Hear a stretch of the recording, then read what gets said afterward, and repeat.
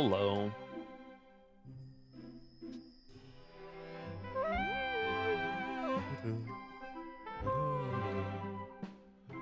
Hello, welcome. Hello for the fifth time, fourth time? I don't fucking know.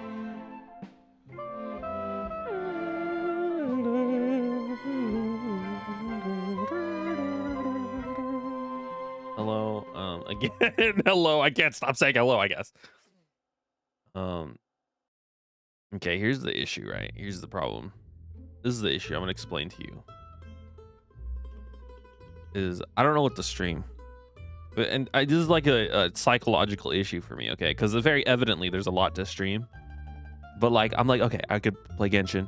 I love Genshin, right? I still got to do the story there. I don't really want to do it. I don't really want to do it. So I'm just not going to do it.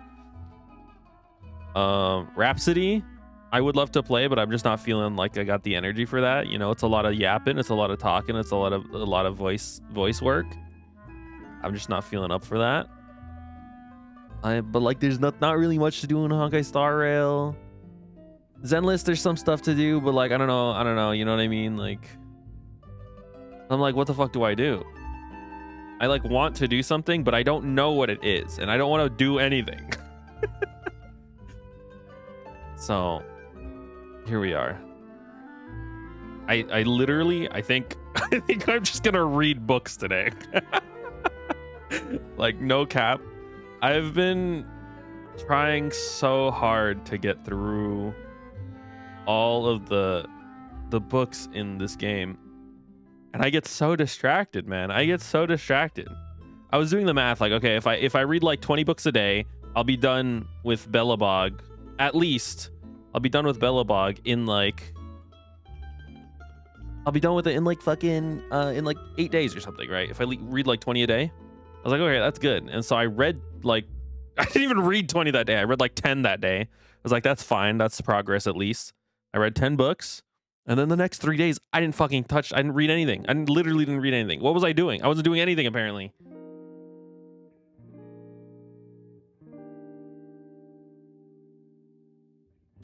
So I don't know. I was like, I kind of do want to read books, but like, I also want to stream. And so like, I guess why not just do both? It's like hella boring, but like, who cares? Right? You know what I mean? Like, who fucking gives a damn? It was boring. Hold on. That's her now. Hold on, I'm adjusting this because I saw black bars and I don't like black bars. There you go. See, but now that I'm here, I feel like, and I started talking, I feel like I have the energy now to do something else. But maybe the energy that is popping up is like actually me giving into doing the thing that I want to do, which is like just read some fucking boring ass Honkai Star Rail books. I don't know.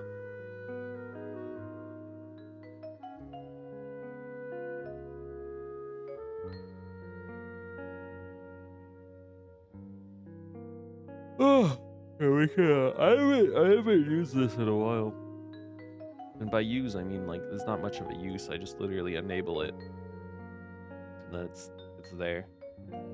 Gross. Taco being.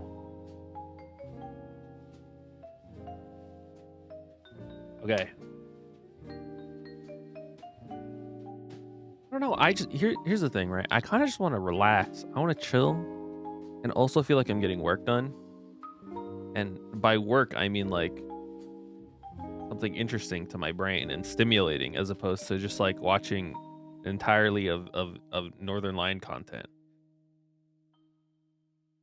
I'm not in content desperation. There's so much for me to do. I just don't want to do any of it. Does that make sense? Like, I don't want to do anything, but like I just kind of want to read books. Is that weird? This is Endless. This is Endless song.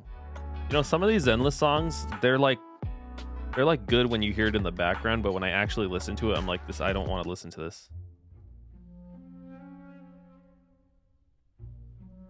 There's nothing to do. You're reading Star Rail books. There is so much to do. I want to read the books. Is that strange? Put that in the books. Look, I have like all these quests. And I have this. Look, aid the lost child. Like, I don't care I don't care about the lost child. I like actually don't care. I guess technically, like, I don't, you know, I don't know how interesting any of these are. They probably are interesting, you know. But hold on, let me. Don't look at my private information. Let's do this. Turn that shit off. I have like my own music playing because, like, if I'm actually gonna read books, I kind of don't want to listen to the same menu music the whole time. I guess I could do other stuff than read books too. I have like not her. I have this. I did this. This was so boring, by the way. I kind of hated this. It also, like, the thing with this mode is, like, I felt like, one, it was boring. Two, I had no idea what was happening. I just had the smart, like, enable mod opened, and then I, like, briefly, like, read through the, like, what each skill did. I was like, oh, that one sounds good, and then I clicked it, and then, like, you just got through the whole thing that way. There's like no other. Like, I guess I could do all these. 80! Holy shit! What the hell? That's crazy. I should do these. Oh, 4th plane at Conundrum level 1.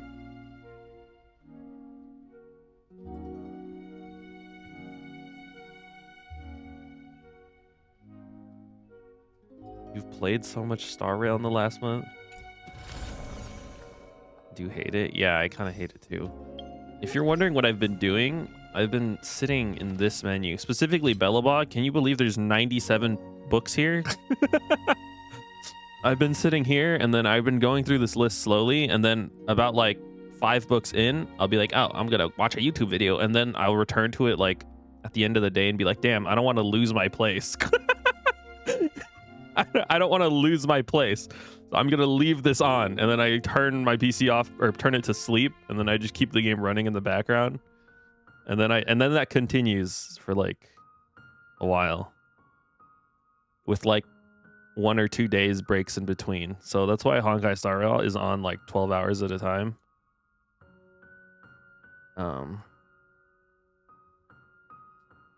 Yeah, I don't know what to tell you.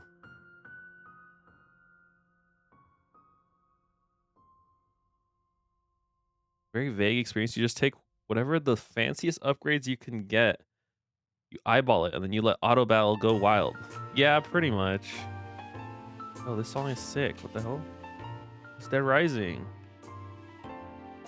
Yeah, pretty much. It just feels like I'm not actually playing the game. Whereas in like Sim Universe, I still think the best one is Swarm, because in Swarm I feel like I'm legitimately like trying to make decisions. Golden Gears, it's kind of basically the same thing, just a little harder, I think, or a lot harder actually. But this one, I don't know, it's just not, it just doesn't really feel like I don't know. See, now that I'm here, I don't want to read any books. What's wrong with me? This is like what I struggle with. Like, I don't know what to do. There's so much to do and I don't know what to do. This is why I don't like Netflix. You open it and then you're like, there's too much shit here. I don't want to look at any of this. And you're like, oh, maybe I should watch the menu. And then you see it's like 2 hours long. I'm like, I don't want to watch the menu anymore. And then I just turn Netflix off. Then watch like, or what the fuck is this? Someone used a certain sharp object to carve a string of words on the wall. I've heard a spotless simulated universe experiment. Have I never seen this? Have I just missed this all this time? There's only one way for me to join you all. When my scalpel pierces into the throat of a certain genius. Oh wait, no, this is after. That's Polka. Understand that besides you all, no one has ever set foot in the space station. Those people wouldn't be the authors of such a bleak declaration.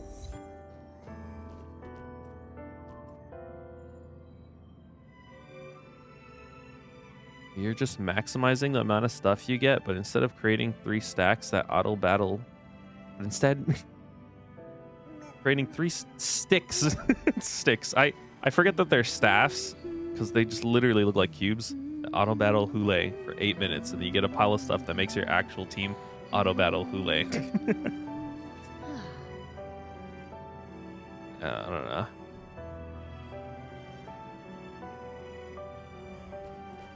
That's fair.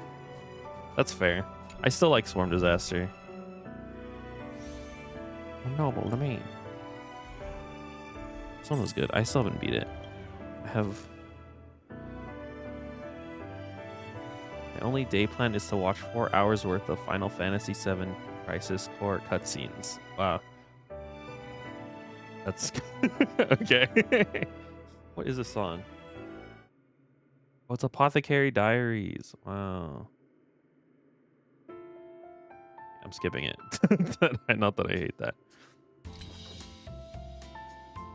Very excited to play the remakes. Oh, that's cool. How long are those games? How long is FF7? 36 hours. You want to see everything? It can take 80 hours. What the? That's crazy.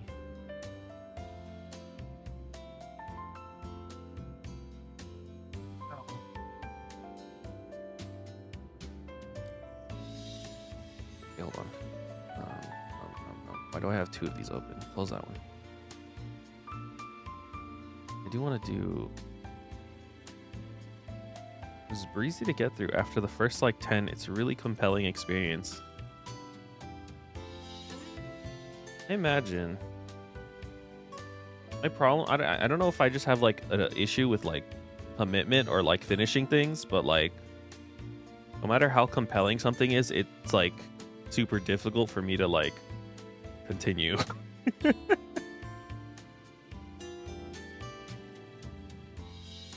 Like I had to force myself to finish Hunter x Hunter even though I was really enjoying it. Like it was like super good, but like I was nearing the end and I was like, I don't want to watch it anymore because I'm getting close to the end, and like I had to force myself to sit down and watch the rest. Okay, what was I doing? I was doing this. Hold on. Do I have it still here? I'm scared this is gonna show some shit.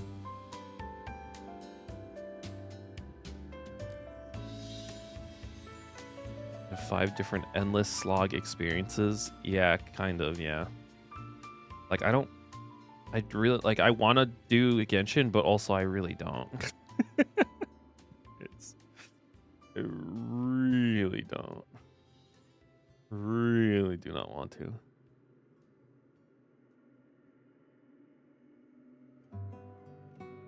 That's what I'm saying. That's literally what I'm saying.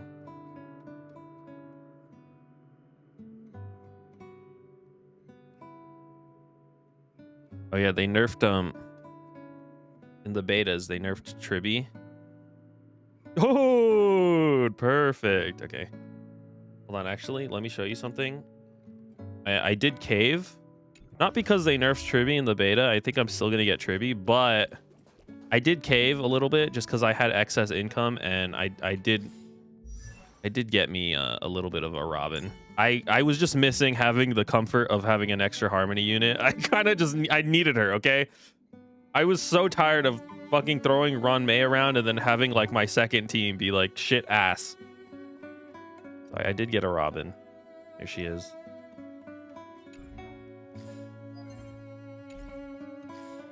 Yeah, it's like so nice to have another character that isn't just Ron May. Yeah, I still have a lot though, so it wasn't that bad.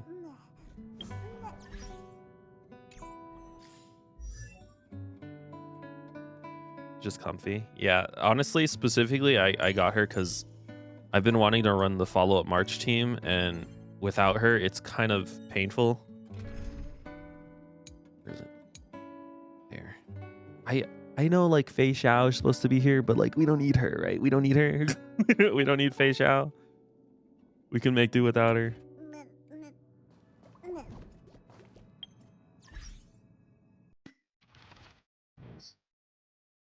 the fuck is this song?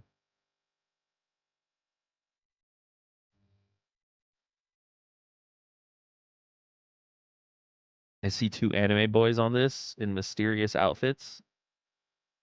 And they're walking away. I can't see the name of the anime though. Anyways. Then using Sparkle in her place in the Fei Xiao team and running zero speed Fei. It works, but it's definitely wrong. That sounds kind of cool. What was I saying? Oh yeah, not Sparkle. Sparkle. Tribby. They capped her follow-up attack to happen once per each character per ultimate. So you can't do like funny spam anymore. Funny ult spam. I'm using Sparkle. Still does like MOC 12, but it's crusty and it's March team, so I wanted to. Yeah, that's fair. But you see they're buffing older characters? Or they said that they may, in very vague wording, buff old characters. And then leaks came out. Supposedly, I don't know how true these are, where they're buffing Preservation March. They hit 49 before I got sick of it. That's why you literally don't do endless. You're supposed to do like the daily. Are you feeling lost? Don't worry. We can chat about that whenever you want. Or we can chat about whatever you want. Who says this? Are you feeling lost? Don't worry. We can chat about whatever you want. Who says this?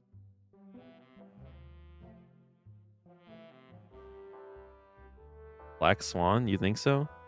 Are you feeling lost? Might be right. Nope.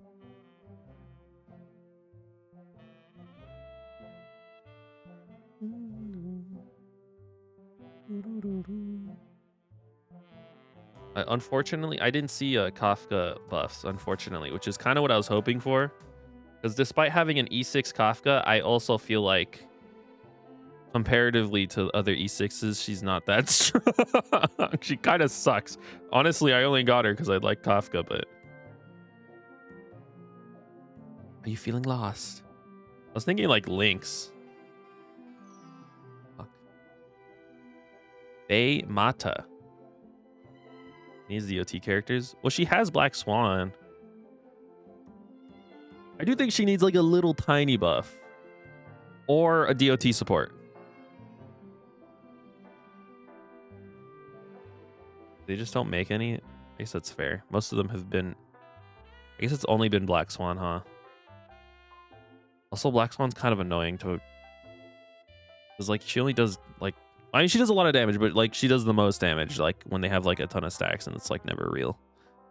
Are you feeling lost? Don't worry, we can chat about whatever you want. I have, like, a voice of it in my head, but I don't know who it is. I can, like, hear this.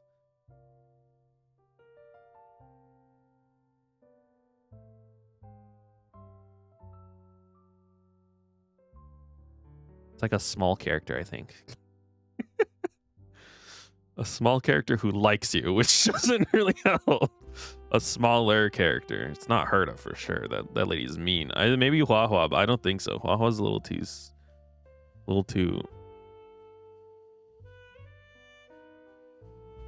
Wait. She's a little too scaredy cat. Pella? Could be Pella?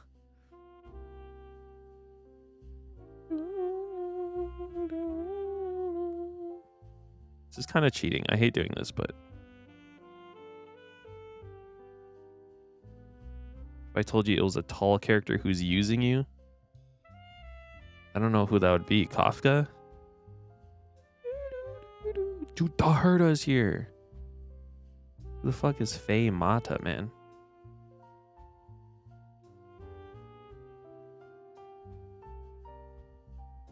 Who did I say I was gonna pick? Pella? What the hell? Does sound like something Kafka would say. That is true. Well, it's just, I don't know why my first instinct was like a smaller voice. Are you feeling lost? Don't worry. We can chat about whatever you want. Who is this? I don't think. Have I heard this person's voice before? Are you feeling Is this lost? Hanya or something? Don't worry. We can chat about whatever you want. The like gaspiness in her voice makes me feel like it's Hanya, but I don't remember anything about Hanya. Think about a big snake. Are you feeling lost? Jade? Don't worry. We can chat about whatever you want. That's what she sounds like? What the hell? I have this character. I didn't know. I forgot she sounds. You want to know why I don't know what she sounds like? Because she's in my Blade team, and I don't use my Blade team. It's not even. She's not even. Literally, the Blade team doesn't even exist. It's not even on the list. That's how much I don't use the Blade team. That is what she sounds like. I hope they buff Blade. Blade does kind of like giga suck balls. I don't even know who would go on this team. I guess Triby would go here.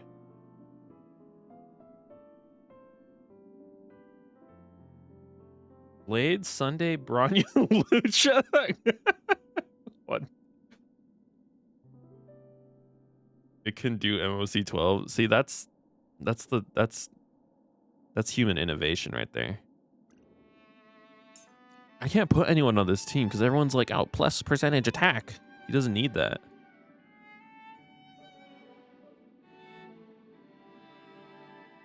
This is why I don't use this team, because none of my supports work on this team. Okay, hold on. Let me get back to the screen. That's still on the thing. It wasn't worth it because Blade is bad. I think with Triby, he'll get a little better. He was really good when he came out. I think with Triby, he'll be a little better because, I mean, he ults relatively quickly. And, like, you know, Triby doesn't have, like, she doesn't scale. She gives, like, a very, her buff isn't attack percentage, so. Okay, ability. Dude, they added daily emojis to Honkai Star Rail. Oh. Okay, water. Bailu. No. Water splashing. What is this? Is this a bug? Is this a propagation bug? What is this? It's like a spike. Maybe it's some sort of blade and it's flinging water out, or it's blood. Blood is being flung out. Yeah, I also do. I kind of just like run with the vibe, you know? Like a coral reef? So that could be like Don Hung Il. Oh, that's Rappa. Yeah. This is just very misleading because like she doesn't really, I guess she uses like paint cans, but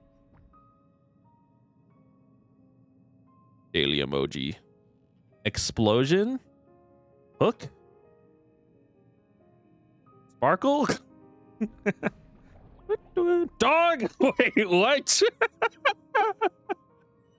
What do you mean dog? What's not Arlen? Arlen is a dog. Gwynethyn? Oh, because she has the dog. Yes, little Gway, dude. Oh, that one would have got it for me for sure.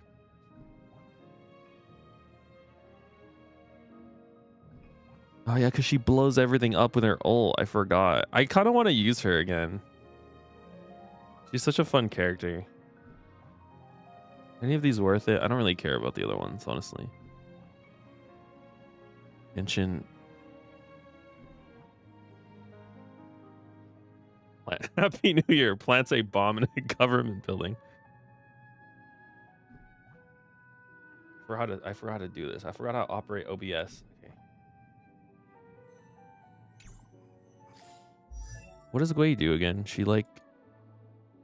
She's just DOT, right? Burn DOT.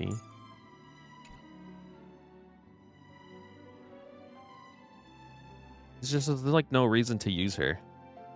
Unless I can make like a second shitty team with her. Gwynethyn. Applies defense strip. Dude, I can run her in my mono Mono hook team. Doesn't hook do extra damage when someone has burn on them?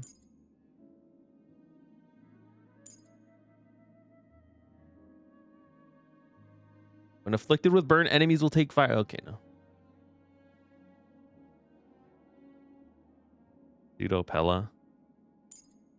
But if she strips defense and procs burn, I mean, no one has made the hook team yet, I don't think.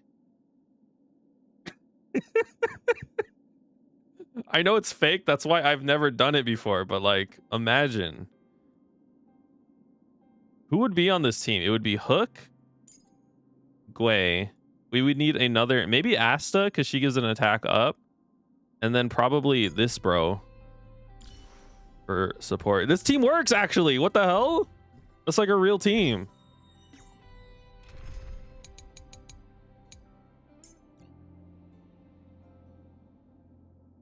Hook.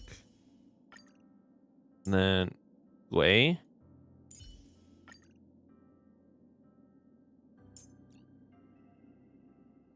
Such a low bonus. You would just run real supports. The real support is... Where is she? Doesn't even exist. Where is she? Where's Asta? Asta. It's not a good enough bonus to run Gwei. So then who would be here instead? Who would replace Gwei?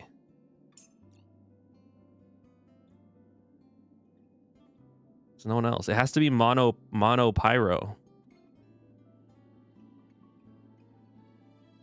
Because of the light cone that gives the light cone that gives attack to people who have the same element as you, right? Make a break team, but bad. Hold on, who has that light cone? It's also a relic set, isn't it? What does that hook have right now? Dude, she's actually built. That's crazy. Isn't there one that's like if your teammates have the same element as you, like plus 8 million damage? Break effect. Why does she have this? Mono Firefly team, but you can, that rope is literally marked. Is it?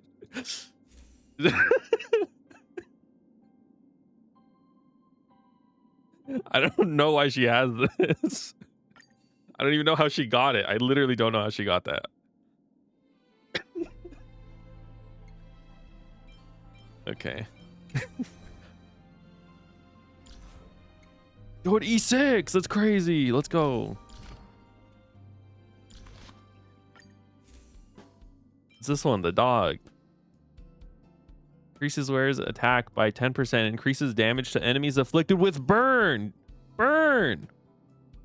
Right. So we burn max with this team, right? You get the dog. Wei, I don't know what you get. We'll figure it out. Asta gets the same damage type as the wearer. Damage dealt increases by 21%.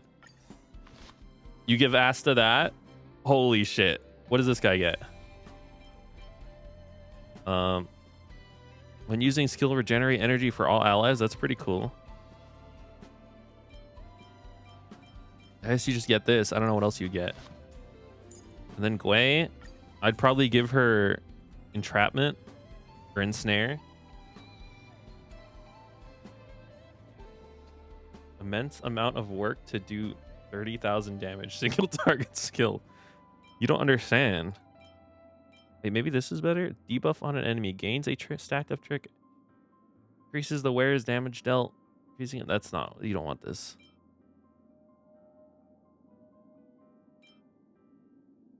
.99%. But it's cool. I think you just give her this for sure. Because then she gives ensnared to everybody when she hits E.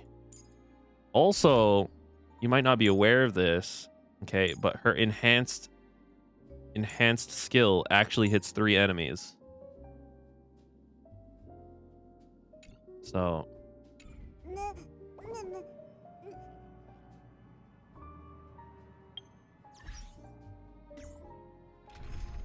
hey, get me off that team. That team's fucking stupid.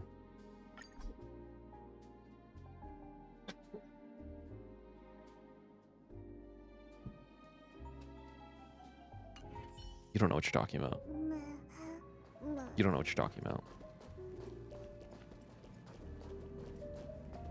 Okay, what was I doing again? I don't remember what I was doing.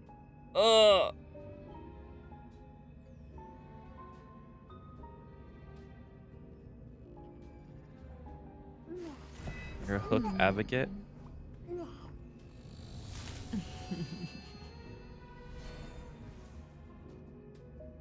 You think they'll buff Hook? They'll increase her multiplier by like 1,000. Wouldn't that be epic? Oh no! No. It would be extremely funny. All right, how do I share this without doxing myself? Hold on. I think I've shared this before. We're gonna buff Gwei. I'm gonna make her a remembrance character and give her Goba.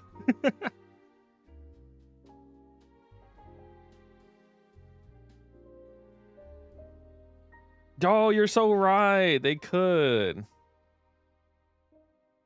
I wonder if they ever will, because I know they collab. I know they're putting Firefly in Honkai Impact. Why don't they put anything in this game, man? What do I name this? I gotta name it Spreadsheet. Spread? How do you spell spread? Spreadsheet.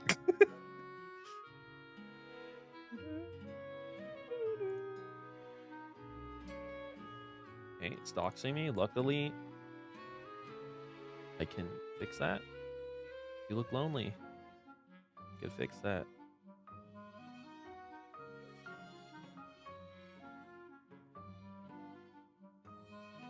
How do I lower this? I've shown this spreadsheet before. I don't know if like this is like useful at all. Yeah, go get out of bed and do something while I start doing the boring thing. All right. Behold, the spreadsheet. Is this kind of a waste of time? Maybe. I'm like taking notes basically on the readings. Is that fucked up? I don't know. Maybe it is.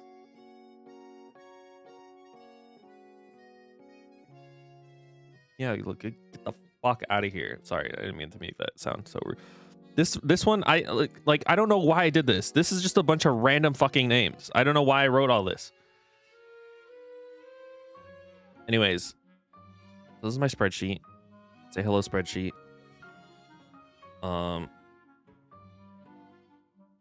Here's the thought process, right? Is there's like so many readings in this game, and I think some of them are so interesting. And so I thought it'd be like a cool idea. Like, oh, what if I read all of them and then I can make a spreadsheet on like a lot of the important lore mentions here, right? So like races or nationalities. Here, there's something called rock crab that lives in Belobog. I didn't even fucking know that. Totanids, one of the most interesting creatures that exists that is like barely talked about, but I think might be lore relevant. I think it's so interesting that Wubbaboos were actually something that was introduced, or not Wubbaboo, but Heliobi specifically, something we didn't see until Xianjiao, was actually introduced all the way at the beginning of Herta Space Station. You know, these are interesting things. And I thought, like, if I make a spreadsheet, right, and like fucking take notes like a fucking loser nerd, I don't know, maybe I can do something with all this. Who knows? Who fucking knows? My initial thought was like, what if I made like fucking TikTok shorts about like some of the more interesting ones, but like I don't know how interested like the decroded brains of people going through through YouTube shorts are gonna be to be interested in any of this. So I don't know. I mean, at the end of the day, we'll see what happens and what I do with this, but I think it's fun anyways. It's like actually a lot. It's like actually kind of work to get through this. Some of these are fucking long, man. And some of them are like not useful at all. Some of them like have information that's like worthless. I mean, I think it's still interesting to read. I don't know. This is Spy times family, bro? Holy shit.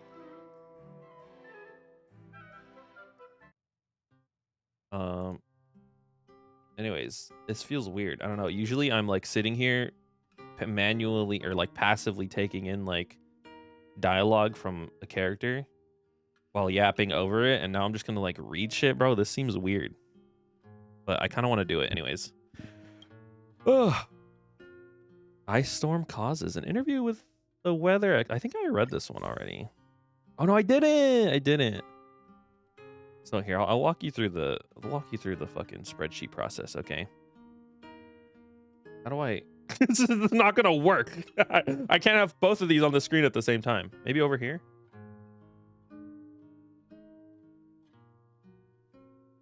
What if I show like a singular line?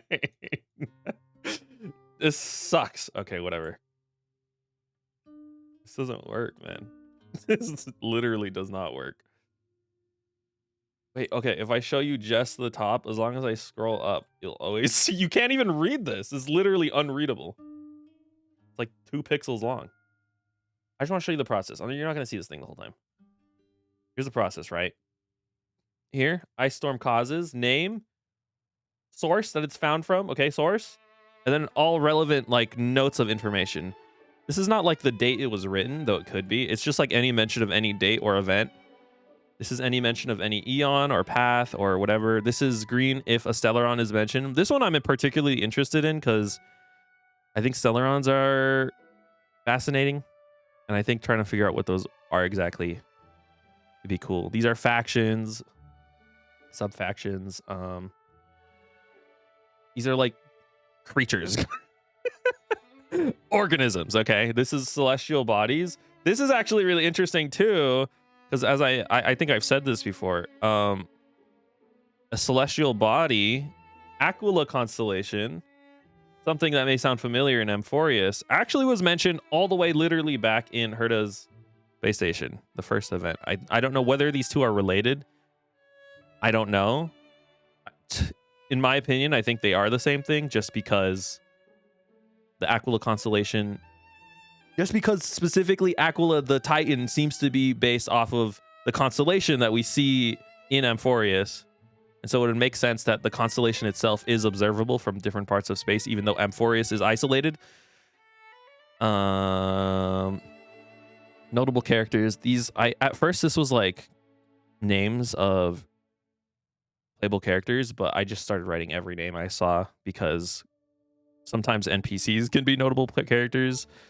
This is like objects of interest and stuff, technologies. This is theories and laws. I think the place where I got the most information from this was from Herta's manuscript, where she talks about all the shit she's come up with. I don't know what any of this is, but it's interesting. Hold on, let me scroll up. Okay, I can't scroll up because the fucking doc hates me. Right here, Herta's solitary waves theory. Fucking a bunch of other shit that no one knows what the fuck she's talking about. What else? Wars. I think this is interesting. A lot of the war stuff seems to be explained in simulated universe, though, unfortunately. I added this recently: towns, cities, locations. This is more so that I can remember like what the fuck things are called, and less about like actually taking notes. Anyways, buckle up, get bored, close the tab. I don't fucking know. I'm literally gonna read these. I don't even know if I'm gonna read these out loud. I do want to work on this though. Okay, so I'm gonna go through these. So shh. Shut up.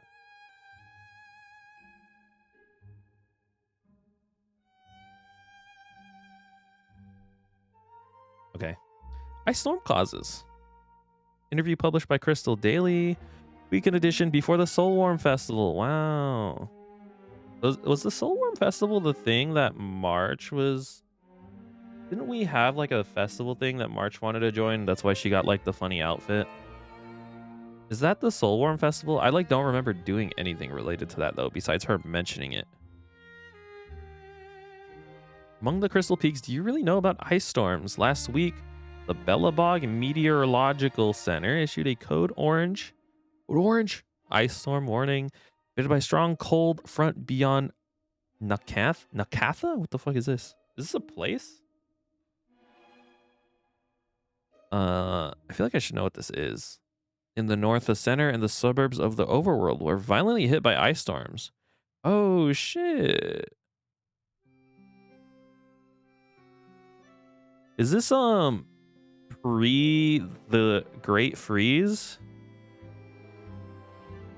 Created by a strong cold front beyond Nakatha in the north, the center and the suburbs of the overworld were violently hit by storms. This short bout of freezing rain brought a special phenomenon known as glaze to Belobog. Long icicles have formed in many structures and trees. Okay, no. This is not before the Great Freeze. I think this is just a different phenomenon that's happening. Thanks to the architect's protection, Belobog remains warm all year long, but there are still rare occasions when the freezing rain enters the city. We have specially invited a Belobog meteorologist, Professor Yagard. Yagard! It's a Skyrim mass name. Give us a brief introduction to the weather phenomenon called ice storms. Reporter Millie, Heron, referred to as M. Hello, Professor Yagard. Hello. Last week, Belobog's suburban and underworld experienced a rare ice storm. Can you give me a brief explanation of the cause? At the weather station, we usually call an ice storm freezing rain. They refer to the same meteorological phenomenon. Before we talk about freezing rain, I must first mention the abnormally low temperatures that often occur in Belobog around the Solwarm Festival. It's kind of ironic, honestly. I believe you're referring to Belobog winter, right? The news has made announcements about it in every region. The general lowering temperature became combined with the sudden freezing air comes from the outside of Belobog greenhouse area, which rushed to the suburb and formed freezing rain. Urban heat island of Belobog has its core in the center of the city, so the temperature there was higher, causing only rain to form. It's more like a sleet where I live. Sleet? It's a sleet. What makes freezing rain special is the glaze. How is glaze formed? That's because the cold and warm air collided when the cold air entered the city. Under that collision layer, this is some science shit, bro. I don't know what the hell they're talking about. Above that layer, the air is relatively wet. Temperatures are above freezing. As raindrops falling on my head, into the region where the air. See, I can't do this when I'm streaming, dude. Okay, here's the issue. Okay, when I'm streaming, I want to fucking yap. Okay, when I'm not streaming, I just want to watch YouTube videos for 3 hours. I can't do this. As the raindrop falls into the region there, where the air temperature is lower than freezing, they form super cold water drop. Super cooled water drops are water droplets below the freezing point. Yo, I watched a video recently. Not reading the book. I watched a video. I've been getting this guy on my YouTube recommendation feed. It's this guy who just like looks at like technology and like talks about it. What's his name? I could probably find a video right now. Oh, what is he called, man? Where is he? He's kind of a sassy guy. Anyways, I did recently learn that like things can go like below their freezing temperature but not actually freeze. He had a whole explanation on it. I didn't really understand how it worked. But this is real, dude. Real science. Temperature near the ground is lower. The super cold water drops form a thin layer of crystal clear ice when they touch buildings, trees, vegetation, or roads. These glaze formations formed by the super cooled water drops on the trees are what people call icicles. Well, that's how it works. Based on your description, is freezing rain actually a rather rare occurrence? That's right. There's only a short time before and after the Solwarm Festival when air temperature decreases in which this natural phenomenon can occur. Citizens are free to enjoy this beautiful glaze scenery in the suburbs with proper attire and safety conditions, of course. Thank you, Professor Yagard, for taking the time to teach us about freezing rain. Oh, you're welcome. Okay, cool. Let me pull the loser notes out. Hold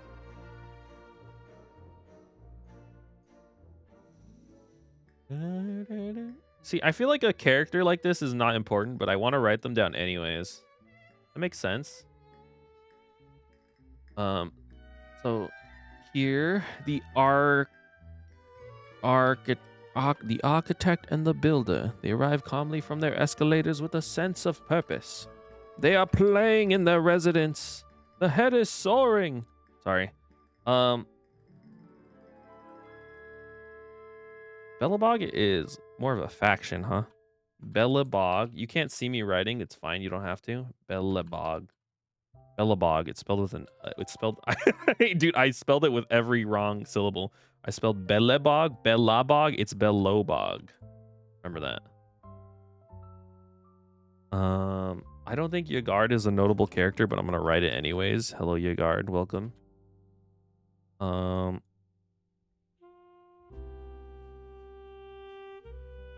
We met an architect yet?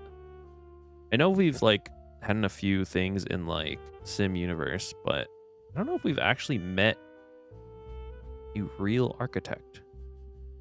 Maybe like an NPC. I mean, or there's like one around.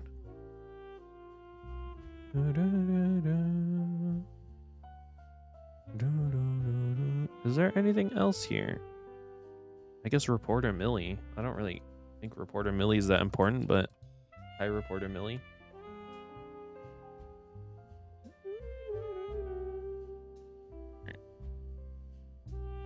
You think, I mean, it seems like what they're talking about is just the formation of icicles due to like science. It happens around a specific time. He's just explaining that it happens. It doesn't really seem like it's a phenomena. I think this is super cold water drops form a thin layer of crystal ice when they touch building. I wonder if that's real. Is that how actually icicles form? Okay, this shit looks awesome. Hold on. Eurilo, god of spring and war, the story and expert analysis of a traditional legend from the northern region of Nikatha. Interesting. I forgot to mention Nikatha as a region. Hold on.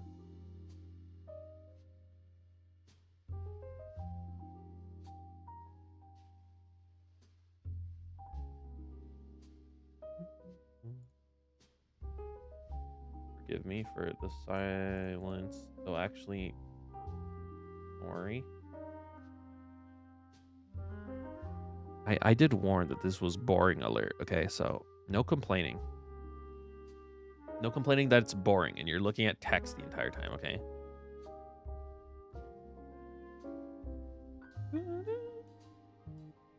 At some point, I am gonna get tired of this playlist, so I will change to something else. All right, Eurilo, god of spring and war. Okay, let's get into it. Oh wait, let me do the region as well. Oh, I already did it. Oh yeah, I forgot to show you. I don't know if you can see it. Let me bring it up again. I have a not what I wanted. I have a small section.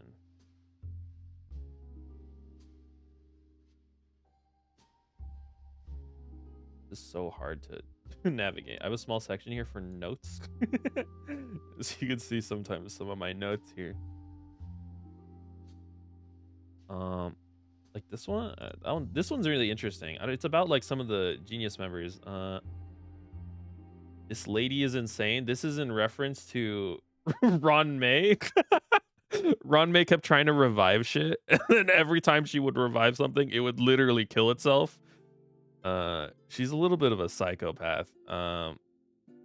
More so than I realized. Like I know she like drugged us and like tried to make us fight a demon to death, but like she's like actually kind of, I think she needs to go to like a hospital maybe.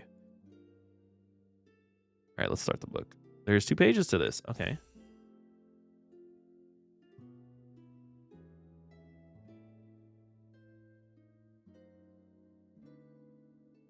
What is this?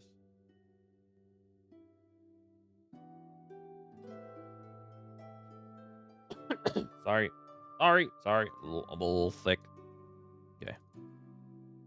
Eurilo, god of spring and war. Perun, the god of thunder and lightning, are the one ranked the highest in the pantheon. What is the pantheon, by the way? I feel like I've heard this word used several times in like different media. Pantheon. I actually don't know what it is. Is it just the structure? That's interesting. Okay.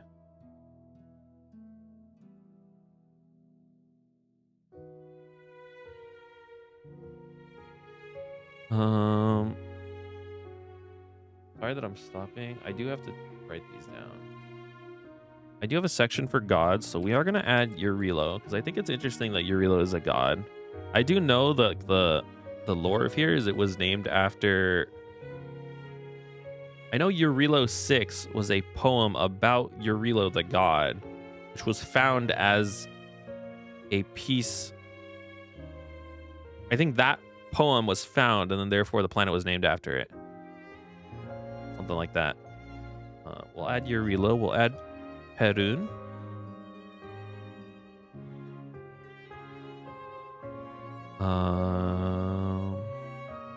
One ranked the highest in the pantheon. It's fashioned with a beard made of bronze and armed with a shield and an axe, which he uses to slay sinners and evil spirits. Damn, bro. He hurls his axe at his enemies and summons bolts of lightning before it returns to his hand. Dude, this guy's literally just Thor, but with an axe, which I guess is Thor, but like Marvel version. He has a shield too, though, which makes him cooler. Perun exterminates demons and scourge across the skies with fiery arrows from his war chariot. Chariot? How do you say this? Chariot? It later became known as thunder and lightning to the world. This is just Thor. It's literally Thor.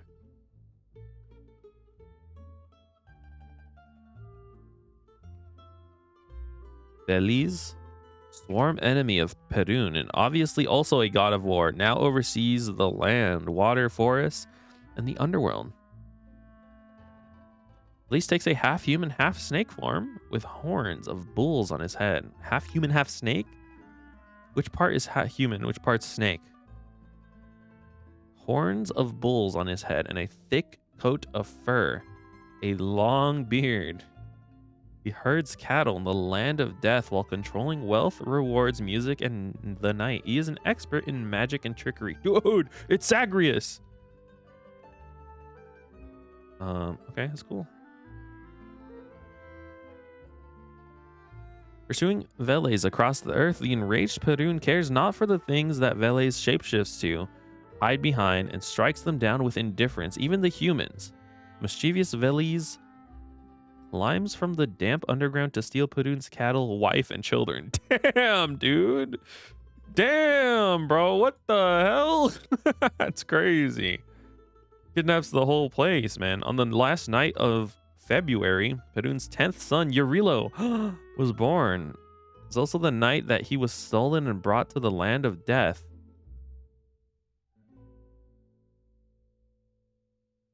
Was he one of the children that were stolen?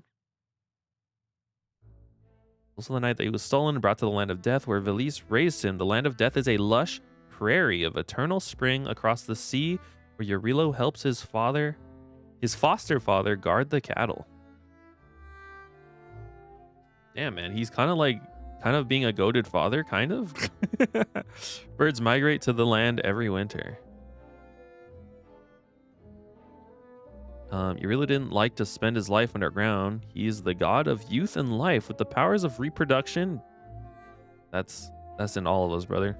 And plant growth. At the end of winter, Eurilo would return to Earth and use the full extent of his powers as the god of springtime and war to drive the cold and darkness away. The process was difficult but necessary to bring out the spring to the world. Eurilo was first noticed and welcomed by the goddess of nature and death, Morana. Dude, this lore is crazy. It kind of reminds me of Greek lore. What is Belobog based off of any specific place?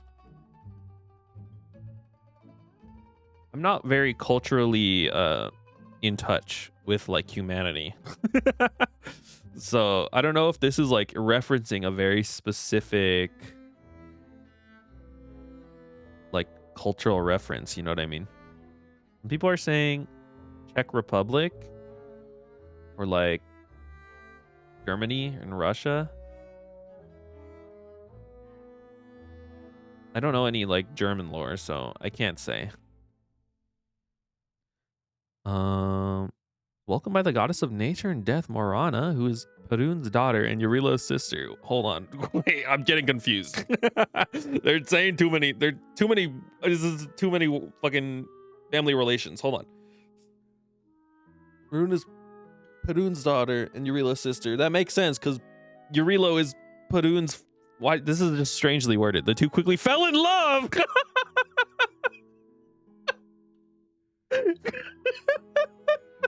Okay. Hold on a minute. Hold on. Wait a minute. Aren't you? Okay. Okay. And celebrated their wedding in the summer. The sacred unification of Yurilo and Morana symbolizes the promise of fertility and lush vegetation. It also meant temporary peace between Perun and Veliz. And the late summer harvest would be successful in bounty. Okay. What the fuck, dude? However, Yurilo was not a faithful husband. No, dude, why do you guys worship this guy, man? Yeah, I literally did. They're literally having incest. I know it's normal, but like, why? Don't they worship this guy? They're like, oh, Yurilo, the god. What's up with people writing like god stories? I guess I kind of like that. I kind of like stories where gods are not like perfect beings. I do respect it, like culturally. But like, I don't know. I feel like if I was making a god, like I don't want him to be an incestuous, unfaithful husband. In retaliation to his disloyalty, Morana killed Yurilo and used his corpse to build a new home. That's fucked up, dude. What the hell? Without her husband, Morana gradually became a depressed old witch. The frightening and dangerous goddess of death would bring about a cold, bitter winter. Morana would die at the year's end, being reborn as Vesna. Okay, Morana, aka Morana, I'm gonna do an arrow sign, Vesna, so they're the same person.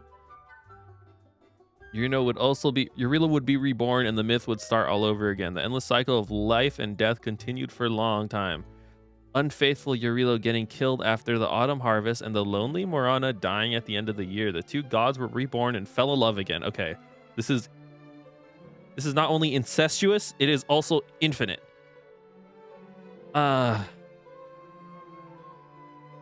It wasn't until one year Morana killed Yurilo as usual, but the house she built was weak and collapsed. Oh, is this how they describe the eternal freeze, maybe? No shelter in the frigid winter, Morana's anger could not be contained any longer. She no longer accepted the fate of reconciling with Yurilo every year. As the goddess of nature and death, she placed a cruel curse on herself. The next time she died, she would no longer be reborn as Vesna, the goddess of youth and springtime.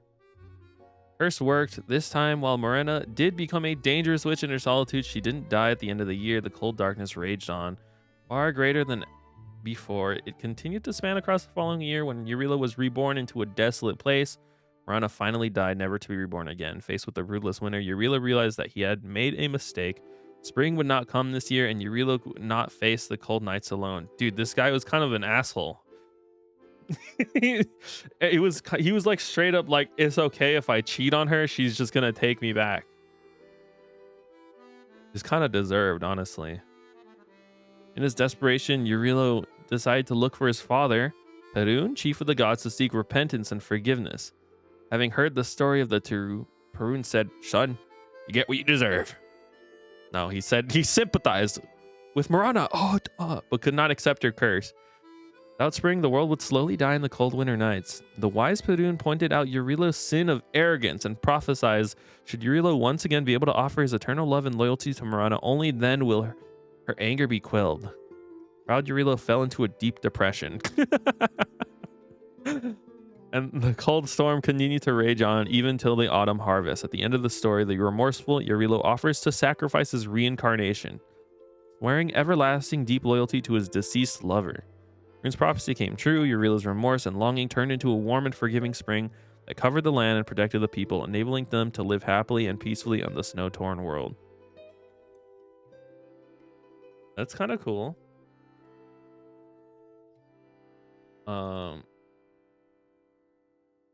Yeah, let me go through this again. Was there anything interesting mentioned here? It was mostly just folktale on Belobog history, which I think is really cool.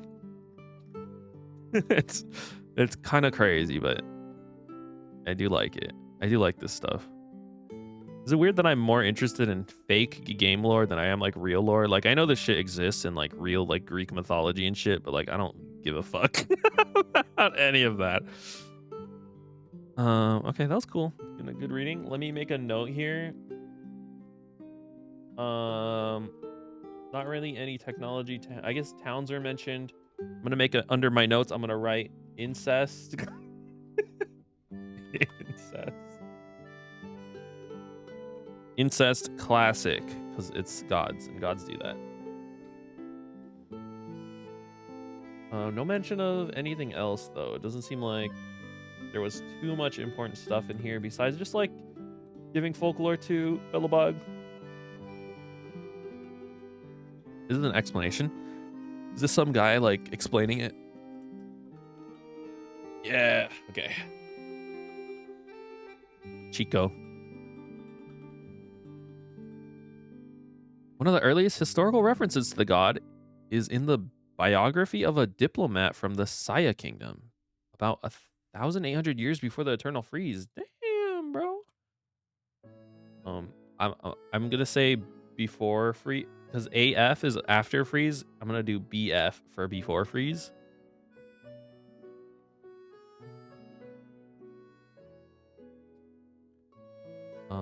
Saya Kingdom.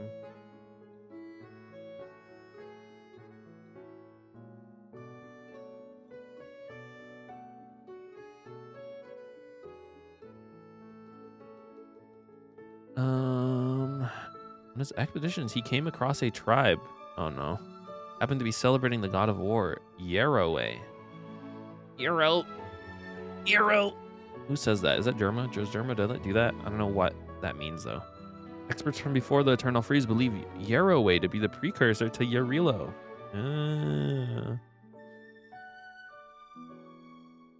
About 1,200 years ago. Hold on. 1,200 years ago? When was this written? I know the current date is like 700-ish after freeze, so 1,200 years ago would be like 500 before freeze, right? Something like that.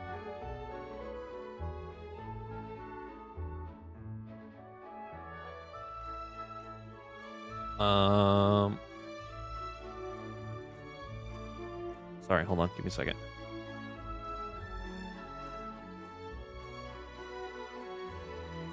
How's the stream? Okay, it's still running. Yarrow. In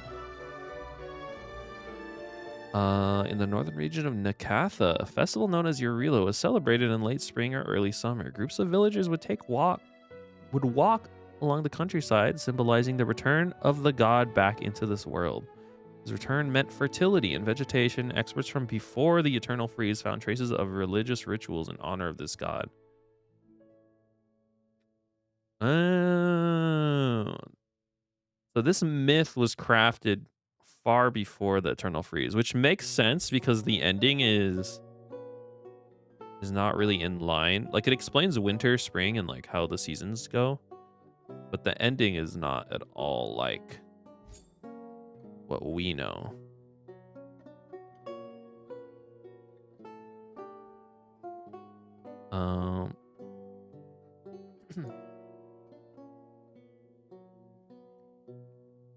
God of Death was seen as a ritualistic sacrifice and carries heavy symbolic meaning. Similar metaphors can be found in other mythologies. The body of dead gods creating the world. With blood turning into rivers, bones turning into mountains, hair turning into forests, and so on. With the emergence of the Eternal Freeze, the world of the gods gradually began to weaken until eventually the house built from Yurilo's corpse could no longer support human life and collapsed, just like it did in the myth. Oh.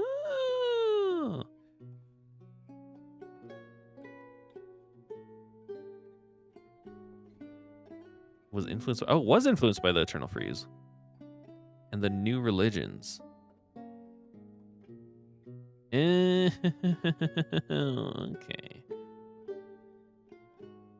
Well, let me I'm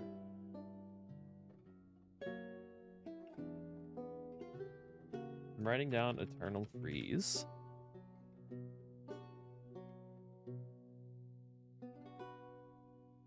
The myth ending was influenced by the eternal freeze and the new religions. Before the eternal freeze, Eurila was a typical birth, death, rebirth god of nature, whose mythological cycle was the same as that of the crops in the northern region of Nakantha, sowing to growing to harvesting, viewed as crop destruction.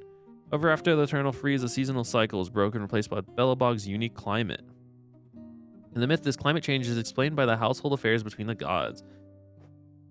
It's worth mentioning that in the story, Eurila goes on a journey from an unfaithful bum to a loyal husband.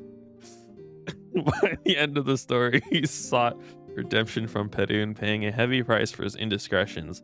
The changes in Eurila were thought to be related to the changing lunar phases, a projection of human understanding on natural phenomenon.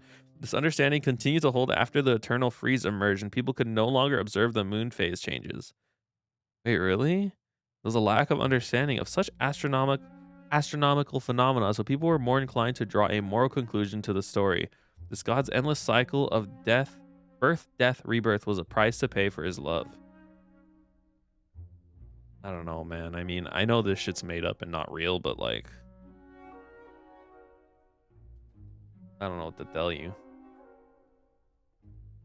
Yaraway is Yarilo. When they say god of death as a ritualistic sacrifice, do they mean the daughter of Veliz? Morana? Yeah, goddess of nature and death, Morana. She dies. I'm still trying to understand, because it seems like this myth existed pre... Oh, Eurilo existed as a concept before the Eternal Freeze. It wasn't until after the Eternal Freeze that this myth added this last part in. I just don't know if I agree. Like, I don't know what this last line is about living happily and peacefully in the snow-torn world. I guess if it's still snow-torn. That's interesting. Any other... Am I missing something here? Yarilo... Yaraway.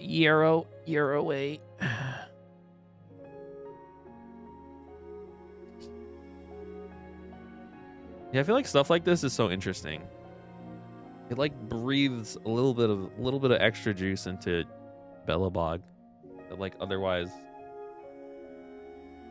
is kind of just like a map on a video game. A video game. I don't know, you know. I don't know.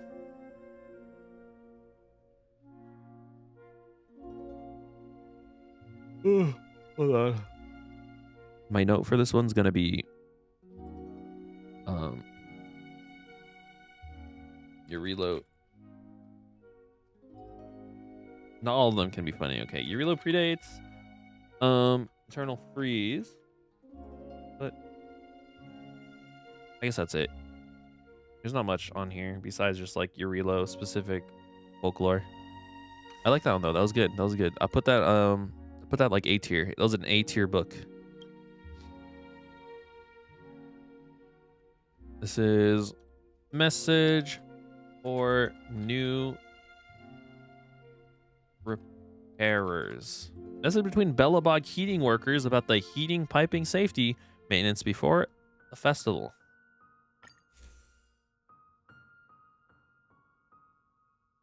By now you should have received the heating maintenance safety operation manual. Make sure you read that first. As you are well aware, my wife is about to give birth, so I will be heading home earlier today. I'll be gone half a month, which means I won't be here for the big maintenance before the Soul Warm Festival. But relax.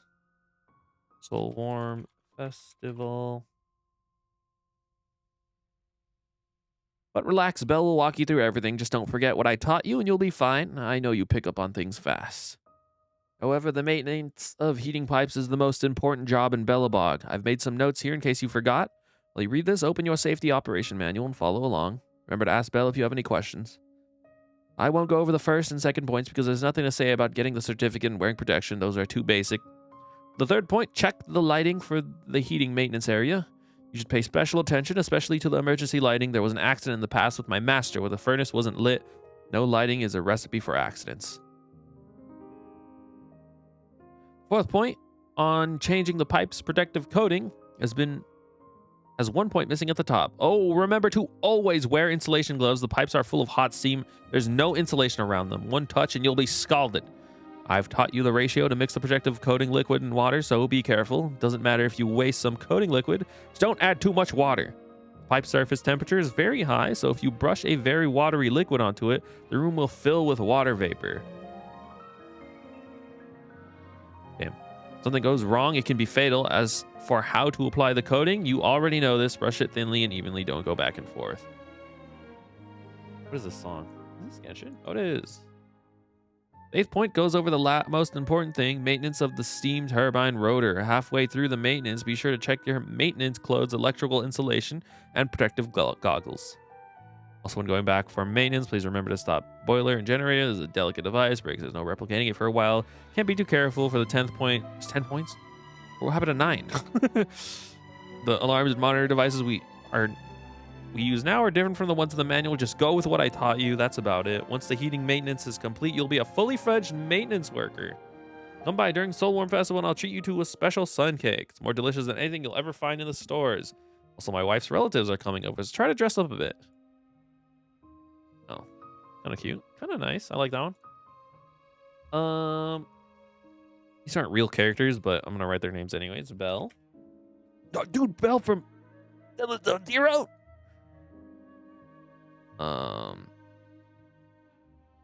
There's a lot of talk about the Soulworm Festival, and I still don't know what it is. Was there a quest on this? Did I just ignore it?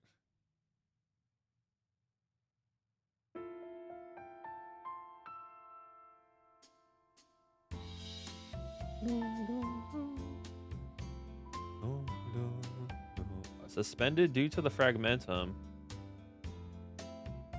Topaz. Oh, Topaz. Yes. Fucking Topaz, man. We were supposed to celebrate the Soulworm Festival and Topaz stopped us. I totally forgot. That's the event where March dressed up, right? Yes. We gotta get back to this at some point. Maybe this Christmas. That'd be cool. Or something. I'd love to see, like, actually experience the Soulworm Festival. All right, next one.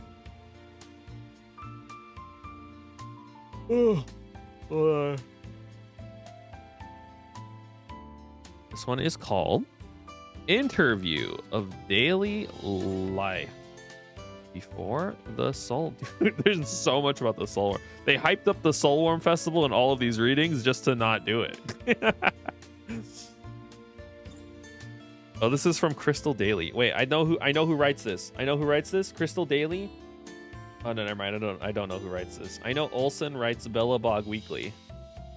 I guess a different person writes Crystal Daily. It's crazy that I know Olsen writes Bellabog Weekly though. I feel like you should not know that information. It's like so insignificant. Okay, get me in there. Upcoming Soulworm festivals. Everyone busy in the festival Soulworm Festival. Busy with festival preparations. My dear Bellabog friends, have you made your sun cakes? The reporter visited an ordinary household in Bellabog. They talked about what preparations they had done and what Soulworm Festival meant to them. The interviewee this time are a young member of the Silvermane Guards and his family. Ooh, wow.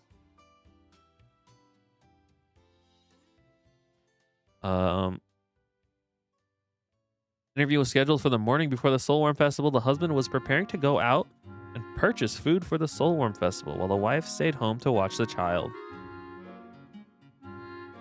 Hello, sorry to intrude. I'm Abel, the one who contacted you before. No problem.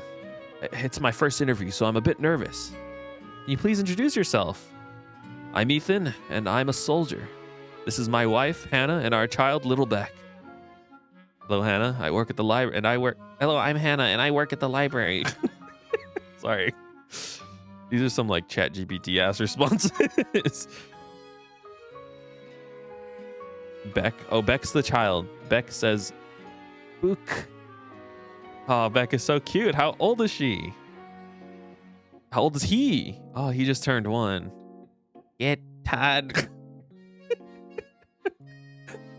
Oh, dude, he's saying words. Seems like he's trying to say something. Are you going out for groceries? Why are you bringing so many things with you? Actually, I've asked for a leave of absence. My plan for today is to take some comfort food to my good friends on the front line first, then head to the market. Yeah, Todd. Like, sweetie, shh. Your friends must be happy. By the way, is little Beck talking already? No, he can only say a few simple words. Gee, Todd!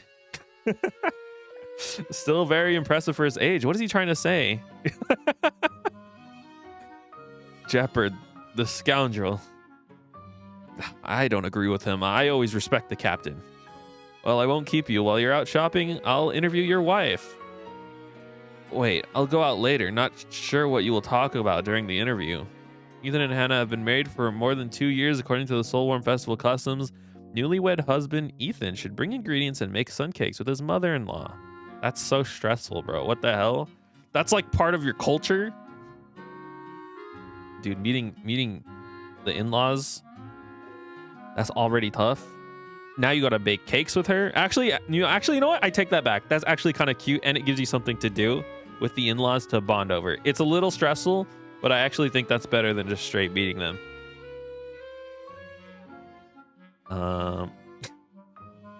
Or he's been on duty during the festival for 2 consecutive years due to the nature of his job. No. This time, Ethan can finally enjoy his Soulworm Festival holidays, which gives him an opportunity to impress everyone with his cooking skills at his in-laws. To be honest, I still don't know how to make it. It's because you don't care. If the reporter didn't bring it up, you probably have forgotten it at all. I forgot it all. What would my mother have to eat? Please stop fighting. Little Beck just fell asleep. I see. Ethan doesn't usually cook, huh? Yeah, my wife usually cooks since my job.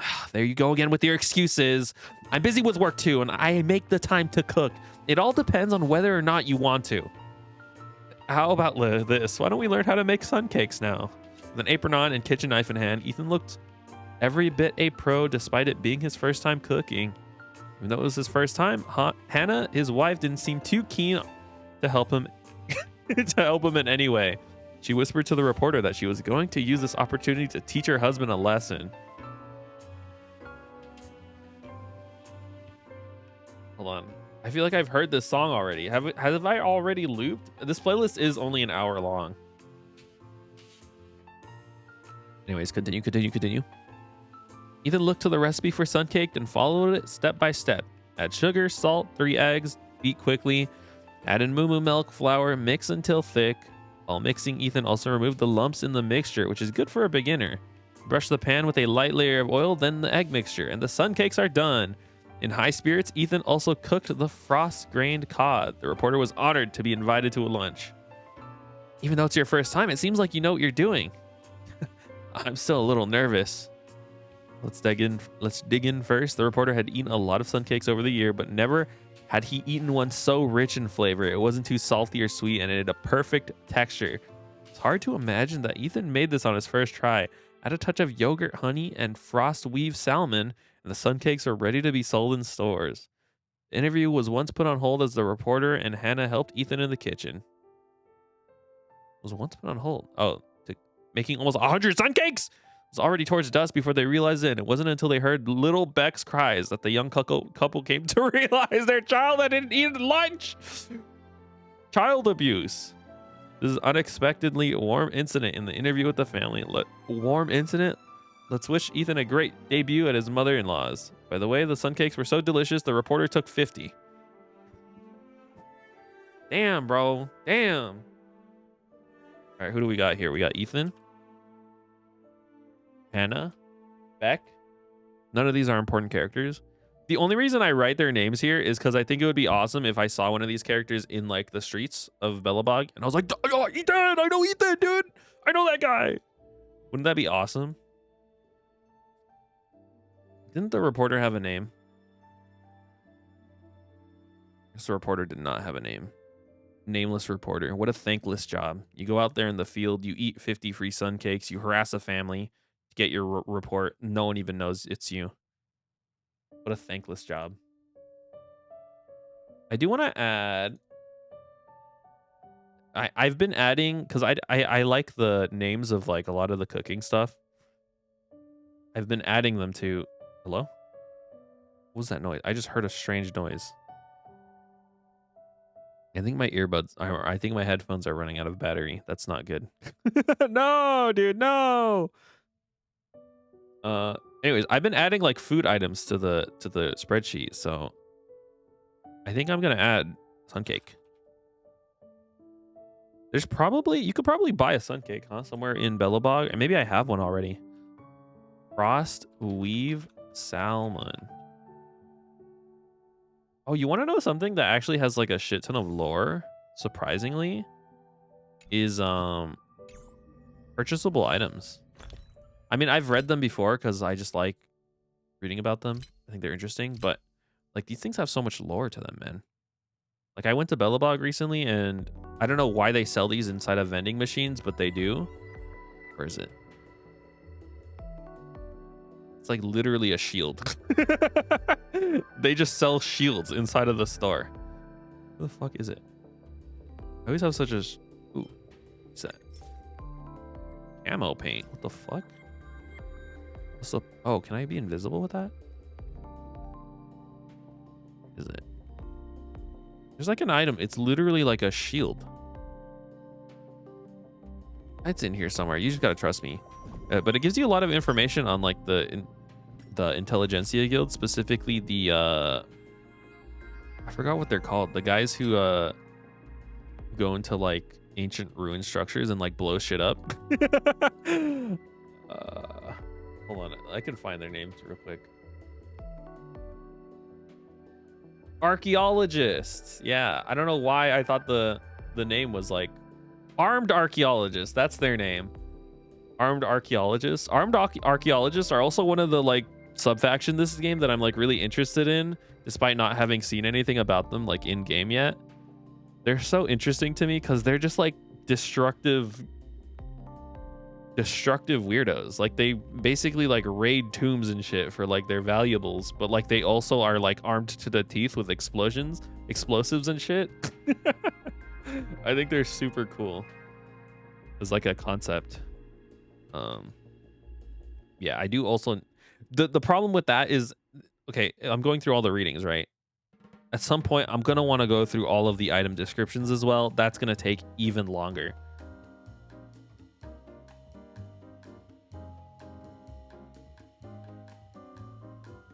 Okay, let's get to the next one. What's this song? Dude, this is Seikara Orchestral. You know what? It can keep playing. This is a good song.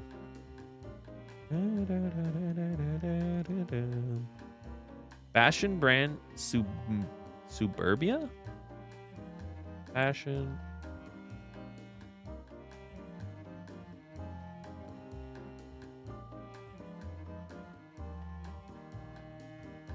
A magazine advertisement for the fashion brand Suburbia. Magnify your uniqueness. Magnify your uniqueness. Suburbia. Richard and Diana, formerly the lead designers of the fashion house In the Stars and Industrial Threadwork, founded the brand Suburbia in fortification year 692. You guys need to get your shit straight, okay? What the fuck is fortification year year 692? What does that mean? 694, sorry. Like what does that mean? I thought your guys' calendar system was like ours. Like January, February, March, April, May, June, July. And then it's like after freeze and before freeze. What the fuck is fortification year 694? Suburbia embodies the meaning of being outside the system. This poetic name represents the two designers' understanding of Bellabog's life and working style. Bellabog is a place overloaded with orders. In the city, no matter who you are, if you express your thoughts, dress the way you like, or lead a life with individuality, you'll be deemed a dissenter by everyone. We sensed this conflict and wanted to use our design to fix it. Wow. They're so thoughtful of society and the influences of culture. Suburbia has been focused on creating unique outfits that also suit the taste of the young people. Whether it be an eye-catching leather jacket, colorful synthetic leather, phenomenal vest set, goth long coat. Damn. Or famous Bellabog wide modified military uniform. All these styles incorporate the current mainstream street fashion. It still has a lot of original suburban elements to it. Though it is a very young brand, Suburbia confidently uses the core element of traditional culture. Other than that, we've also seen the two designers' greater ambitions. We're trying to create a space-time relation with the world. Not only should we have Bellabog's present, but we also must contain everything in Bellabog's past. To be honest, we prefer the period in history when the eternal freeze has not yet occurred. The world was separated into different regions, each with its own style. Suburbia doesn't exist just for Bellabog, but also for the areas buried in wind and snow. Explained to Richard and Diana. They both said that at the same time. Recently, this young brand cooperated with the Edelweiss workshop. Who the fuck is that? That sounds familiar. Who are these? Edelweiss? Is that? When I don't know something, I literally just Google it and usually I get it. Edelweiss.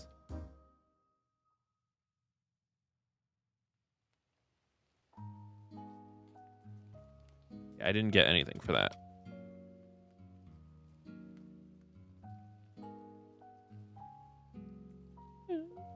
Okay, there's not a wiki article on the Edelweiss workshop, which means this doesn't exist yet or at all. Cooperated with the Edelweiss workshop for the first time and began a collab fashion line including leather boots, outfits, and accessories. The two brands using the blue color of Bellabog as the base design, together with retro patterns found in Bellabog's picture books and in combination with fashionable styles preferred by modern youth such as street punk and industrial. Edelweiss Workshop has brought back both classical and new age fashion concepts to young people. This last two paragraph, that sounds super sick. I'd wear these clothes. All this other shit that they're talking about, I don't give a fuck. They make it sound, I don't know. I don't trust Diana and Richard, okay? I trust Edelweiss Workshop. I don't trust these two. That's cool. Richard, Diana. I don't know where to write. I don't know where I would put this Edelweiss Workshop. I doubt it's like going to be relevant ever. I'd still like to write it down somewhere.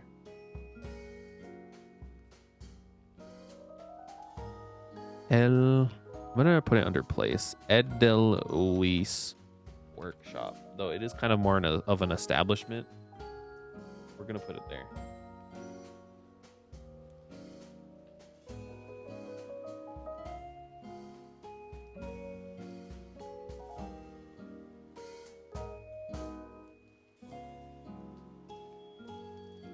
And that one, that was good. That was interesting, I think. I didn't rate this one. This one was like a B tier. This one, I don't remember what I rated that one. I actually like this one. That was like a B tier as well. Mine poison antidote inhalant manual. What the fuck? That's crazy, man. A piece of paper recording some form of prescription. It temporarily alleviate the pain of those in the underworld suffering from the complicated miner's disease. Damn, bro. These miners don't have good lives, honestly. Like, they're out there in the damn tunnels. Antidote inhalant manual. Please read the instructions carefully. Use according to the instructions or under guidance of your physician. Drug name. Mind poison antidote inhalant manual. The product is a compound. Every gram contains 400 milligrams of crystalline lizard extract and 110 milligrams of blue lamp umbrella. These are real, right? Like in-game. Crystalline lizard. Honkai Star Rail. There's a crystalline lizard saute. A skewer made from cold-blooded reptiles that live in the mines. Dude, that's actually so smart. What the fuck? Zoologists will tell you that the crystals on the lizard's body are actually a byproduct of its body's osmoregulation and the maintenance of the body fluid levels. They also tell you that this is a byproduct, that this byproduct should never be eaten, okay? But there's literally crystalline lizard extract inside of this.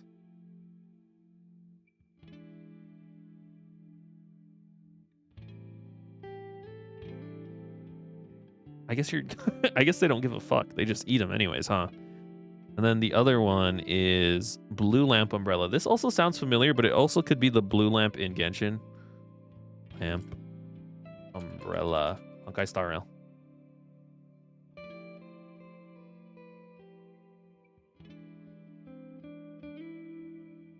Dude, the wiki's actually super goated. Oh, it's not. Oh, this is a... Okay. There's another reading that references Blue Lamp Umbrella, so we'll wait to get to that. But that's actually cool that that's referenced in a different reading. Other ingredients include animal fat of various underground organisms, which is not fixed. Properties: this product is a fiber tubing which is to be inserted in the wooden sleeve for nasal inhalation. It is a pungent yet stimulating scent. Okay. Product is an over-the-counter medication in otorhinolaryngology. or otorhinolaryngology. Otorhinolaryngology. Otorhinolaryngology. Otorhinolaryngology. Otorhinolaryngology. Study of disease of the ear, nose, and throat. Okay. Otorhinolaryngology. Dude, I know Laryn, like laryngitis. Purpose: used for mild dyspnea caused by the inhalation of geomarrow dust. I feel like I'm learning more from these fucking readings than I am like anything else and I've ever like gone to school for. Dyspnea. Dyspnea is the difficulty or labored breathing. Wow. Caused by dyspnea, used for mild dyspnea caused by the inhalation of geomarrow dust. Makes sense. Each tube weighs that amount of grams, containing 27 grams of crystalline lizard extract. Product is a blood vessel irritant composed of crystalline lizard extract, blue lamp umbrella extract, and animal fats. It enters through the nasal blood vessels and decomposes geomarrow dust, easing the effects of vascular fibrosis. Please do not use the drug in an environment exposed to geomarrow dust. When using, unfasten the covering, place the wooden sleeve to one side of the nostril, press the side with your finger, and take 2 or 3 deep breaths. Dude, literally, this is just like the nasal sprays that I use when I'm having like allergies. Very rare cases show a rejection and allergic reaction causing swelling inside the nasal cavity, resulting in suffocation. No other side effects. Side effects include you might just fucking die. Okay, precautions not known. Please follow the usage instruction and doses. Do not overdose. All right, bro. Whatever you say. All right, I gotta take notes. The most interesting thing here for me is these are organisms, right? Crystalline lizard. I know it's the extract, but whatever. Blue lamp umbrella. Do not overdose. That's just most medication. Yeah, but they have to like. That is actually interesting that they wrote that. Like the reason why this says that in like modern society is because like laws exist and they're like. And like companies want to like negate liability. Yeah, just don't overdose. Just don't do it. Don't overdose. I've always said like if I don't think I would ever do any drugs, but if I was going to do drugs, it would have to be like some fucked up shit that was going to make me like hallucinate. Right? Cuz like what's the point in doing weed just to like, you know, be like, you know what I mean? Like, if I'm ever gonna do drugs, it's got to be some fucked up shit. I want to like see aliens and like creatures that I've never seen before.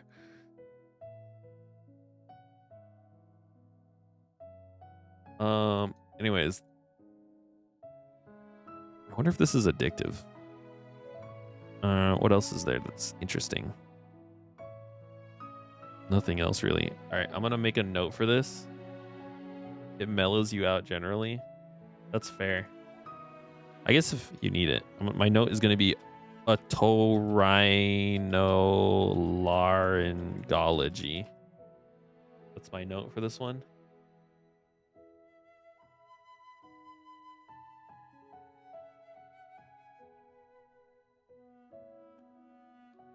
Dude, my headphones are running out of battery. I don't know what to do. I don't want to charge them. Because then I won't be able to listen to anything. I'd have to get my other headphones and connect them, and it's like too much work. I'm too lazy for that. Here, let's listen. I don't know if Frenesi gets like is gonna like hate the YouTube or the Twitch for doing this, but like I kind of want to listen to some Frenesi. You know what I mean?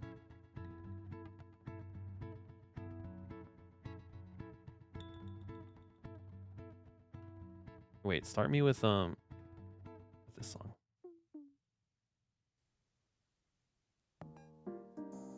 Does it matter if the VOD gets muted? Kind of. I guess not really, but a little bit.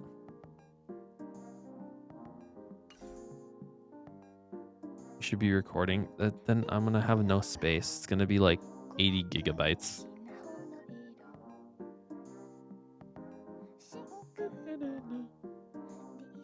This is like a this is like a like indie Japanese artist though. So like whether or not somebody even knows this exists. This one's 4 pages long, man. What the hell? What's your alternative? You're so right.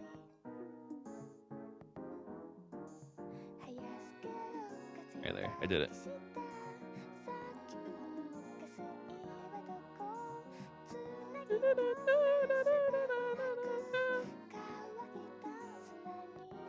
You'd have to set that up before you started. I've seen people do that. That's kind of insane.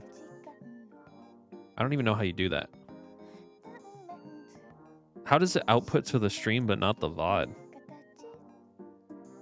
Or does it just not output to the stream at all? It's not that hard. Probably. Diary of a... Okay, this might be good actually. Every time I read a diary, it's like usually pretty fun. Ian Scientist. Scattered pages of questionable quality written by someone who claims to be a scientist. This is not even a real scientist.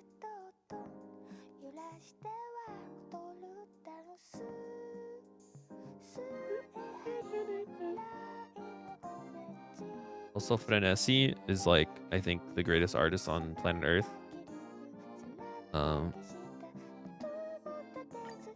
Listen to her music. Dude, a date. I can add this date to the fucking list. February 28th. Oh, this is like right before like right before the whole event takes place. A year before. Year before Astral Express arrives, I think. Or something like that. The people at the Intellectual Property Administration of Technology understand anything at all. Can't they hire someone competent for the patent review? I've applied for patents 16 times already. What a waste of time and energy. How will they reimburse me if someone registers? Oh my god, I know who this is. I know who this is. It's that weirdo guy that has the daily quest, right? Isn't really my scene. This is fine. Kind of background noise, which I'm usually not looking for in my music. You don't get it. Time is life. They're stealing my money, ruining my life. Not the guy with glasses at the patent office would know a thing or two, but I was wrong. I guess he questioned me to my face and said I knew nothing about science. What the fuck does he know? I've studied physics for 15 years and wrote Time Tunnel Theory, a 1,000-word book. My invention is based on that theory, and he hasn't even read my book, and he has the nerve to doubt me. Childish, stupid, short-sighted. What do you mean? I just explained where I stood on it. What do I not get? You don't get it. No, you can have whatever opinion you want. This is Regis. I don't know. I don't remember the name. Isn't Wallace? Wait, Wallace is the guy who wants friends, right? Am I crazy? He's the guy who wants friends. Yeah.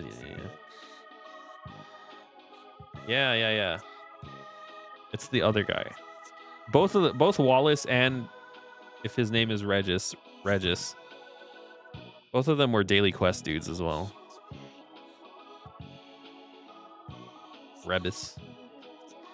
been working on this device for quite some time. 2 months ago, when the museum opened an exhibit showcasing newly discovered old world relics, I was 100% sure that time travel might come true. There was a mysterious device called a 6,000 kilowatt diesel generator. It was exactly the same machine that appeared in my dreams. With the machine, my device would surely be able to warp time, deform it, and cause massive breaks and create time tunnels. The prophetic dream perfectly confirmed my theory. In my dream, there was a Geomero resonance tunnel hidden in the underworld where my time tunnel device is complete, and I would definitely be able to achieve time travel there rather than waiting for those fools to review my patent. Why don't I go raise the money myself to build the device right now? His dumbass big time tunnel theory. Reagan? Reagan. Right now, I only have the house to mortgage, but it belongs to my father. I don't know if he'll agree to the mortgage. I'm a little reluctant to do so. We've lived there for many years. No, what am I saying? If I can create a time tunnel, I'd transform the era. I'd be the modern day Plumia? Is this a Genius Society member? The fuck is Plumia? Who's Plumia? Who is this? Wait, he wouldn't know anything about Genius Society. Who the fuck is Plumia, bro? Look at I shed tears on a house. Let's do it. I'll mortgage the house next week. No, and get my device built. With my device, I could warp the very fabric of time and control its flow. A place like Belobog wouldn't be fitting for someone like me. Oh my. I could revolutionize Belobog. No, the entire universe.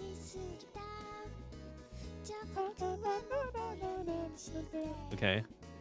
This guy's insane. Was there anything of any noteworthy? Was there anything of note in this that has any usefulness to that I should know? I guess I'll put his name, Reagan. It's gonna be yellow because I don't actually know if that's his name. You know what? For his sake, I'll write down time tunnel theory.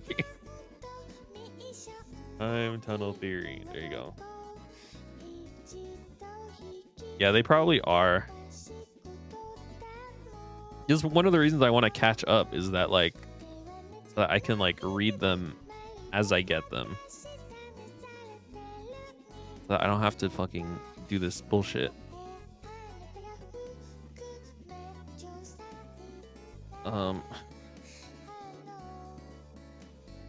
What is a Geomero resonance tunnel? That's not real. I'm not writing that down. That's not real. I guess.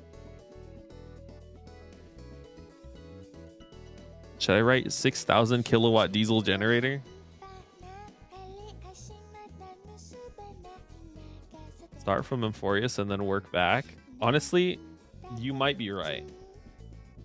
Belobog has so many too. I did think about doing that, but I was just lazy to collect all the Amphorius books. So I guess laziness drove this. I don't know.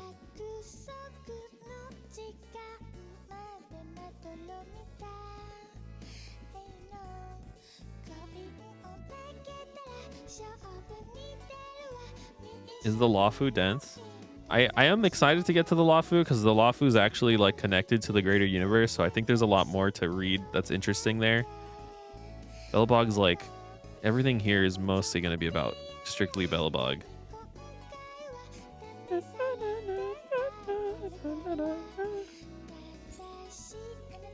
March reference, March.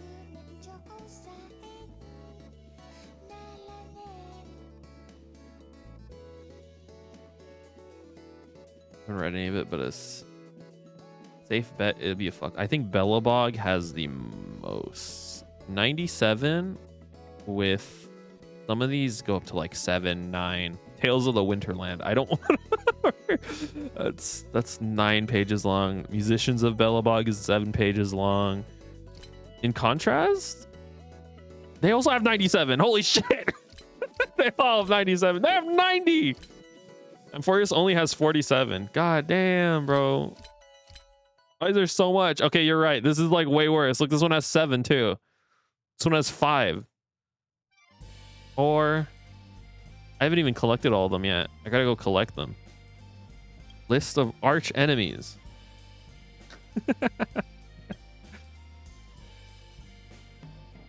Yeah, you're so right. This shit's gonna take forever, especially at the rate that I'm going. Even my father doesn't understand me. Why did I have to be born into this family? Can't bear it. That old dog. It's fine if he didn't want to sell the house, but why did he have to kick me out? I've devoted my life to science. I have no idea how to take care of myself. It's a waste of my abilities to learn how to do those menial tasks. I've read the newspaper. There would be a saloon next week for civilian scientists. There may be investors there, so I must go secure funding. But will the investor understand the main principles behind time tunnels in such a short amount of time? They need to do some research beforehand, at least understand the big universe time tunnel theory. I'll ask Daniel about possible investors. If I can get their addresses, I can visit them in advance. I don't want to write this guy's insano theories, but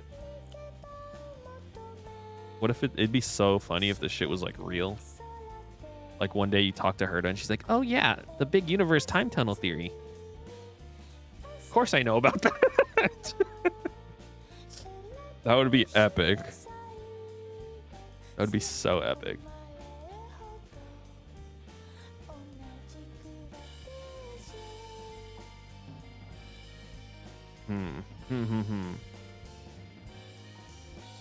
Maybe I'll skip to, okay, here's, let me, I don't know. There's a conversation about it in Simulated Universe. Really? There's not, I'm lying. Okay. That would be funny though. That would be so funny. Daniel. We should write something to propose myself just in case. Experimental time tunnel generator device recognized by the renowned scientist Professor Isaac, Professor Alfred, Professor Stefan. That sounds good. I were an investor, I'd definitely be interested. What? It's not despicable of me to throw around those names. Who's he talking to? Who is he talking to? He's talking to himself. Besides, if it weren't for those people at the patent office, these professors would have already seen my invention by now and recognized my genius, of course. Guy's insane, man.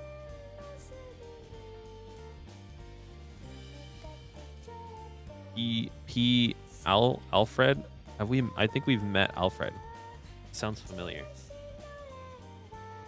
Okay. No, we skipped 7th, bro. Man, what the hell? I was hoping there'd be another March 7th reference. Academic convention. Yeah, right. What a bunch of fools. Seriously, why do I even bother wasting my precious time with these people? Everyone at the saloon was talking about perpetual motion devices, perpetual this, perpetual that. Just shut the fuck up. They all claim to have discovered some perpetual power source. Have any of them even read a book before? They all claim to be renowned physicists, as if they deserve it. None of their inventions are solid. It's either a perpetual motion device or turning water into Giro Marrow. I'm embarrassed to be under the same roof as them. But I couldn't leave either. I had to endure and suffer until it was my turn to share my report.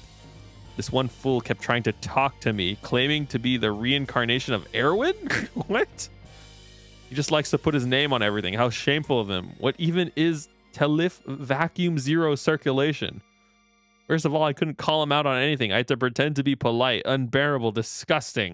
There was another bearded fool whose name I don't even want to remember, who claimed to be the son of the late great scientist so-and-so. His father wrote The Great Understanding of the Scientific World, a book that claims his own findings were the truth and that all current laws of physics were wrong. He insisted that I should read it and gave me a copy, which I threw away, then stepped out of the door. How stupid. I'm starting to think this guy did not go to a science convention. I think he went to like a fucking weird con. I'm gonna skip. I like this song, but I'm skipping it. Forgive me. I don't want to go to the saloons anymore. All I have to do now is wait for investors to contact me. Hopefully some of them wise up and recognize my talents. I'm the only one here who truly understands science, but if this doesn't work out, I'll have no choice but to criticize the mediocrity of the scientific field on the newspaper. Okay. Thanks, guy. Thanks, dude. Is there anything important on this? I feel like no. This guy is useless to me. There's no information of any value here.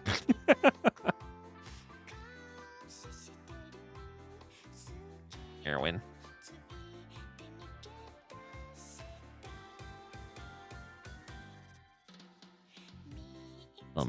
Sorry. I was reading Talif vacuum circulation, and I couldn't help but like vocal stim come. It's right there. Dude, my headphones are running out of battery, man. No.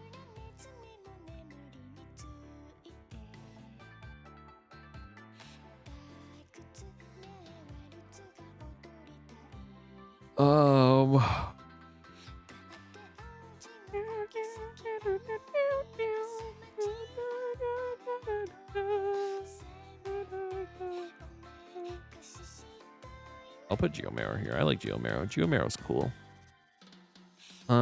Any other names here? Erwin? I already wrote Erwin. Even though I don't think he's important at all. I'll just take me to the next one, brother. March 21st.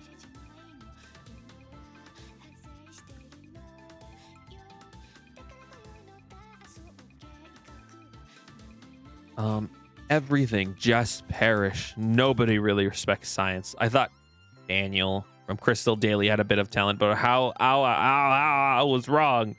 When I first went to see him, he was able to have a serious discussion with me. He pointed out some flaws in my theory that were reasonable. It's normal for minor flaws to occur. But what's more important was that I found someone who shared my passion for science. Every month, I'd go to see him to discuss the latest ideas. Where else would he find such a good friend? Interesting. Now he's finding excuses to avoid me. What? He can't keep up with me anymore. I really don't mind that he can't. I think he doesn't want to hang out with you, man. He doesn't like you anymore. Last time I asked him to get me a list of investors, something so simple, yet he still hasn't gotten back to me yet. Isn't this his job as a newspaper editor? No? Not like I was asking him about physics. I camped outside the newspaper office for 2 days and finally found him, but when he saw me, he acted as if he saw a fragmentum monster. He scolded me. Untalented liar without morals. I thought he was my friend. I'll never come to you for anything else. Just wait, you'll regret your decision. Even now, no investors have contacted me. I'm beginning to suspect the academic saloon was just a cover. Seems I need to secure the funding myself somehow. Is there any hope for the academic world? This is like the ramblings of a mentally unstable person. I kind of feel really bad reading this. Daniel.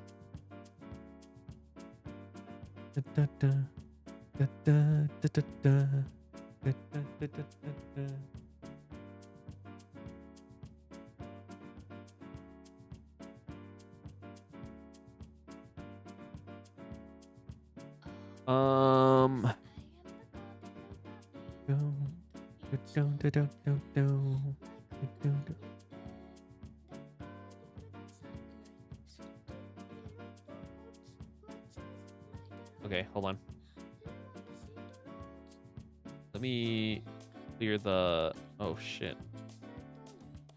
We do some Google Sheets shit, and then we'll go to the next one.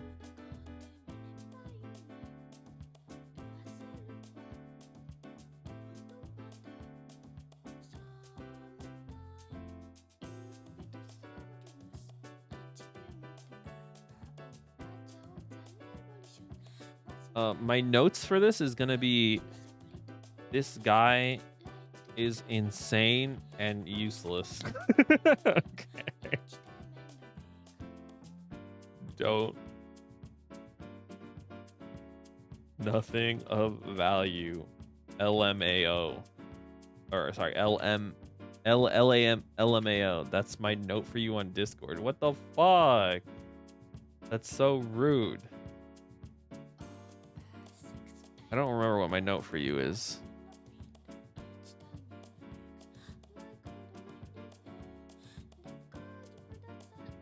I don't even know where to find that.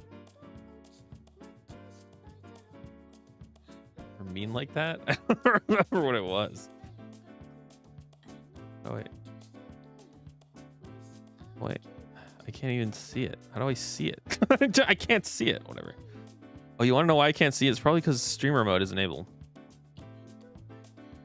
Born hating. I'm an appreciator. I don't hate.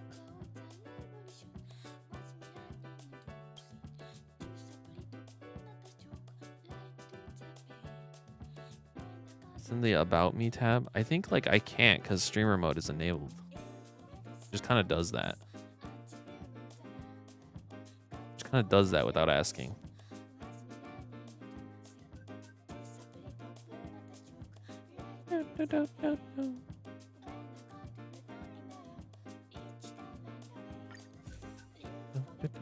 Letter.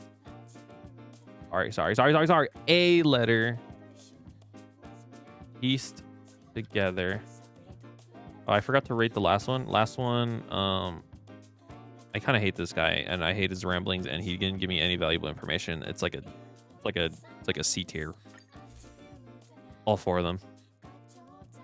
This is the contents of a letter that was pieced back together. Miss Leela, I hope you keep this letter safe. Maybe it will lift the curtains of a nice story on everybody's lips.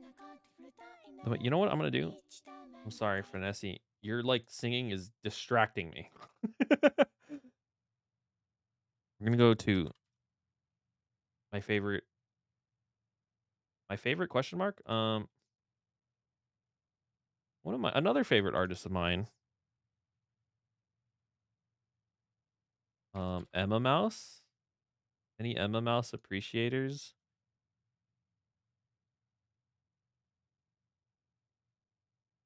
I specifically love their oh shit, it's so loud. Bear House? Bear House goes kind of hard. Okay. Pay attention.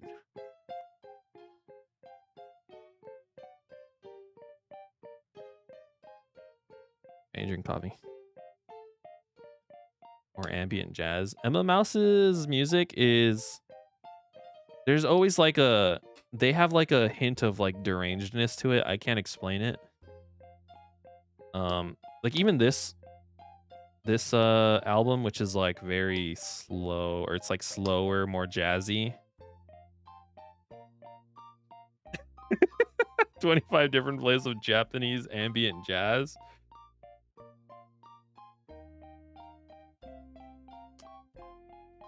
Okay, Emma Mouse can range from like this, what you're listening to now, to like fucking... Let's see if I can find Emma Mouse Bandicam. Like their music is a crazy range.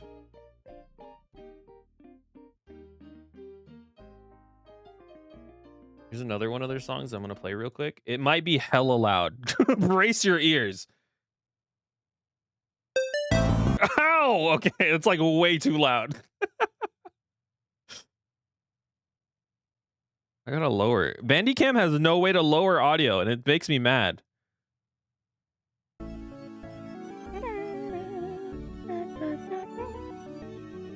I love Emma Mouse's music though. There's like a slight psychoticness to it. That's like, this one's not even bad. There are some that are like more insane sounding. This one's like actually a song. Okay, let's get one that's like, I'm like scared to click on some of these because some of these are like weird.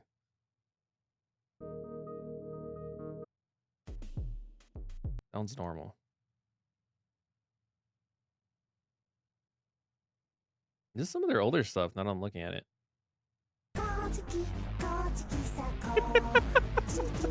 I feel insane showing people Emma Mouse because this shit's kind of crazy.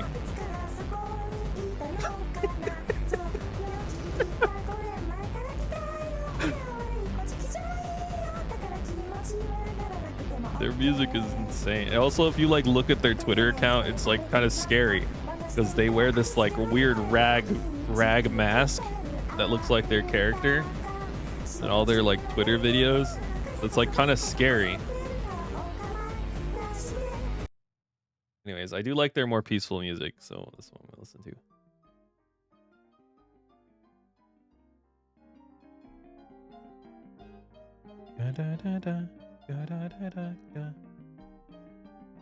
Hold on, let me close the window for otorhinolaryngology. Otorhinolaryngology. Otorhinolaryngology. Miss Leela, I hope you will keep this letter safe. Maybe it will lift the curtains of a nice story on everybody's lips. The month that we've been working together was far too short The first thing that I noticed about you was your beauty. You are more beautiful than most other women, but not quite as beautiful as my first love. That's already, you're getting marked down on that, brother. That's not important. Your real charm is your down-to-earth work attitude, which is the quality of a woman in Belobog should have in this new era. Already, you got another strike there, brother. I don't know what to tell you. My earbuds! Oh my god. I can't fucking hear now. Oh. Hold on, I gotta get my other earbuds.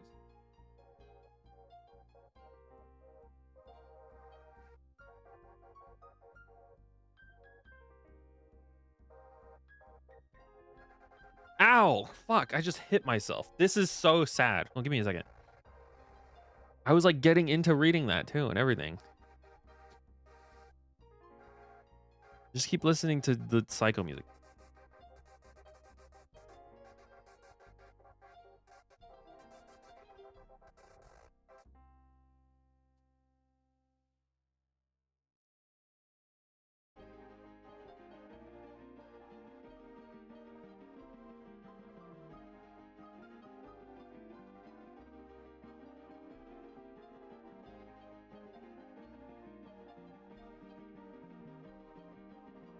I'm trying not to.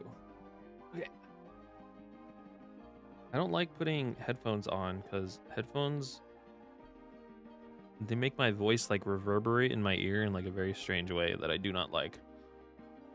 We'll try it. Here we go. Devices. Can I connect with these? I haven't hit myself once today. That just means you're doing a bad job.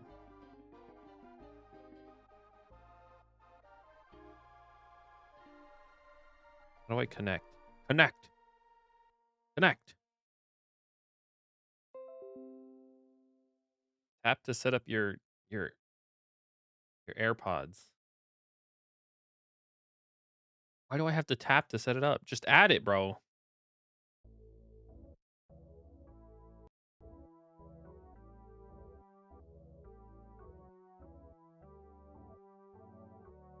The goal is to not. I'm succeeding.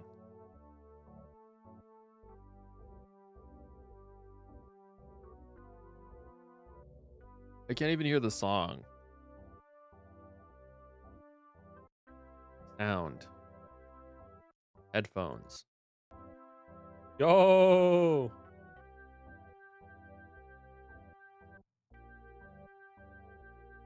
I will say earbuds does make the music sound a lot better.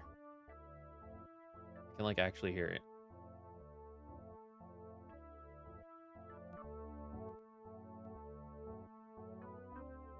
Unsuccessful hitting yourself dead earbuds.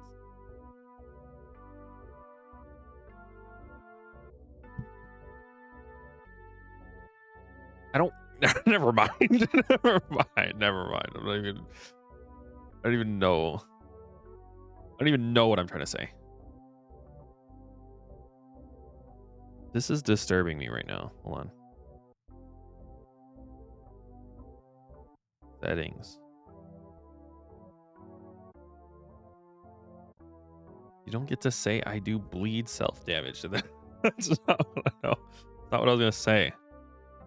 I was gonna say, like, theoretically, if you like, okay, whatever.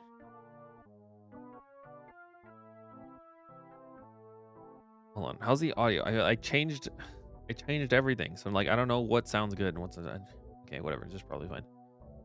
I was gonna say, like, if theoretically, if you're like a masochist, not hitting yourself makes you unsuccessful as well. So if anything, we're both unsuccessful. I'm not a masochist, and I hit myself unsuccessful. All right, get this out of here. This song's pretty good. I like the song.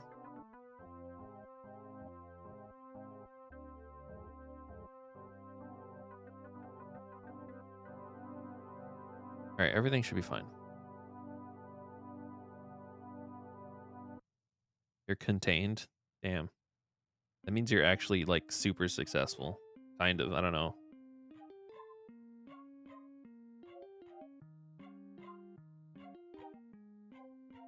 Dude, what's wrong with my earbuds? It sounds like so loud.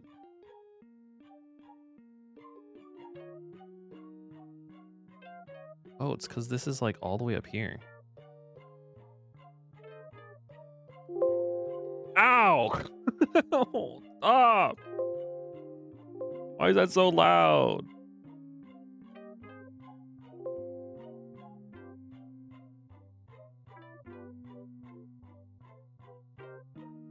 Okay. Did let a friend put her cigarette out on my leg on Christmas Eve, so not that contained about it, actually. That's like a while ago, though, you know? Fine. You take the containment W's where you can. Okay. Coffee.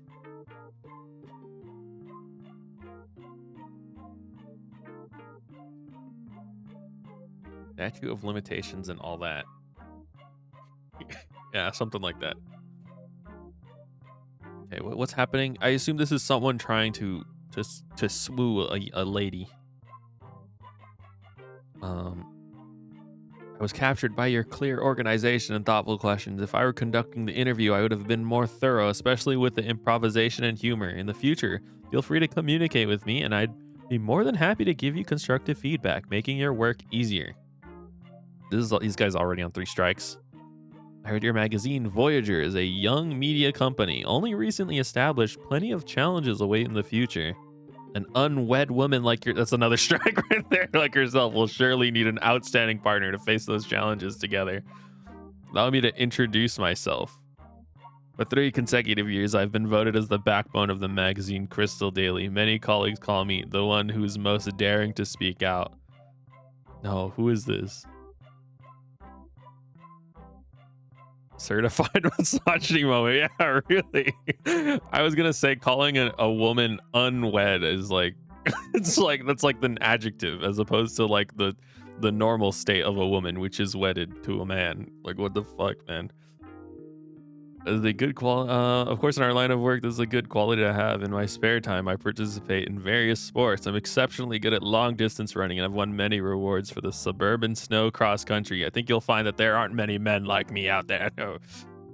However, if you do like me, please don't become too attached. Fate guides our love, and we must do our utmost for Belobog. What kind of love would require us to sacrifice our job? What kind of love would have us be filled with guilt and shame? Please respond within 7 days. Otherwise, I will be too busy to. The rest of the letter is torn missing. Okay. Who is this? Allow me to introduce myself. 3. I've been voted as the backbone of Crystal. So it's someone who works for Crystal Daily, bro. Is this Daniel? Don't tell me this is Daniel, man. This. Okay. Unwebbed spiders call me. Damn. Is any of this important to know? Voyager? I guess I'll write like the magazine names. Where would I even write these?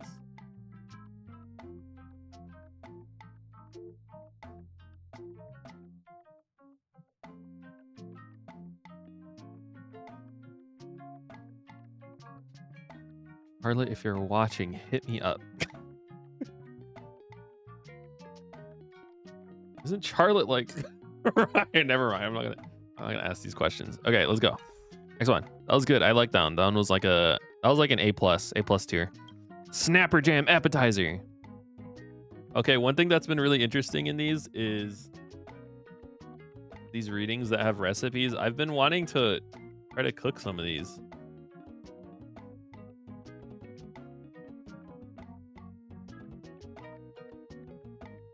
Wouldn't that be sick?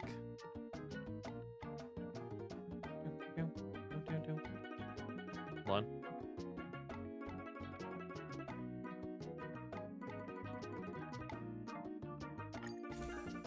Legend of the Snapper Jam appetizer. This is an advertisement flyer from a diner that closed down. Oh. Would you get a Charlotte's Web reference? Right, I know it's Charlotte's Web, but she's a spider. She's a spider. Like I don't. Okay, never mind.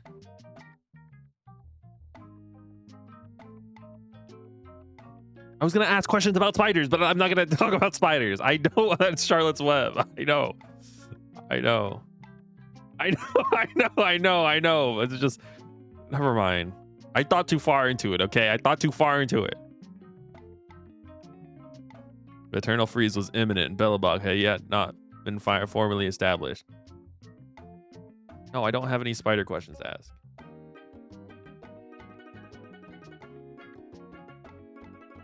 Times are poisonous. Are they the ones that like kill their lovers, or is that, or are those praying mantises? I think.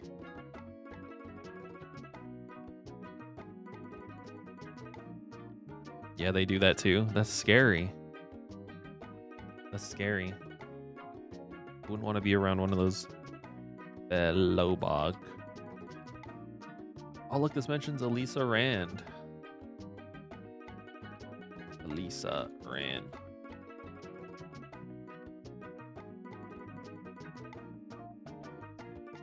I think Black Widows do as well. Charlie, if you're watching, hit me up. You can eat me. Okay. Yeah, okay. Keep that in the DMs, okay?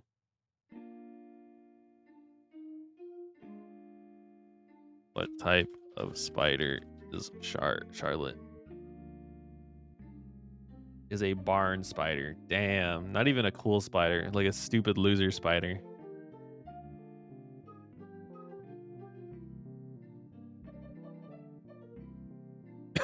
Bear eats a salmon. When a bear eats a salmon, literally, like, that's happening. Under the command of the first Supreme Guardian, Elisa Rand, workers were summoned from across the country for the largest insulation project ever in history. The enormous layer of insulation would prepare Belobog for the endless blizzard. Literally eat you. It's like still that, though. It's just like different. At that time, a young worker by the name of Nicholas was good at cooking. Dude, let's go. Nicholas, MVP. Not only had he mastered all kinds of traditional dishes, but also developed many new ones. Never sexual. I think I would be dead long before that point. How do spiders eat people? Don't they like wrap you up first? And then like once you start like decomposing, then they like nibble at like the web food. So you would get like wrapped up first, and then you would just like starve to death. Nicholas. Every weekend, workers would bring over food to his home so that he could prepare a big meal for everyone. Every worker would leave his home satisfied with a full stomach. However, it wasn't long until they wanted to taste his delicious food during the work days. Poison you, wrap you up for later, and then they suck out the like juices of your decomposing body. How do spiders eat? Regurgitate enzyme-rich stomach fluids over and onto its prey. This external digestion by venom and stomach chemicals, often aided by the grinding, mastication action of the fangs and toothed jaw. This sounds horrible. Yeah, that sounds way worse too. This is like high levels of torture. They like wrap you up and then they like decompose you while you're inside of the fucking in their web. And then they drink you. Yeah. They literally turn you into juice that they drink. That's kind of gross.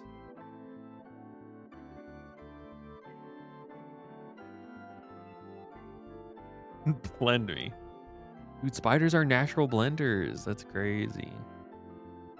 Wait, isn't that like, can't our saliva do that as well? Like that's how like that form of alcohol was made, because like they had like shrine maidens spit into it and then like it would like decompose a thing for like 10 years and then they would drink it later because it's alcohol. Immaculate rose-colored smoothie. Lunch smoothie. Is there any way to eat a delicious meal on a cold construction site? Food would quickly turn cold and hard due to the weather conditions on a construction site. It didn't taste good as dishes fresh out of the pot. Heating technology at the time also wasn't developed. The smart Nicholas believed this to be a major problem, one that almost all workers would encounter. Solving it meant that he could help everyone. Thus, he pondered, is there any food that can endure the bitter cold? Yeah, I was reading about food. Nicholas is a spider. Nicholas spent countless hours trying different dishes at home, various combinations. None of the results satisfied him. One day he was mentally exhausted and hadn't realized the fried fish was already cold. On top of that, he accidentally knocked the fried fish into a pot, cooking it together with red sunset jam. By the time he realized it was already too late, he put the dish aside, ready to throw it out the next day. However, when he woke up the next day, he decided to give it a taste. To his surprise, it was delicious. He'd come up with an ultimate cold dish, one that workers could eat in the cold weather. What? This is a fish that was accidentally knocked into a pot with jam? He'd come up with the ultimate dish, one that workers can eat in the cold weather. And thanks to Nicholas' promotion, Bellaboggers can enjoy delicious lunch, motivating them to work harder. This is propaganda. The news spread to Supreme Guardian Elisa Rand, who tasted this unique dish, praised his innovation. She named the dish Snapper Jam Appetizer. Afterward, Nicholas made further improvements to the dish, and is now the most famous dish in Bellabog gatherings. Slimed fish popsicle. It sounds gross. What nonsense and fabrications. A novel. This is not real? This isn't a real thing? The Supreme Guardian's secret visit. It was around 100 after freeze when they cultivated the red sunset fruit or jam that could withstand the cold. So that's more useless knowledge. Nice. I don't know what to believe. Nice, period.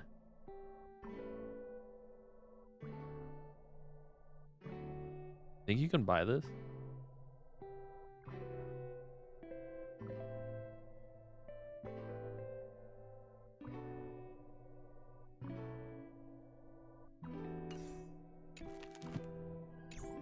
Nice. Sad face.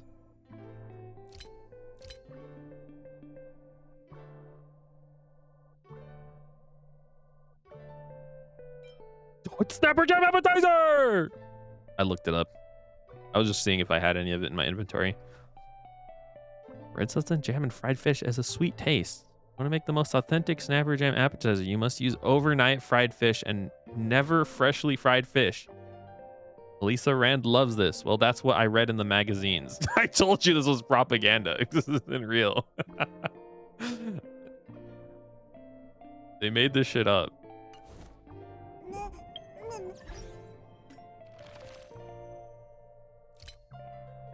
How many books have I read today? Like 10? I didn't even read. I started here, didn't I? I've only gone through 10. Why does this take so long? Doesn't make any sense. It's been like 2 hours.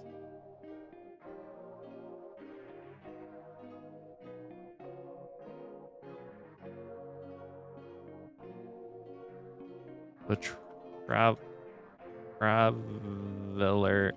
who survived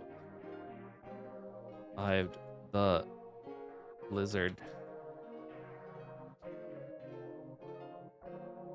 Oh, wait, did I miss anything from this? I don't think there was anything important in this, really. Talked about Elisa Rand, which may or may not be real. Talked about Nicholas. World famous Nicholas.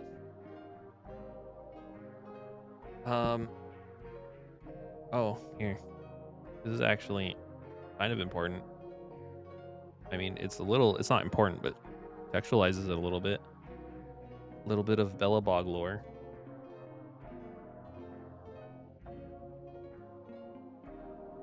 Probably not real and did not invent slimefish. Yeah, but it did tell us that 100 after freeze, they cultivated red sunset fruit.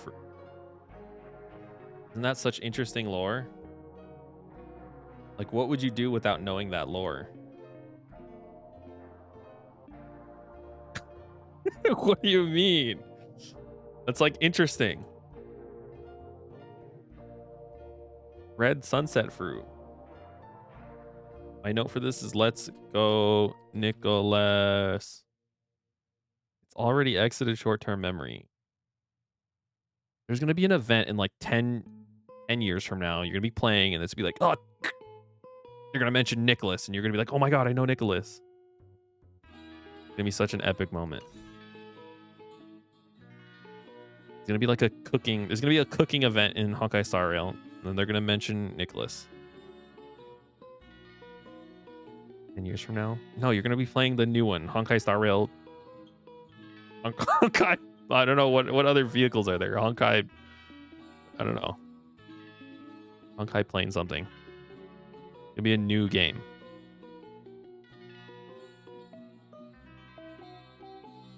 Lucky survivor from a Bellabog textbook. Oh.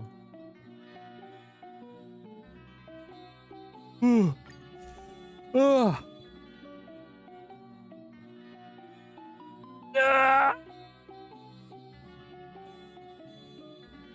How long is this?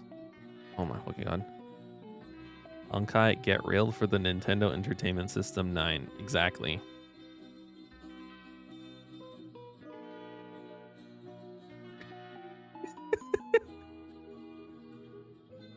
That's gonna be my title tomorrow. No, I don't know. The traveler who survived the blizzard. Thomas. Thomas. Thomas. What chance someone hasn't made that? I don't know, man. Reading tips. This is a poem on how people from all corners of the world stumbled through blizzards and bitter coldness to Bellabog at the beginning of the eternal freeze. The arrival of the Ice Age, winds grew stronger and temperature dropped even further. Through numerous dangers and obstacles, people from all over the world came to Bellabog to pass on the sparks of human civilization. The poem likens Bellabog to a warm harbor and the end of the journey, inspiring the refugees to keep going. Read the poem carefully, to see how the author used the perspective of the refugees to demonstrate a positive attitude and confidence towards the future despite fears of uncertainty.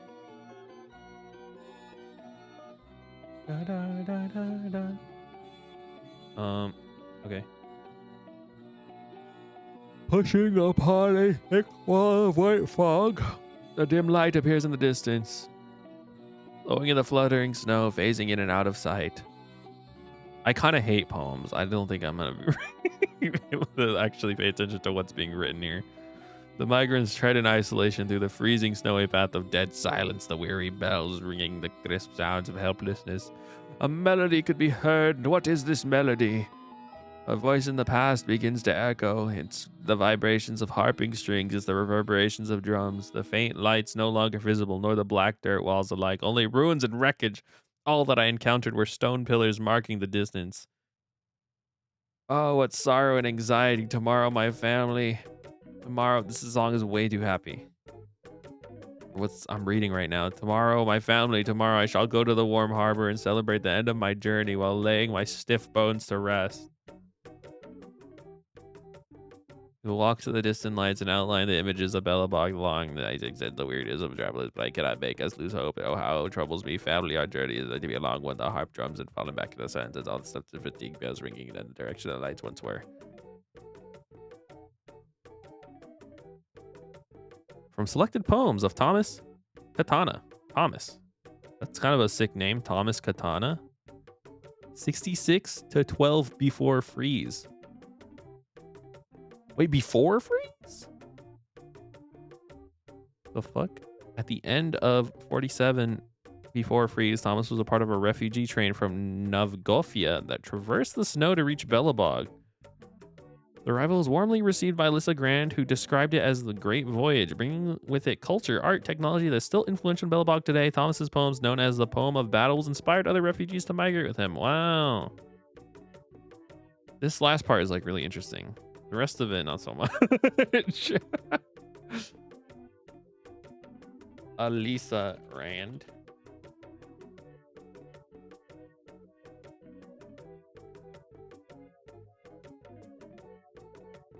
Is this some before freeze ass lands, right? No, Novgofia. Novgofia.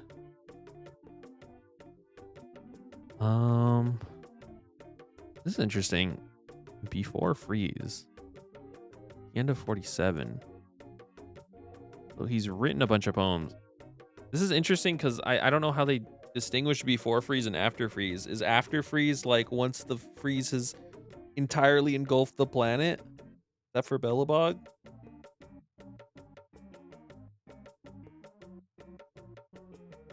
I guess this is before freeze because they didn't really know. I mean, I don't know. I don't fucking know.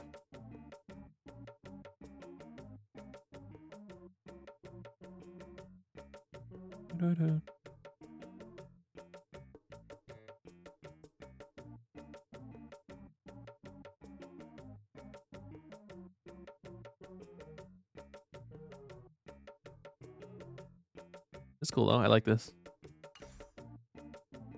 That was like a B tier. Snapper Jam, that one was kind of A tier, even though it was kind of useless. I kind of liked it. Salmon bread. Okay, now we're talking. Now we're fucking talking. More food?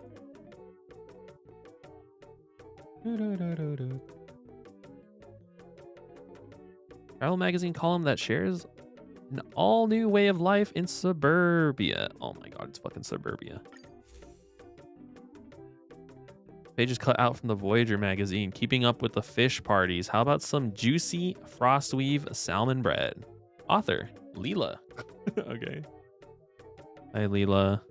Lake in the Belobog suburbs may be frozen solid, but hidden beneath the surface is a powerful undercurrent. That's right, the undercurrent caused by a large amount of frostweave salmon in search of a spawning ground. It's also a time of year I can't read, dude. I can't read. It is also the time of the year that they are the fattest because they stock up the energy and nutrients to prepare for the swim upstream, during which they are unable to feed. Belobog fishing teams head out to prepare for the seasonal hunts. Though efficient and large-scale hunting, the city's frostweave salmon reserves are plentiful. Or through efficient, okay. Of course, the proximity of the hunting ground to Belobog means the crucial and extreme temperatures and climates have their risks. Such a grand scale of fishing can only be read through the articles. But starting this year, you can also be part of the fishing parties. 3 years ago, Belobog approved the fishing and hunting co-op program after a 2-year trial run. They're finally ready to open the registrations. One of the members who participated in the trial run, I will be starting a new column, Fishing and Hunting Co-op, in the Voyager. The column will cover travel preparation, delicious foods, various activities, as well as aspects of co-op program that may require special attention. The saying goes, the way to a man's heart is through his stomach. For the first issue, we'll be focusing on a unique delicacy, frostweave salmon bread. Everyone knows that frostweave salmon we get in the city has been processed to prolong preservation. Salute. After the head and guts are removed, the salmon is salted and dried. The process brings out the flavor that we're so familiar with. However, the salmon at the reserves tastes even better. Frostweave salmon will freeze quickly out of the water. It can be said that you can't get salmon any fresher than this. They like literally freeze? That's kind of insane. I guess it's like hella cold. Most traditional frostweave salmon dish, which is highly recommended by the head chief of the fishing parties, is the frostweave salmon bread. It is simple to make, so here are the steps. Yo! This is just slime fish on bread. You don't know that. It could be really good.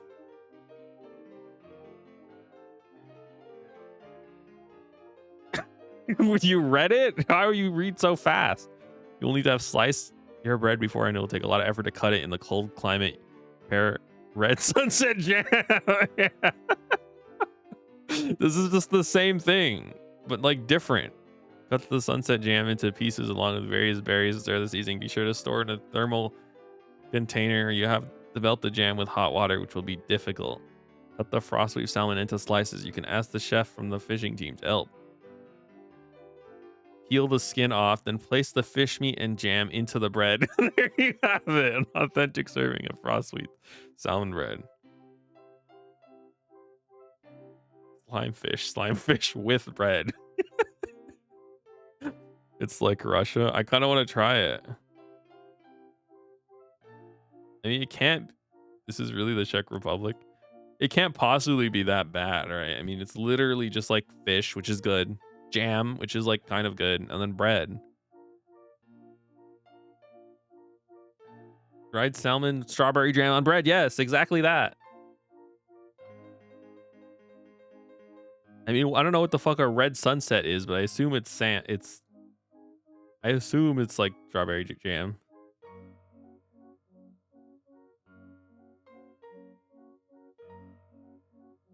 Is it dried salmon? Frost weave salmon into thin. Is it not just like? I guess I guess you're right. It is dried salmon.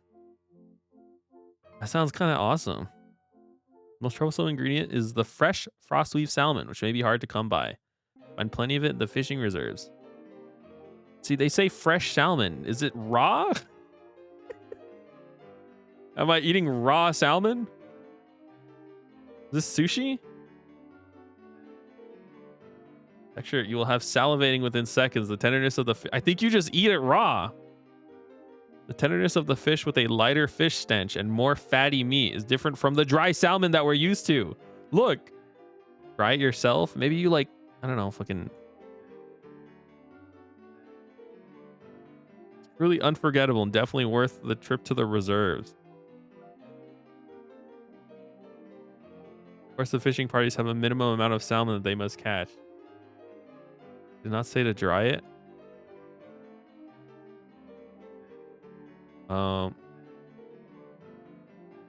I don't think so. I think they were just talking about the ones that are sold in Bellabog are dried. But if you like eat it straight out of the water, I guess I need to go fishing. I need to go fishing, pull a fish out, put it on a piece of bread with jam. I think I would get like a horrible disease if I tried to do this.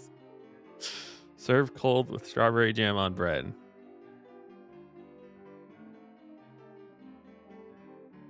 Plenty of frostweed salmon to go around. How to stay warm in the frigid cold. Stay tuned, travelers. This is Leela. I'll see you in the next issue. Did it just say one piece of bread, or is it an open-faced sandwich or closed? Hot dogs are a sandwich. They are open-faced. I mean, yeah. They're kind of a sandwich. Just says place them into the bread. Onto the bread. I guess any type of bread.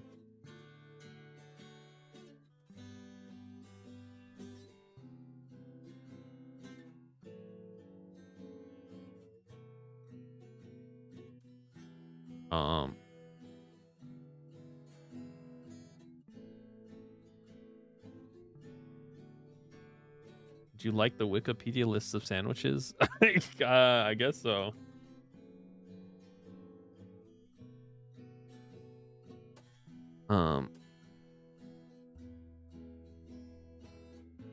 Anything important here? This is like interesting, but like there's not really much I got to write about here. Leela.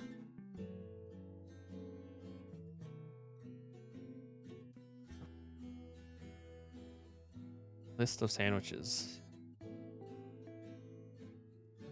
Oh, okay.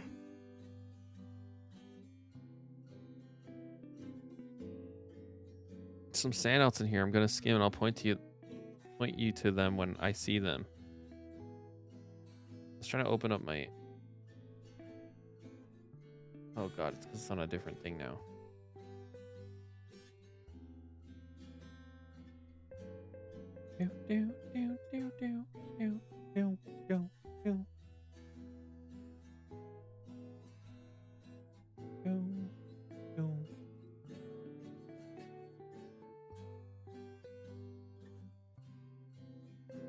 American sub?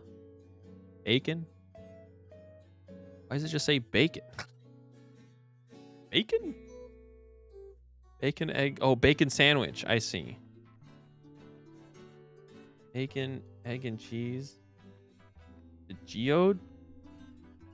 Hold on. I just like doxed myself. Hold on.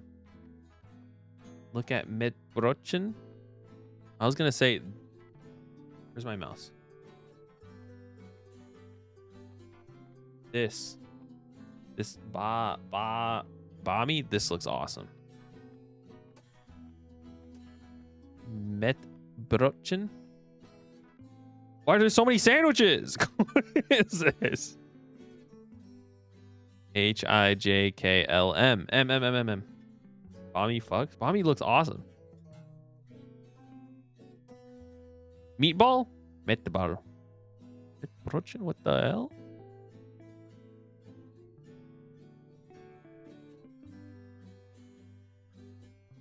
Meat geode?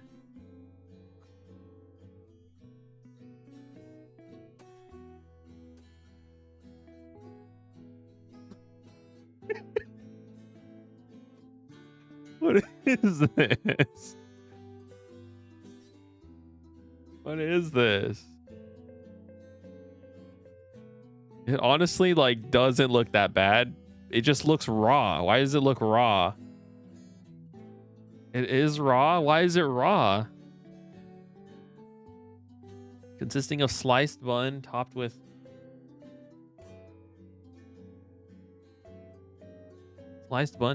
met, seasoned minced raw pork without bacon, frequently with garnish of raw onions or diced onions. That's kind of cursed. I know you can eat raw beef, but like I'm not gonna eat that. Luther burger. Lobster roll? Okay, lobster roll kind of fucks. It's like really basic. But like I kind of like that it's like really basic. Makes me appreciate the lobster. Katsu sandu, kind of like not good. At least the ones that I've tried. Uncrustables?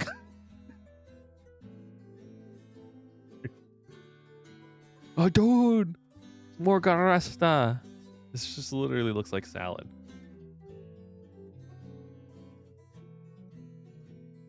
What the fuck? Steak burger? St. Paul? That looks gross.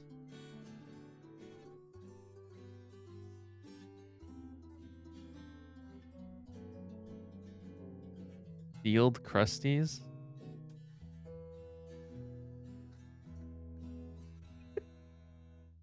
Sealed crustless. Oh, crustless, not crusties. Toast? Toast. United Kingdom. Toast. The filling between two slices of bread is itself a thin slice of toasted bread.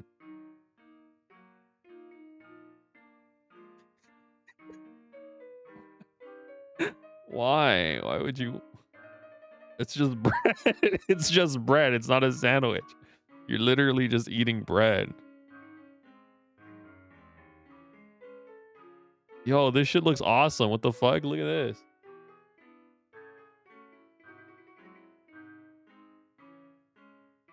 Yakisoba? Holy cow. High carbohydrate food. Yeah. Wrap?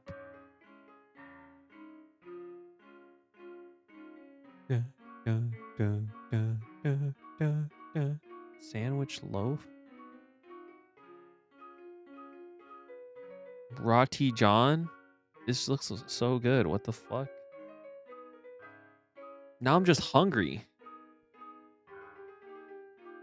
Eggs, chopped onions, sambal paste, salt, pepper cooked as an omelet with the bread added on top. Wait, what? Canned sardines? Oh. It's bread between bread. Is that a sandwich by definition? A loaf? I guess a loaf is a sandwich. Maybe loaf is on here. No, unfortunately. There's no loaf. They don't recognize it as a sandwich.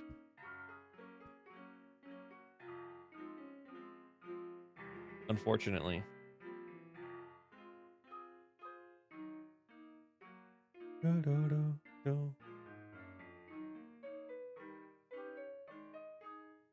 Oh! Ah. Anyways, I will be trying this. This sounds super delicious. I'm so excited to try raw fish, strawberry jam, and bread. I'm probably gonna toast the bread. Wait, they peel the skin off the fish? The skin is so good though. I'm sorry for you. It's just sushi with bread, basically, right? I realized they mentioned how the salmon quickly freeze after leaving the water. It's actually kind of cool because then you don't have to, you can just eat sushi like pretty easily, right? It's like so cold that like you don't have to do like the whole like overnight flash freeze type shit. Like the world just naturally flash freezes your fish for you. Kind of sick. Ontario, Supreme Guardian, Premier Spectacular. Oh my god, it's another one of these. This is another play. Oratorio.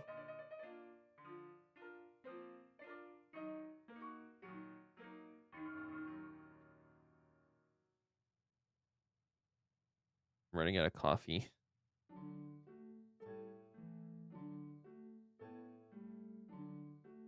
I lied. It's just getting cold.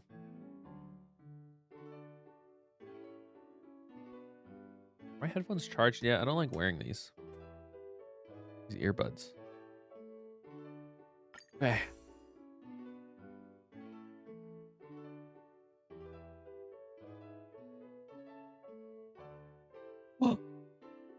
Okay. This might be actually useful, maybe. I don't know. I see architects. I like architects.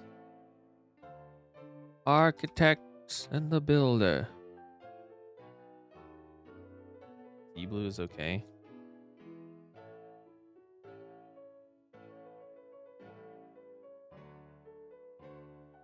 Wait, what is sea blue? Oh, isn't sea blue? Oh, sea blue's, oh, you said it right here. Sorry, I like skipped over the other message. Sea blue Red Bull. Drink the Celsius. It's good. You'll get used to it. I promise.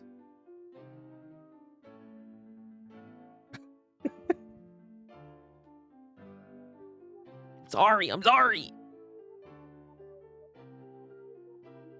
Anna.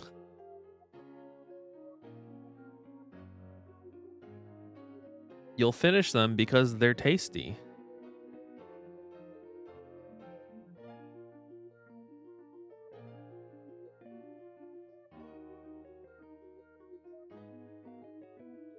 Lisa Rand.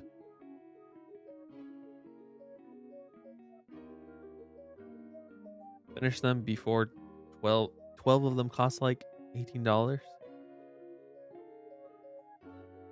Okay, but like they gotta taste at least kind of good if you're willing to finish them instead of leaving them in like a closet for 18 months. January 13th. Up to 69. Oh, whoops. The wrong button. 6, 9, 8. Horrible, but I play it. I would disagree. I do like Red Bull though. I think there's Red Bull. There's like a red one, so. Oh, I'm an alcoholic. I do vodka shots. I absolutely love drinking disgusting shit for. You know, that's fair. I'm not alcoholic, but I do like drinking vodka because I think it's funny. I think it tastes like disgustingly funny. That makes sense.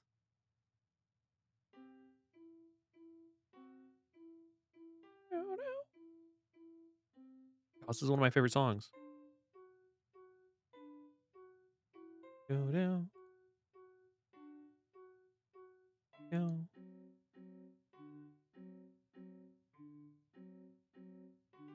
Vaguely dark chocolatey. You can drown it really hard with any citrus flavor.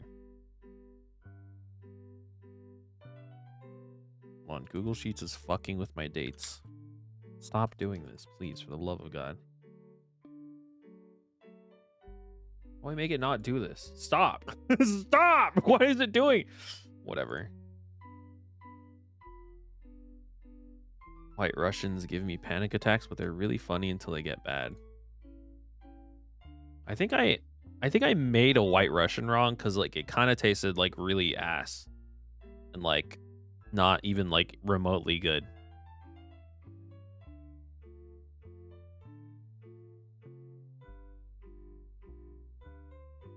Are they supposed to taste good?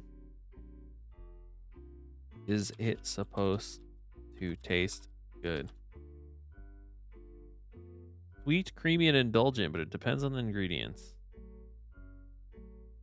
Nothing beats a good White Russian.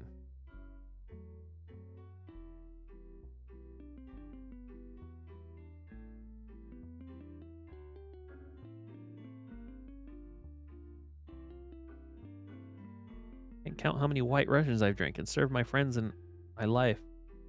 Been my go-to drink. This one was made as follows: 60 milliliters Kazar Peter vodka, 30 milliliters Mr. Black coffee liquor, cream, dessert alcohol. Okay, mine did not taste like that at all. Mine tasted absolutely disgusting. I don't know, mine was like rancid. I think I had too much of something.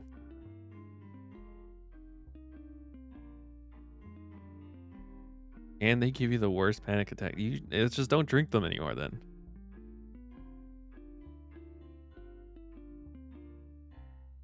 The cream?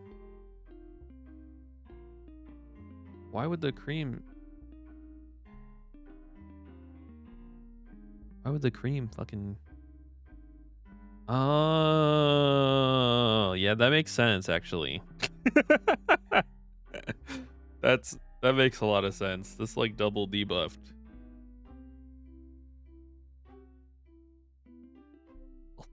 Stop it. No more. No. I think this playlist is about to end. I do love this song. I'm gonna replay it. I like this song. Okay. Espresso Scotch instead of Kahlua. It'd be lower alcohol content, but also have caffeine. I kind of did something like that. I mixed Kahlua. I think it was an ounce of Kahlua, an ounce of horchata rum, and like, I don't know how many ounces of coffee. Pretty good. I would have rather used espresso, but I don't have espresso. Don't do it with rum. No. I mean, this is different. This was a different drink. I did actually try to make a, yeah. Rum's harder, flavored of berry. Well, the rum horchata is just kind of like grossly sweet already. I don't know. On January 13th, 698, Mr. George, in response to a charity fundraiser organized by Bellabog government, premiered a once rehearsed Elisa Rand in the new concert hall on Ainga Street. What? A play? Shots and vodka lemonade. Vodka lemonade's pretty good. Oh. Hosted for the show ran for the benefit of poor criminals in the interest of Charities Hospital. In an interview with Crystal Daily, he said, all proceeds from the show will go to charity. It will be split equally between Criminal Welfare Society and Charities Hospital. I don't even know what these places are. Yeah, lemonade and vodka just like works really well together. Surprisingly, I don't know why. I always do add like a shit ton of lime juice though on top. Performance was conducted by George himself. What is happening? What is this? Hold on, I need to read the... It's a newspaper clippings. Okay.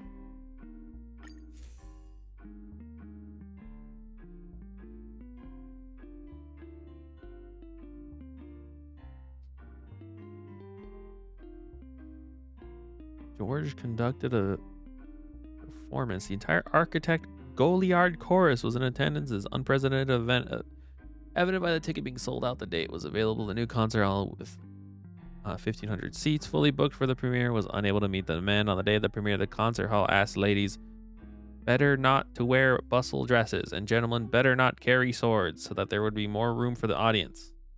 Why are they fucking bringing swords to a concert, man? Too early for a White Russian. Yes, don't drink it. Stop. Don't. Drink like regular coffee. Though I am of the belief there is no set time to have any sort of drink, okay? Coffee, alcohol, whatever. I do think you should not be drinking alcohol just in general. Is what I'm saying. Like it doesn't matter that it's too early. It just matters that you should not be doing it.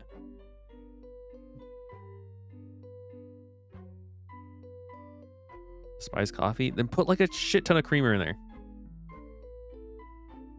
It's not too early, but you shouldn't do it. Don't do it. Which is the question I asked. I don't care about your question. I reject the premise of your question. Total 18 crammed into the concert hall. Why did they let so many people in here, man? That's a very specific question. Okay, well, I am giving you an unsolicited opinion. Take it or leave it, okay? You literally asked for my opinion on a specific thing, and I gave you a better opinion. Many of them sitting in the steps of the walkway to watch the premiere. Orange was a sensation. A famous music critic, Borowski, praised words cannot express the shock and joy that this amazing performance brought to the full house. I asked a yes or no question. It doesn't mean I have to answer yes or no. Life is not full of binary choices, okay? The day after the premiere, the Crystal Daily devoted a full page to Supreme Guardian and its performance. The article stated, exquisite, grand, gentle. To search through the dictionary for the most eloquent, majestic, and vivid words to describe the baptisms of joy experienced by our ears and souls. As promised, after deducing expenses for the orchestra at the concert hall, George donated all the remaining proceeds to the Criminal Welfare Society in Charis Hospital. Let's go, George. But your answer was unsolicited, and everyone wants your opinions on life. Well, too bad. Literally too bad. You're getting my opinions. January 19th, Bellabog residents' demand for a second show had grown more intense at the request of Quillpath 4th. An encore of Supreme Guardian was quickly arranged. Tickets were available on January 18th, sold out half a day later. At that time, many conservatives thought an oratorio was inappropriate for a theater. Supreme Guardian Cochlea silenced the outmoded by attending the show in prison. What's an oratorio? Or ora, ora, ora, ora. Oratorio, a large-scale musical work for orchestra and voices. Oh. My opinion was that you should not drink alcohol right now. At all. Like, right now, encompassing, like, a long period of time.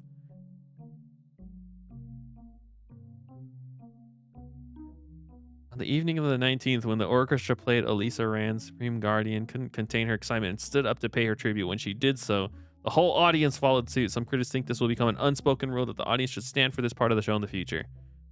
After the show, Supreme Guardian Cochlea personally took to the stage to thank George. It is reported that the proceeds of the show, after deducing expenses, were donated to the Children's Education Committee. Let's go! According to the Crystal Daily, Mr. George imparts a truly sublime and pure meaning for the work he conducts.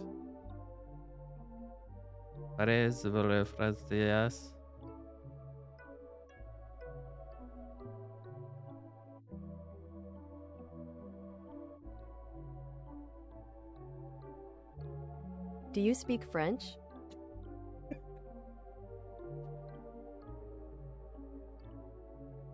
Non.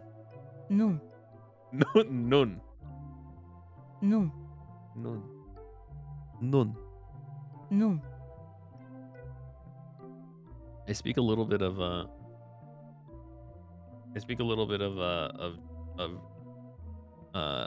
Dutch, a little bit, just a little bit. Give me your answer in French.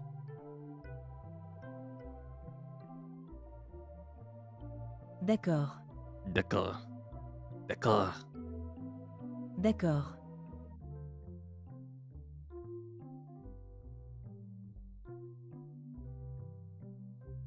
Otherwise, I won't have it. D'accord. Okay, hold on, hold on.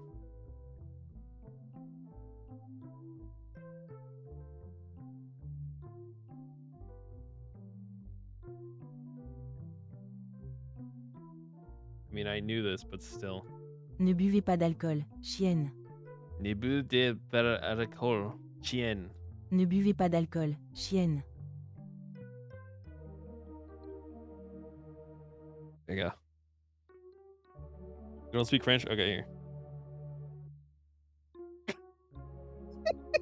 Don't drink alcohol, female dog.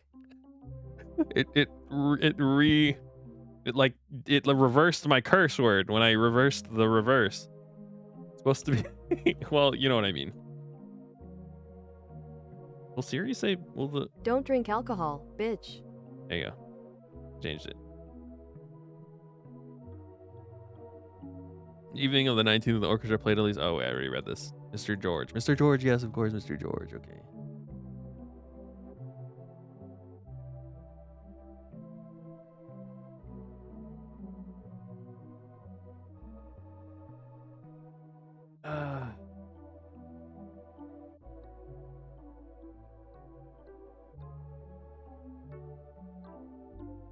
When was it? 19th and 13th? On 698 before freeze or after freeze, probably. I don't know. Nimbus this. Oh my god. Hold on. Don't tell me what to do, streamer boy.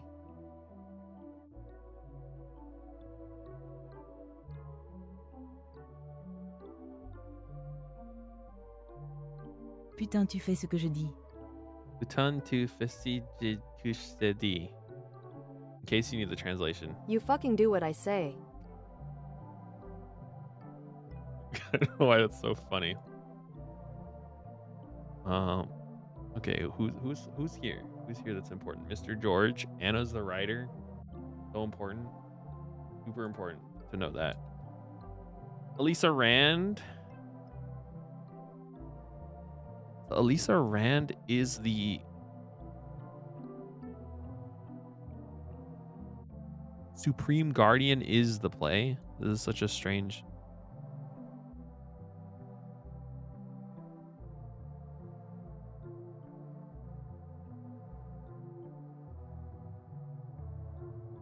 Would get better life advice from a bulk box of fortune cookies. Yeah, and the box of fortune cookies would tell you to not drink alcohol. It would say, "Do not drink alcohol, Rose." Very specifically.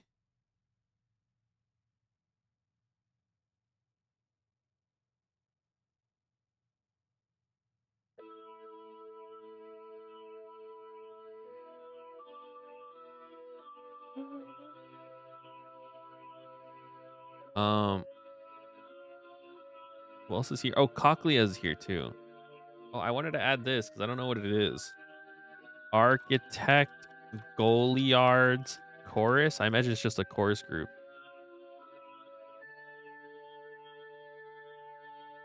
The greatest risk is not taking one.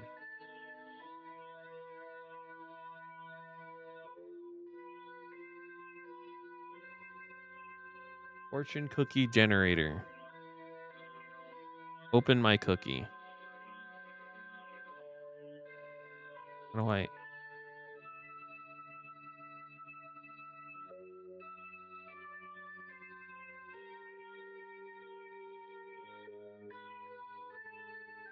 Holy shit. I opened my fortune cookie. That's crazy. That's crazy. Hold on. Hold on. I gotta show it. I gotta show it. I got it. Look at that. That's crazy. Isn't that insane?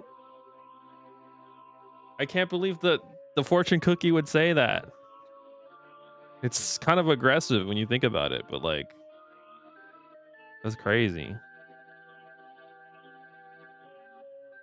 I mean, mine says the opposite.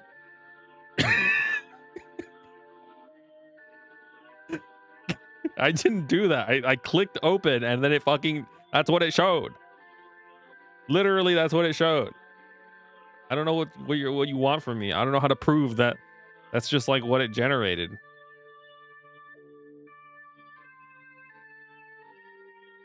There's no way for me to prove that to you. It's just you just gotta believe me.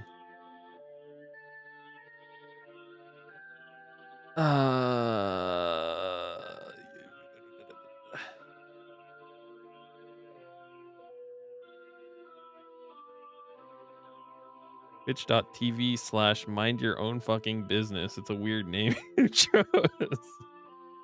I mean, I think it's pretty fair to choose that as a name, don't you think?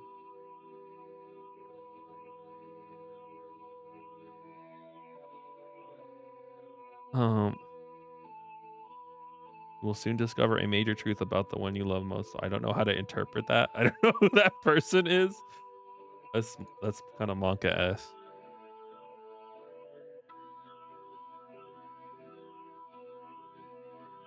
Welfare society chatters.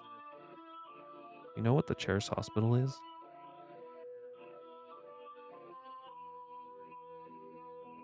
Haven't really thought about it that hard. Fair, honestly.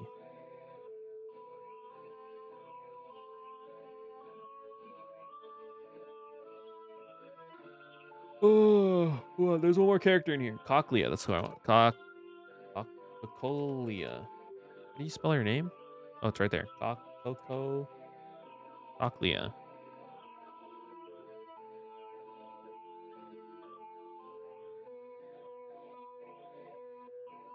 Early bird gets the worm, but the second mouse gets the cheese.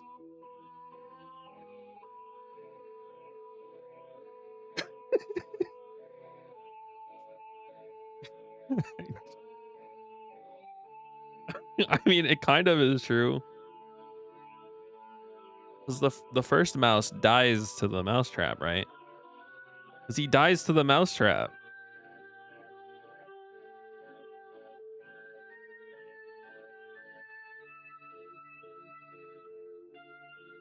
There's no mousetrap. Well, I think the implication is that there's a mousetrap. Good nature will bring you unbound happiness. Go confidently in the direction of your dreams.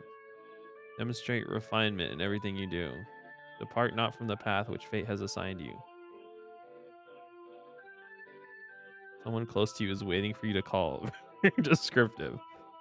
One of these is going to be like January 2027. Car will hit you, decapitating you, killing you instantly. Package of value. Dude, how does it know I have an Amazon delivery? That's crazy. Oh, shit. How did it know? Open doors with your charm and patience. You literally do the opposite.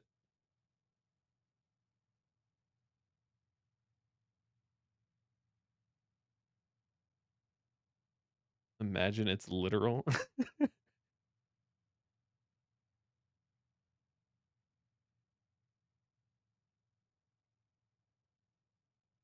I think I tried it. No, I'm saying that like it's completely opposite.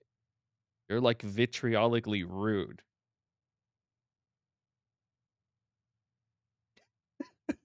I'm saying it's the opposite. That's what I mean. It's the opposite. That's what opposite means. Okay. I'm gonna quit this. We're gonna do the next one. Rye bread soda iceberg. Is this more food? I want to make more food. Years ago, you're over it. Bread soda iceberg. Gambler's like a fisherman. Both have beginner's luck.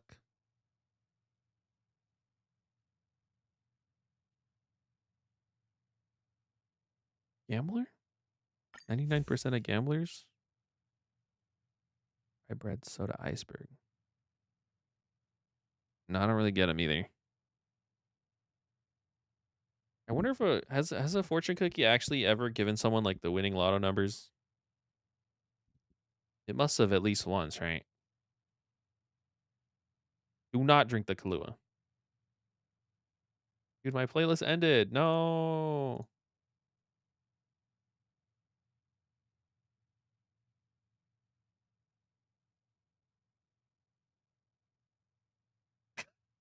What is why? I'm not an addict. I just partake in it to an extent. We're gonna listen to Wood Electric Piano, Emma Mouse, Harturatse, Mush Bush. This is like extremely loud. I do like this playlist though.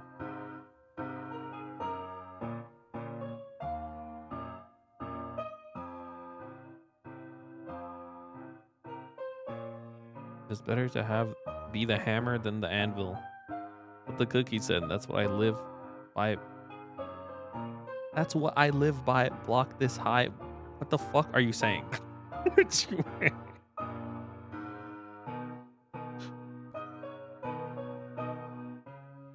even make sense. What does it mean to be the hammer?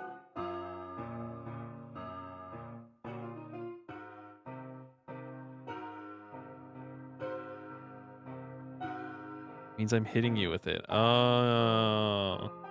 I don't play fighting games. This is your mistake.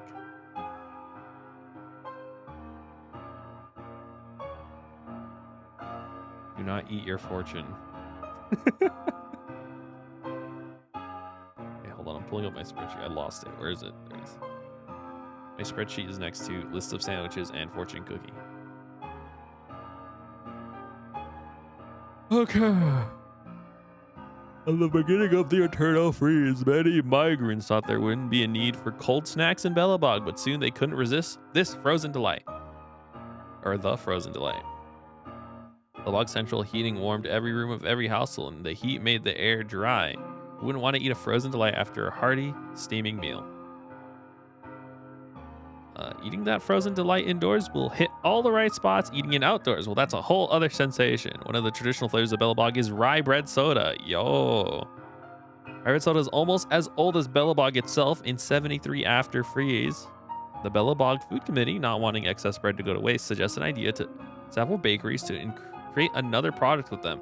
First, excess bread was turned into rusks, completely crushed and soaked. Then the bread liquid is starting to sound really disgusting.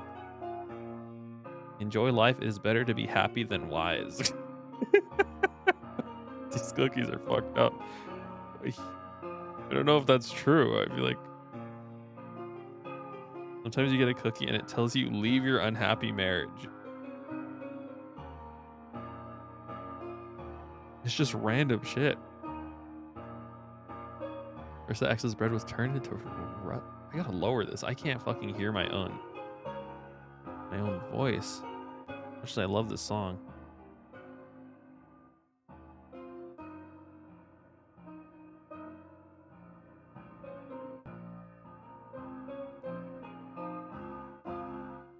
Jealousy doesn't open doors, it closes them. That's your issue. I open doors with my charm and patience, and you close them with your spite and jealousy.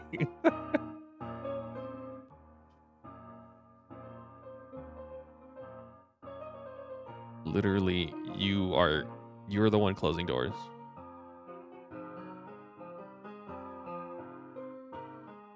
The fuck is a rusk, by the way? Rusk. Bread. Red rusk.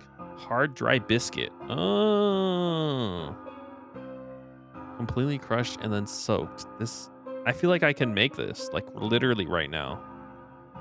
Red liquid is extracted and fermented. Never mind, I can't make that. The result is rye bread soda. Product of Belobog's absolute resourcefulness, has been proclaimed as an iconic drink that even children can enjoy.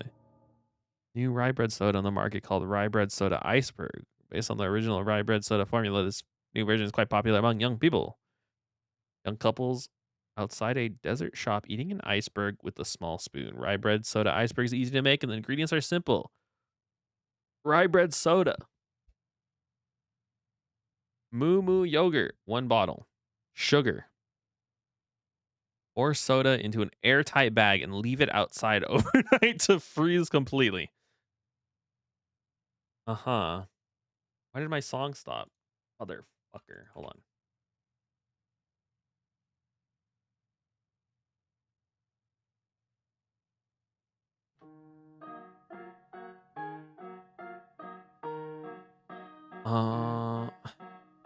Use tools such as ice shaver to shave the ice soda into the plate. Form an iceberg.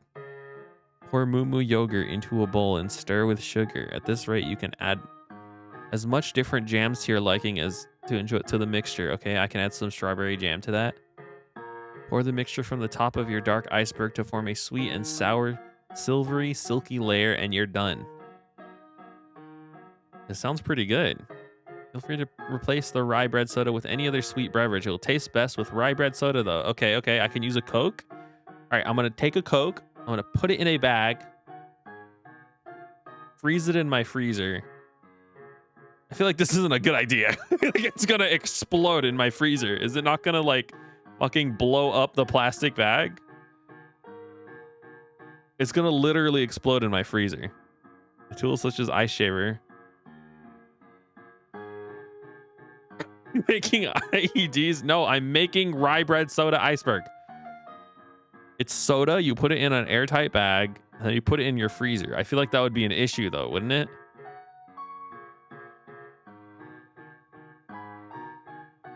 Is that the name of a bomb? No.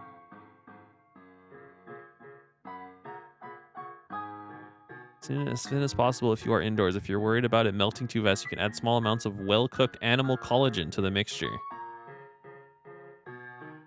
My God.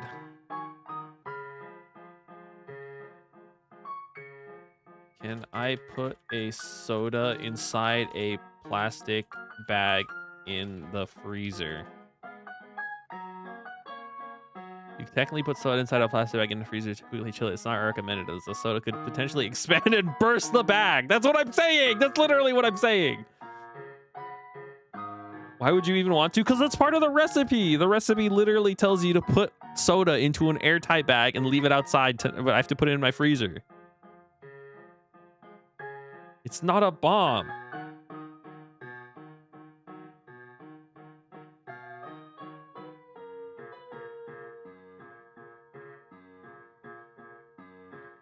It only explodes in the freezer. You're making it sound like I'm like committing a crime. It's not a bomb. Bombs like kill people. This is just like it just explodes in your in like the freezer.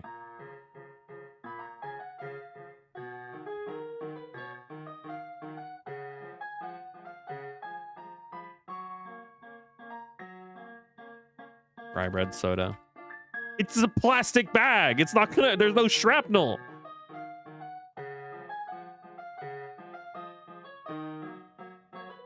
What type of shrapnel's coming out of a plastic bag? There's a metal can in the bag. No, I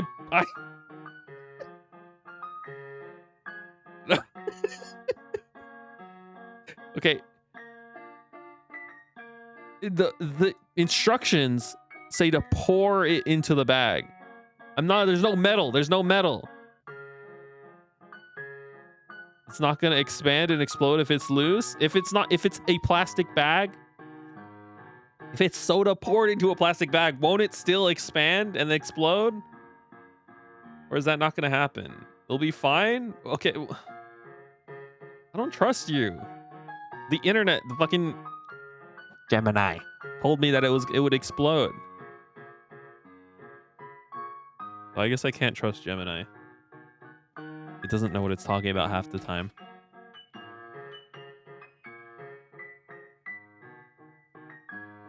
Did it?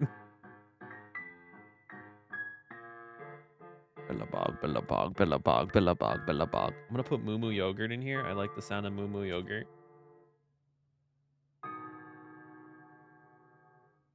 Good, great YouTube video idea. I made all the Honkai Star Rail. I made all the billabog food items, so you don't have to. And then the video is a plastic bag exploding in my freezer and me having to clean it. Worst enemy has a crush on you. Thanks, Fortune Cookie, but I prefer if they did it.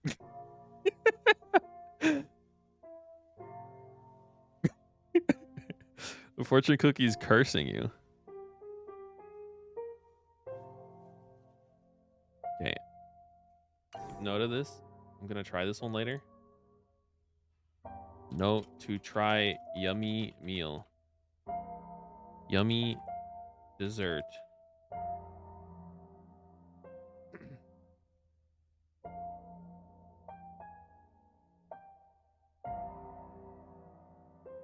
Your worst enemy? That's for you to answer. I feel like you should, I guess, no. I was gonna say you should know who your worst enemy is, but like, I guess I don't know who mine is either.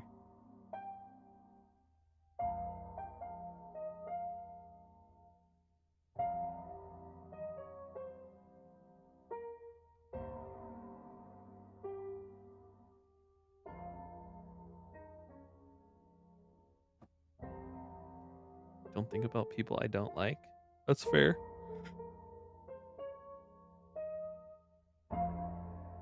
I don't rank my friends. It is kind of fucked up to rank your friends. Some people like legit do that. This friend's S tier.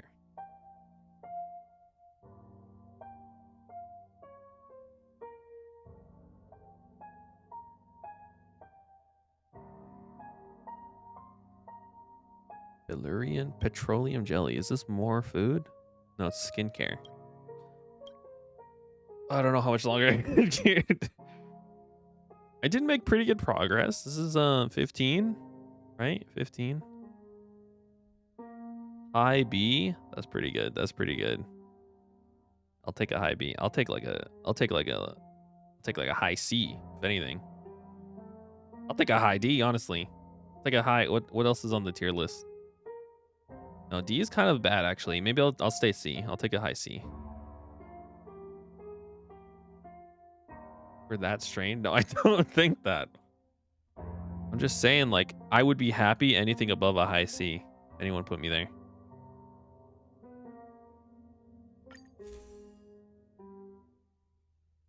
Fallen far from S.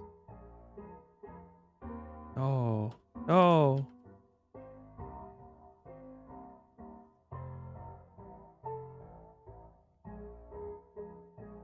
Developed a gambling addiction after buying steel? I did not buy steel. I did buy AMC stock though. And GameStop stock. Oh wait, no, I couldn't afford GameStop. 100% bought for honor steel. Oh, is that what you're talking about? I don't remember. I don't remember if I did that. It's very possible I did. Valerian petroleum jelly. Your best partner when marching through the blizzard. Just one application can lock in moisture and even warmth. Usable by anyone, anywhere. Valerian petroleum jelly. Guardian of your skin moisture. Let the Valerian petroleum jelly to form protective layer in skin and lock in moisture. Jelly is made of non-irritants, making it usable by almost everyone. It contains low levels of mineral oils, alcohol, and aerobic additives. Valerian petroleum jelly. Protector of your warmth. Valerian petroleum jelly is effective at preventing the loss of body temperature. Even bare skin exposed to the air, our jelly can be applied to preserve warmth for covered skin, providing a layer of insulation for your journey into the colds. Problem with resisting temptation is that they may never call again. What does that even mean?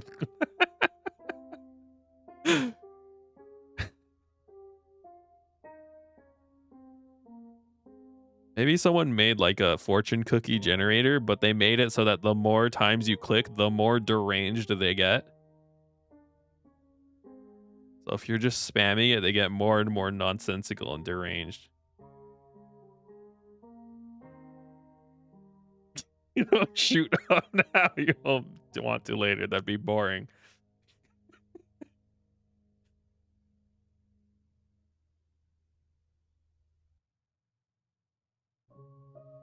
Valerian petroleum jelly. A doctor for small wounds. Not provide anti-inflammatory relief, but it still heals small wounds by insulating the wounds from the air and germs. Allows your skin to heal faster without leaving any scars. Cold, dry air can cause nasal capillaries to rupture. That sounds horrifying, but a thin layer of our jelly can be applied to the inside of the nose to prevent further bleeding.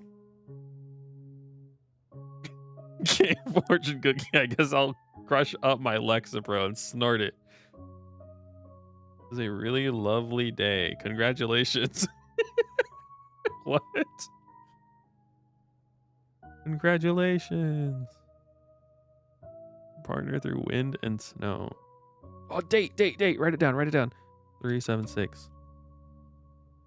Overworld worker discovered the byproduct of burning geomarrow had a small analgesic effect on burns and cuts. I don't know what that means. Analgesic. Meaning. Analgesic. Analgesic. Analgesic. Analgesic. Acting to relieve pain. 12 years later, Robert, the head of pharmacy professor of the Charis Hospital, refined the geomarrow remnants into the Bellurium petroleum jelly that we know today, applied to the fields of medicine and became a petroleum jelly age. 3090 AF founded. You're confident it'll continue to protect you and your family for the years to come. Wow. Is this a real item in the game? Robert. I guess I'll write Robert.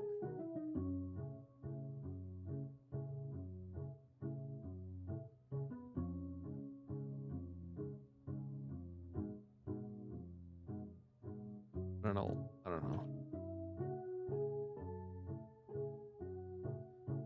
Go. My note for this one is this thing does everything! Exclamation mark, exclamation mark, exclamation mark.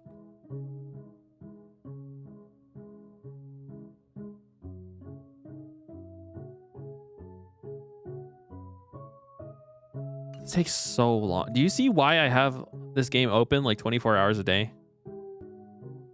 How long this takes? Like, I go through them really slowly, and then every time we go on a different tangent, when I'm by myself, that's just me watching a YouTube video. Basically going at this at the same pace that I normally do. It's been 3 hours and I've read 15 of them. Music feels like being trapped in an interpretive art film. Kind of. I get that. Emma Mouse has a very unique sound that I don't think is...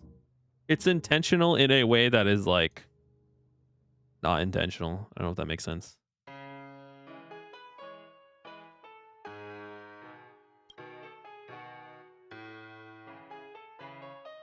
I think you and I being trapped in a room together would be kind of interpretive art. I'd live. I'd survive. I don't know why immediately I'm like, this is Saw, and one of us has to die. It's like where my mind went to. It's like, I think I'd live.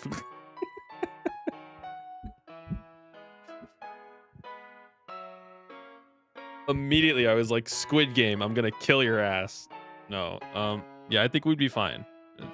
That would kind of be interpretive art, I guess. I mean, I don't know. My fucking head hurts. Hold on. I gotta pee. This is my fault.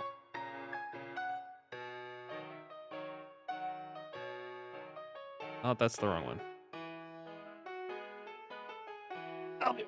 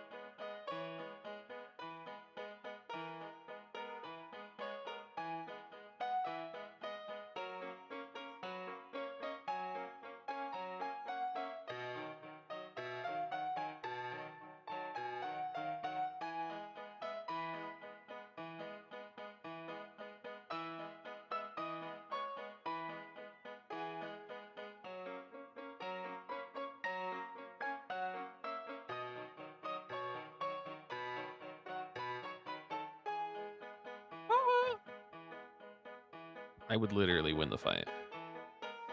I'm small, I'm agile, but I'm also kind of a tank. Your lanky ass noodle arms would go blah, blah, blah, blah, blah, blah, and then fucking I duck under them and then one punch. Take you out.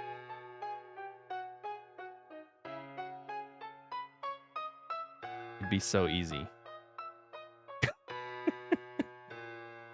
It would be so easy.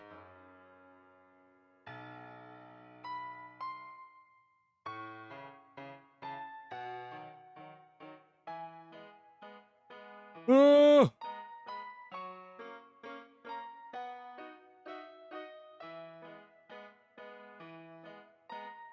I would just dodge though. Also, I do not think that is true. I would dodge out of the way and then fucking kick you in the face. You don't know this, okay? But I took karate classes. That's right. That's right. I was a brown belt in high school. Or maybe you do know this. I don't remember who I've told this to. I have not told this to. You don't want to fuck with me, okay?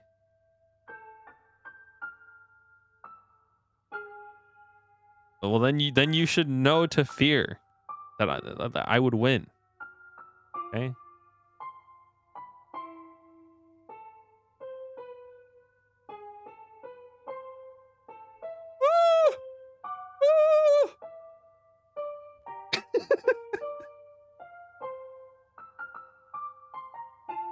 See, that's where your mistake. That's your first mistake. You should be afraid.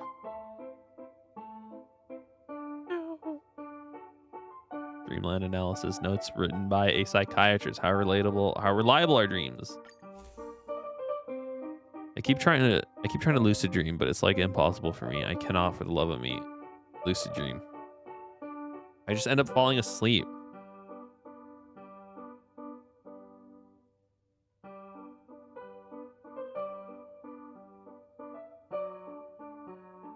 Tall and short people where they just get held at arm's length and flail until they give up or get slugged. You've done that to people?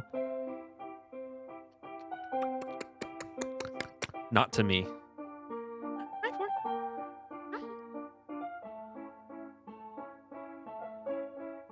Not yet, at least. It's not gonna happen. Or please stop attacking my mic.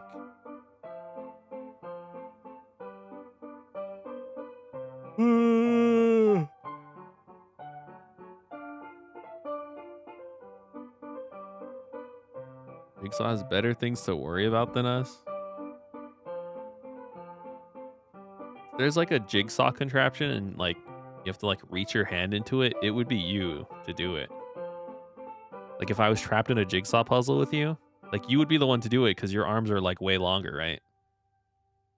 Which means you have, you know, you could reach better probably. Cohabitation. Mr. Beast.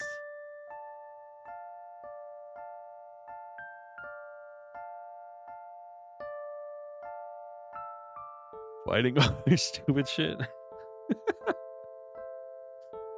Yeah, probably.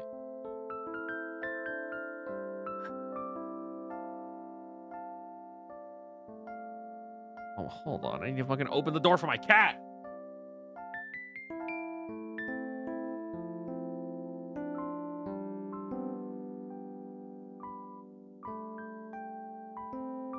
He was like so chill, and then I closed the door, and he's like, I don't like it when it's closed.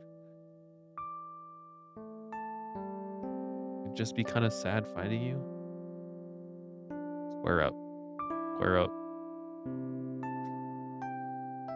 I don't really like this song.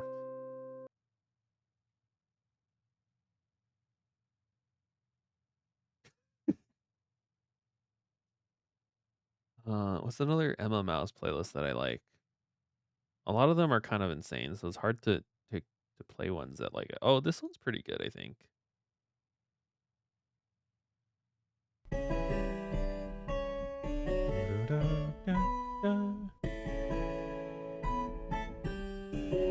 It's like way louder than the others though.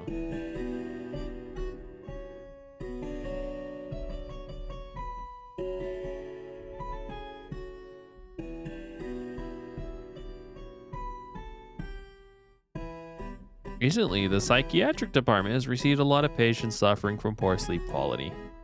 I gotta lower this. It's like disrupting my ability to read. 90% of my taste.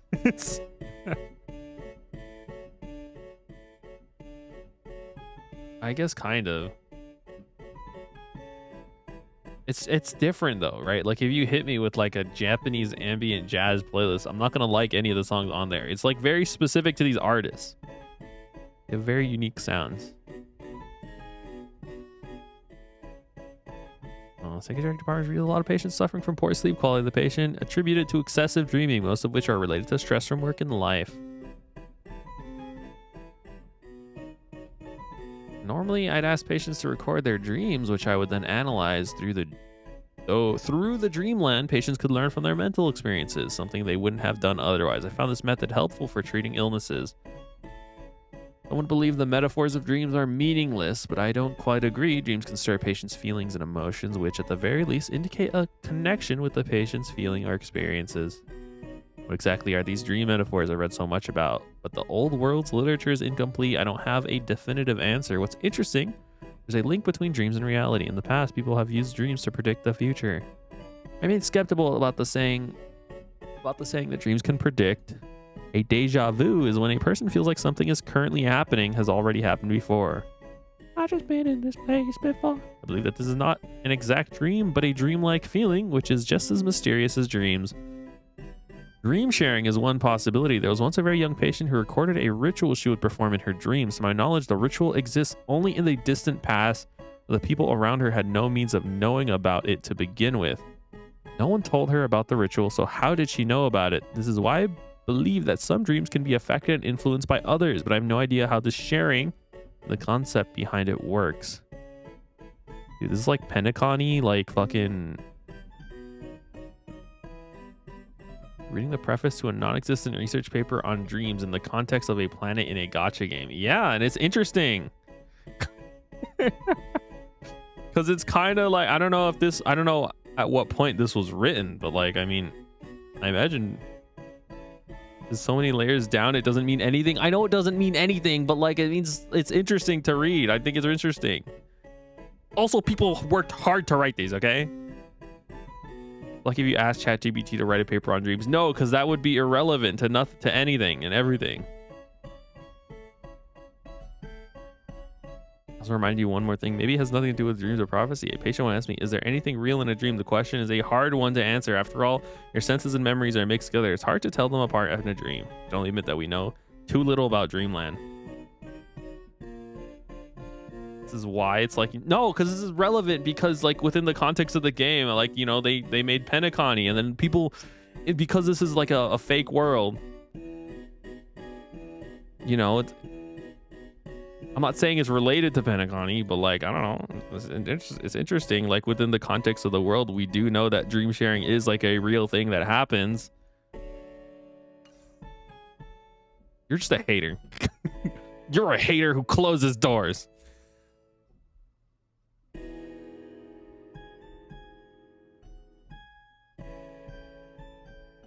Do.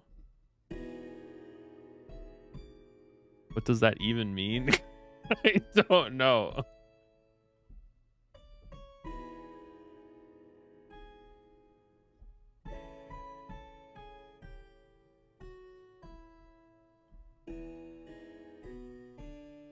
Nobody's gonna know what you're talking about.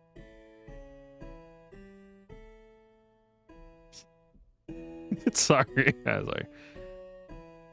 This is interesting. This is an S+ book just because you're fucking shitting on it. This one's S tier. This goes in S tier. I like that one.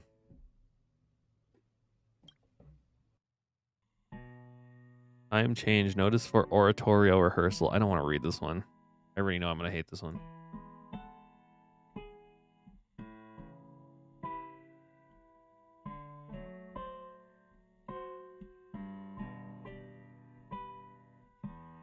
quality criteria you have. The tier list is not real. It doesn't actually go on the fucking. It's not real. I'm just making that up. Goliard chorus. All members of the Goliard chorus. The rehearsal for next Tuesday has been rescheduled due to the Golden Theater heating device maintenance. Oh, interesting. There's no there's no Star Rail book tier list tab. I promise you, it literally doesn't exist. It's not a real thing. I do have a list, like relevant information, but tier list is not real. I'm just making it up as I go. Okay. Course rehearsal originally scheduled to lunch 9 and changed to 11:13. Maintenance lunch will be provided for this rehearsal. Orchestra will not participate in this rehearsal because all instruments have been moved for maintenance. Please risk soprano Tatiana's accidental injury and hospitalization. Soprano Celine will be taking her part in the play. No way! As the date for the official performance draws near, rehearsal time will be extended by 3 to 4 hours. The theater has arranged for transportation to ensure all members reach home safely. For those that live in far from the theater, you may apply for accommodations at the Giothe. And it's all the people on Earth, and your ass just dropped to D.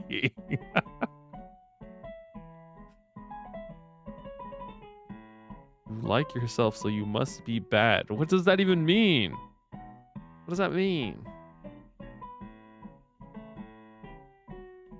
November 22, 699 after freeze. Can you believe it? That's a year before we arrive on Penacony. Or not Penacony, I mean Bellabog. Which I guess would also be Penacony since these happened within close years of each other, but fine. You don't know my criteria. My criteria is like, do I enjoy this?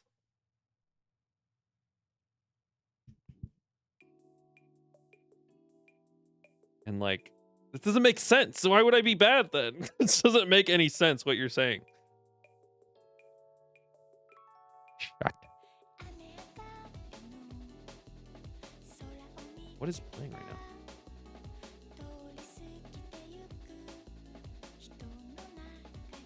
How is this playing? Oh, it's on Spotify. I was wondering what happened to my song.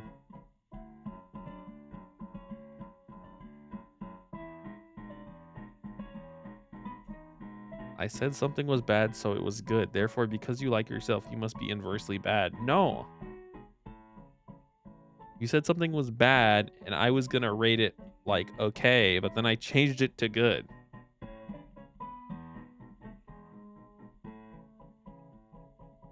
You're confusing me. You're confusing me.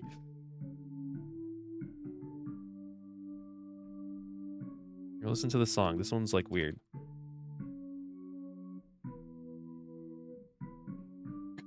Why? Why? That's so rude.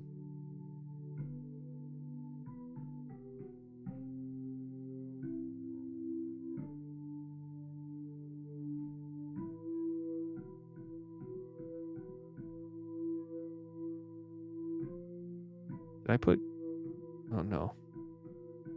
Look, it's a Goliard chorus. Did I put that somewhere?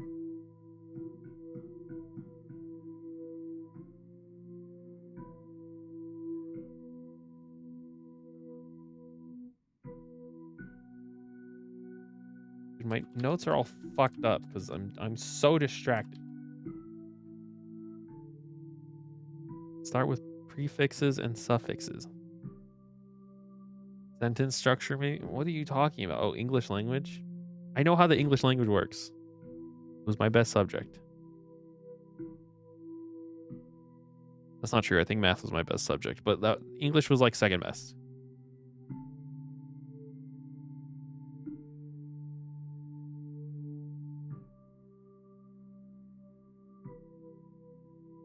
Literally just sending emails?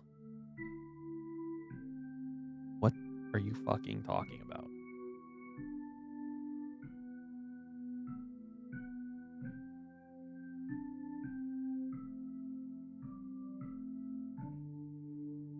Do Yothe Hotel. I didn't know there were 2 of these. Maybe like I missed that when I was going through the whole story. There's literally 2 of these. If all you're distracting. Okay, that one was like a F tier. I hated that one. That one sucked. It was worthless. There was nothing interesting in that.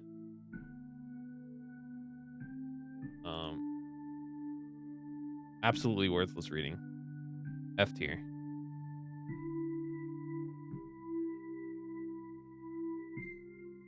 Next one. Bellabog sausage! Now we're now we're getting somewhere.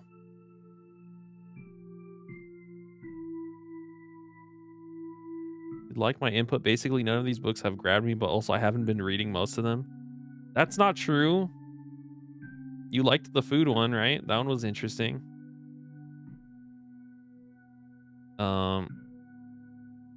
I'm sure you liked the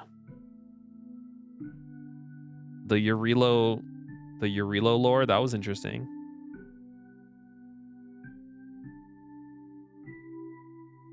I don't know if it feels good. Well, we can try it. We'll try it.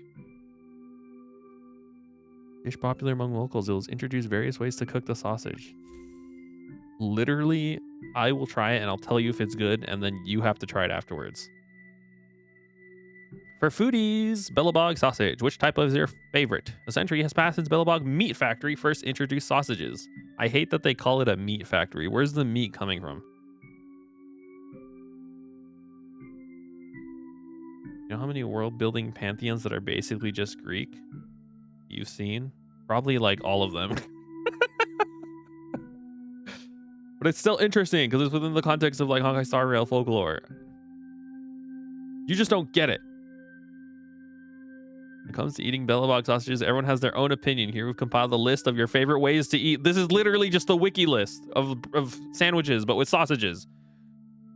First way to eat it is the sausage itself is already cooked and has been processed in many ways. It can be eaten as a snack or as a side dish. Its original taste alone is already delicious. So true. Second way to cook it is with hammer peppers. Yo, the sausage can be stir-fried with many vegetables, but hammer peppers are undoubtedly the best choice. Stir-frying causes the aroma of the sausage to complement the strong fragrance of the peppers, allowing for more unique flavor. Yo. But the irrelevant snow one mentioned briefly in 3 books is not interesting. It's interesting in like a very light way, you know? It's like passively interesting.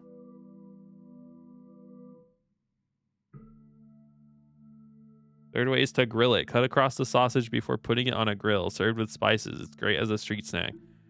Fourth way is to wrap it in sun cakes. What the hell? Make a sun cake wrap by adding thin slices of sausage.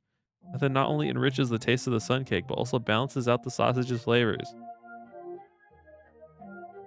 Over the years, upgrades to the process machinery have greatly improved production capacity. The fat but not greasy characteristic is unique to the sausage. Its original delicious taste has been retained. Various flavors now available for consumers to choose from to celebrate Bellabog's centenary. The Bellabog Meat Factory is offering discounts on all customers.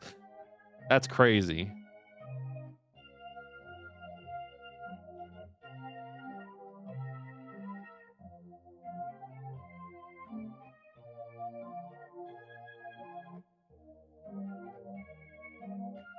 See, this is interesting because your ass did not know that there was a meat factory on Bellabog. I know you didn't know that. Well, now you know that there's a meat factory. Because it's fun to know.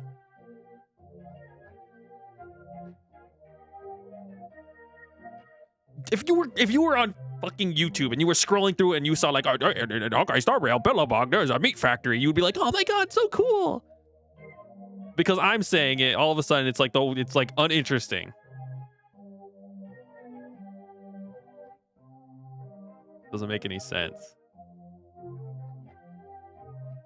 This is not how I watch things. Okay, you got me with that one. You do got me with that. You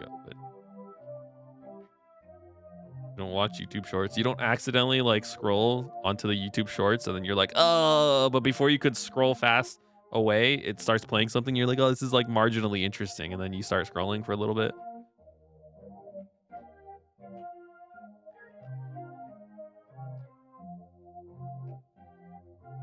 No?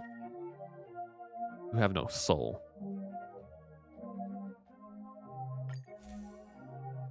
Marlet, I haven't seen you in a long time. I told my father I miss you, so he... I think this is from a quest, by the way.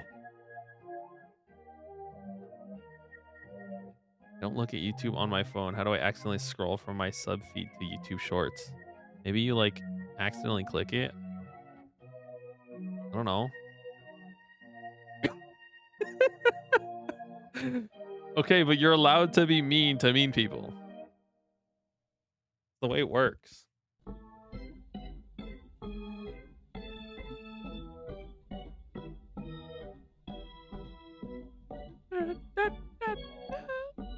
I'm not mean. I was just dishing out retribution. You know?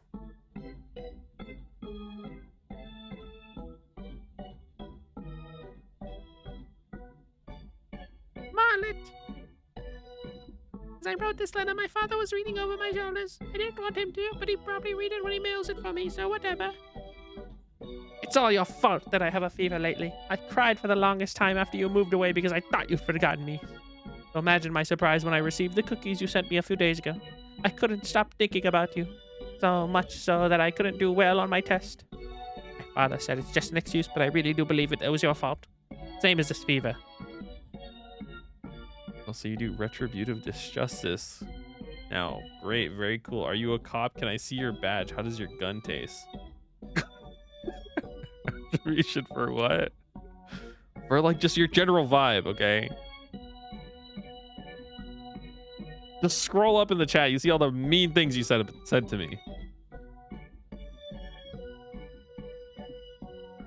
My father said I could visit you over the weekend, but we live too far apart. He thought after some time, maybe several months, on the next Soulworm Festival, we'd make friends and we'd gradually forget about each other. That's what happened to him when he was younger. When I asked him about it, he looked away. It was only then that I noticed his face had turned red. My mother was reading my letter just now, but now they're gone. I understand why father's worried. You better send cookies to me every week, and I'll also write to you. I think it's unfair that you can write to me and I'll bake you some cookies. My parents are back now. My mother said it would be nice if we'd work in the same factory. That's what parents meant. That's not what you want to say to your child. Hey, child, I hope you work in the same meat factory. Your vibe is mean, so your soul is... I hate you. I didn't say I hate you. I just said you're soulless. You have no soul when it comes to Honkai Star Rail lore. Adults think they know everything. They think they want us to get married, but our relationship isn't like that at all. They don't know anything about us. Right now, they're giggling to themselves. If I didn't have a fever, I'd write this letter in secret and mail it myself so they wouldn't be able to read it. I want to become a scientist capable of creating the largest furnace the world has ever seen. That way, when we go out to the outer municipal district, we don't have to wear so many layers of clothing. Do you remember? We went out there to play. I wore so many layers that I couldn't even put my arms down. We ended up not doing anything fun. Then I invent the furnace. We'll play there again. Lucky I'm the bigger person here. Lucky to, in case I need to hold you at my arm's length when you try to flail at me in the saw trap. Keep underestimating me. That's how I'll get you. That's usually how like evil villains in shows lose, right? Because they're like underestimate the enemy and then or their opponent. Then I come up with like my training arc, all the skills that I've gained. Probably won't go to work at that factory. I'm more interested in doing research. You want to come with me? I'll be a scientist. I understand if you want to do something else though. That's what makes it me different from those adults. I'm a little sleepy and I'm still on medication today. That's all for now. My dad said he'll mail the letter for me later. Yeah, this shit did not get mailed. Or maybe it did and it got lost. I don't fucking know. That shit's in my hands now though. Is there anything important in this? I don't think so. Marlet. I'll write Marlet's name down because I like Marlet. And I'll write Arna's name down because I like Arna as well.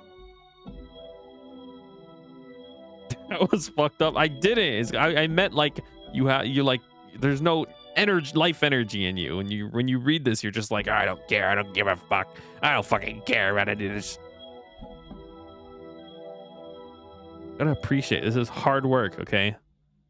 This is hard work that someone went through to write these.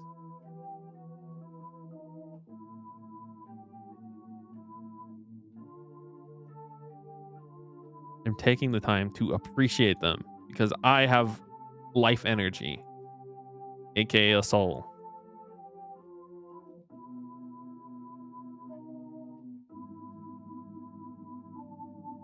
Big furnace. Talk like an anime antagonist. It's literally not me.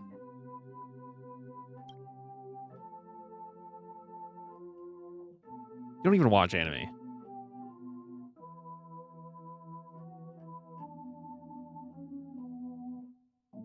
Don't know that. I don't know. I don't know what you do, but I don't think you watch anime. That I'd be getting better. Well, actually, I wouldn't say better, but I'd be getting different vibes.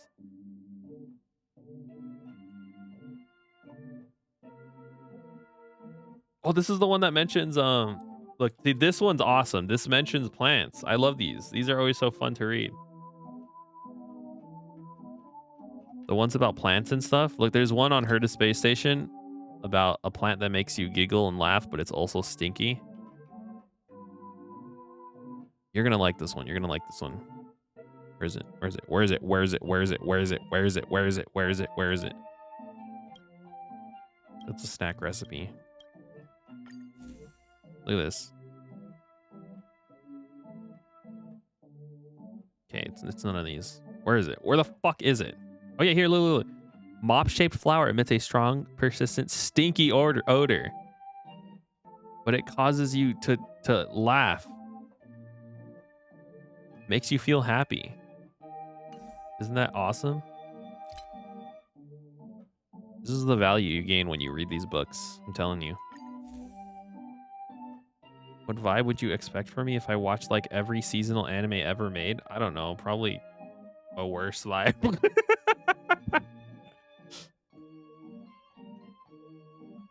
Like an incredibly worse one.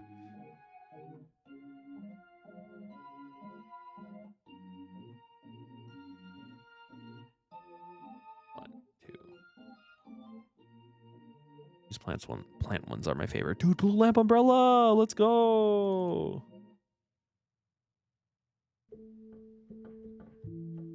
At least a vibe that read as less capable of like critical thought. Well, I don't know. I don't know if that's maybe. I don't know. Blue Lamp Umbrella. What exactly is an umbrella? They don't know what an umbrella is. I guess it doesn't rain, huh? No, wait, it does kind of rain. I guess it doesn't rain often, though. A less critical person? What's worse, watching every seasonal anime or reading all the Honkai Star Rail in-game books and readables?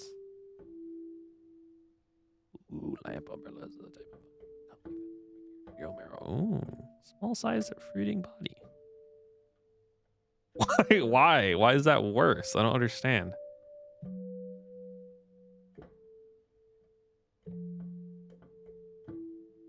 It doesn't make any sense to me.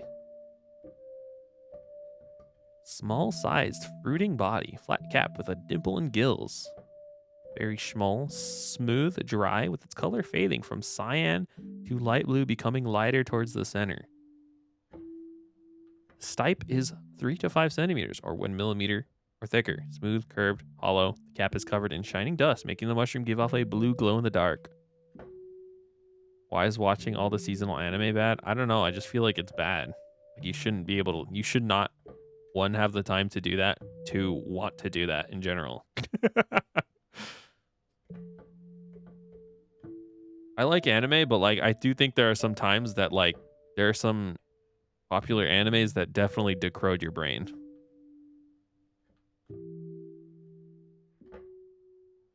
I can say my opinion is this is not a fulfilling use of your time. I don't think this is fulfilling. This is fulfilling to me. Because I'm learning about Blue Lamp Umbrella.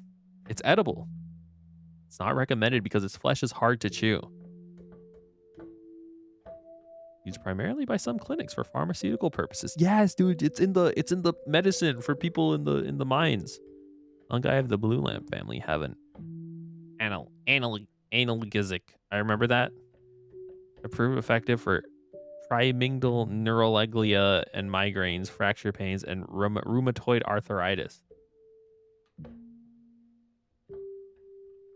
There's stuff people like in there? No, there definitely is. For sure. Discovery of this fungi has done wonders for miners who calmly suffer from these problems. Its name, umbrella, was borrowed from a common object used to describe its shape, but over time, underground people forgot what the umbrella was. Dan dan dan dan dan dan dan dan dan dan dan dan was great. I think it was last season though. I do like dan dan dan dan dan dan dan dan dan.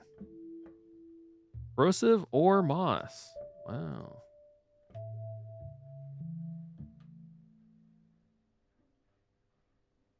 Or.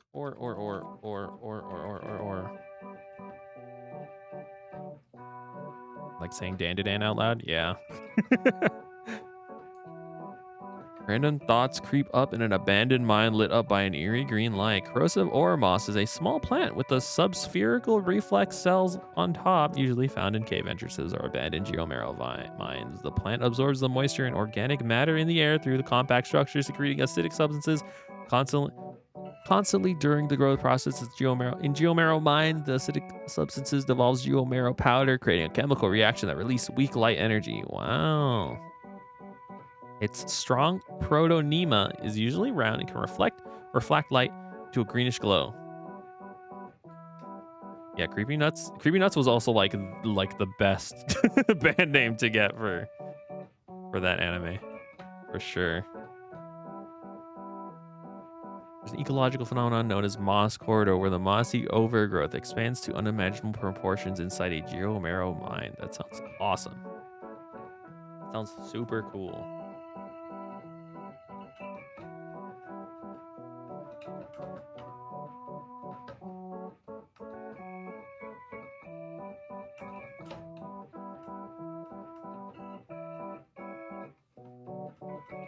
Oh.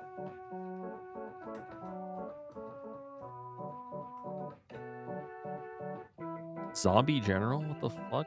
It's a plant?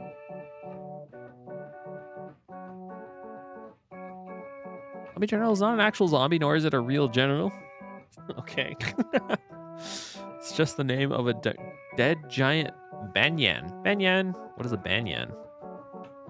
Giant banyan tree existed long before the eternal freeze. This single tree extended to form an entire forest and a famous eco attraction. To extend their respect, the people at the time named the tree General Sherba. When the eternal freeze came about, the exposed parts of the General Sherba died in the forest and snow. However, in its slow process of agony and death, the roots of General Sherba kept growing and took over the underground water sources to absorb even more energy.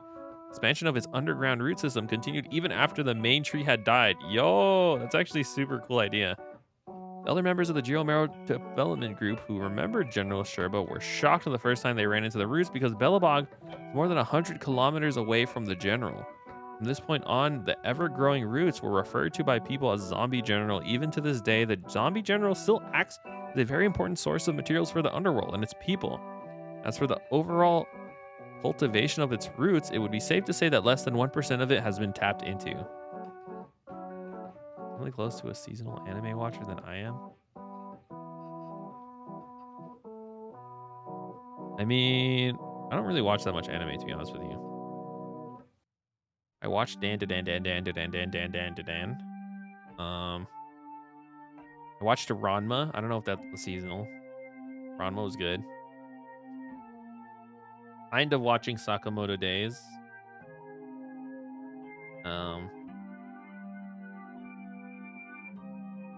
Seen old Ranma. Ranma was good. I liked Ranma. Cute.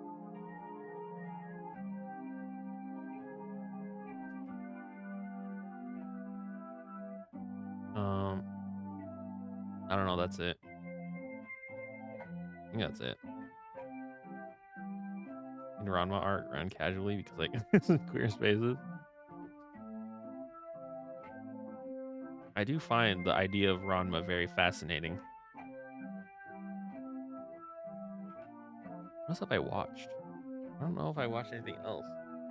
And I watched Hunter x Hunter recently, but that's like not seasonal. It's like old ass anime.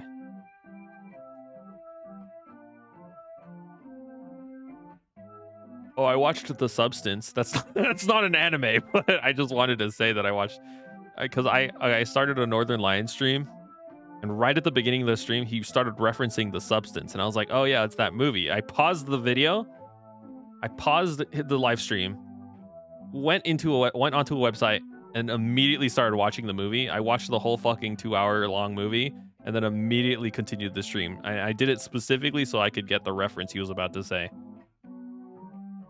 It just happened so naturally. Like, it was just so natural for me to like, all right, I have to watch this movie, I guess. Unrelated to anime. I don't know what else I've watched though. I don't really watch that much. So I like this tree. This tree's cool. Zombie General's cool. Cool tree. Cool lore.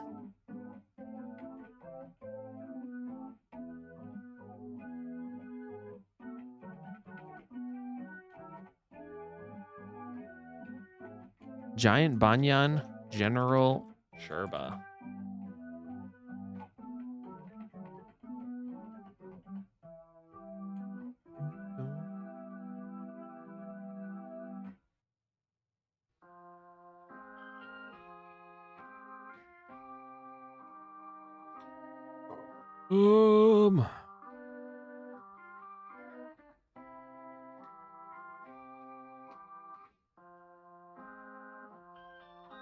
Two?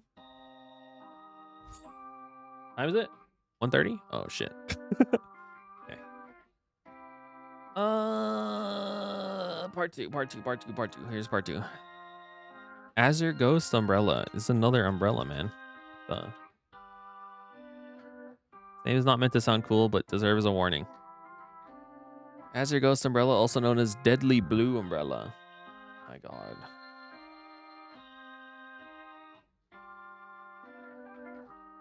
A blue fungus that is oval shaped as a juvenile with its cap expanding into the umbrella shape later in life. Azure Ghost Umbrella is very similar to Blue Lamp Umbrella in terms of shape, having a belly button shape in the middle and as grooves. The color is pure indigo. No gradient. The key difference between Blue Lamp Umbrellas is the presence of subtle white spots, which is harder to detect in darker environments.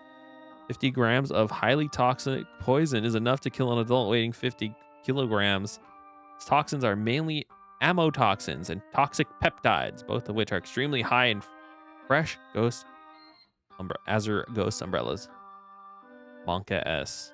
When ingested, these toxins can cause serious damage to the liver. No, I need that. Kidney, blood vessel linings, central nervous system, resulting in organ failure and eventually death. Its resemblance to Blue Lamp Umbrella has resulted in several accidental poisoning incidents within the Marrow development group at its early stage. The response was a massive search and destruction of these fungi. Be hard to find them now. In addition, Underworlders began cultivating Blue Lamp Umbrella in farms and no longer need to search for them in the wild. Too late for my liver.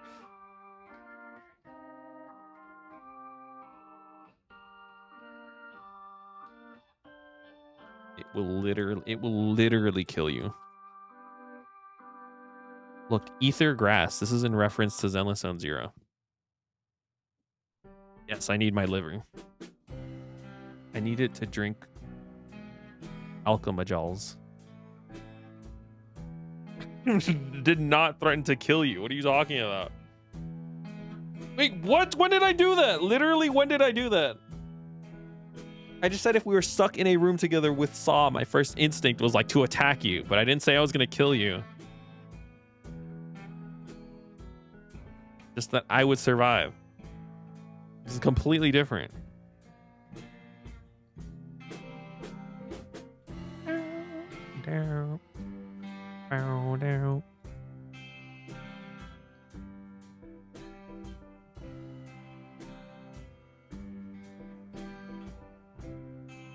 Said that unprompted.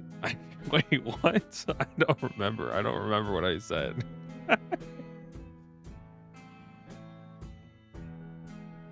Roma ether grass is commonly found in cave. You said if we were in a room together, you would survive, and I wouldn't completely. And then pivoted to the Saw thing after the fact. Well, that's what I meant. That's literally what I meant. Is like if we were in a room together, Squid Game style, Saw style. I would be coming out alive is all I was saying. I didn't say I was gonna kill you, just that I would be the one to walk out alive. I didn't say that exactly. I did not say that.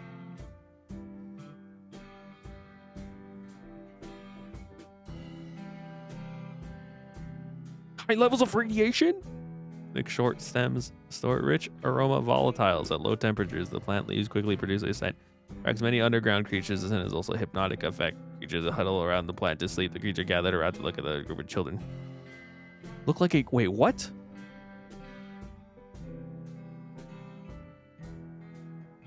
Look like a group of children listening to a story quietly. Wise plant has been nicknamed Fairy Tale King. However, the sleeping in a cave with high radiation levels isn't sweet as a fairy tale. The volatile chemicals are also effective on humans, but usually do not manage to sedate healthy adults. The underground market has made use of the extracted chemicals by diluting it to create aromatherapy products. Fuck off, debate club boy. I'm not a judge. I don't need literal statements to absorb context. I'm just saying, like, I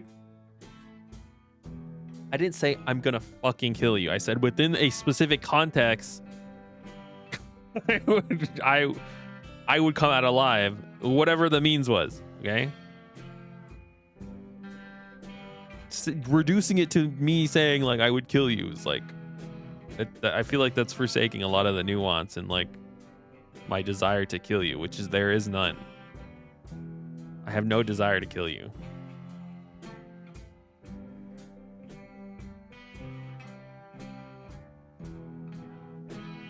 Woo! Fairy Tale King.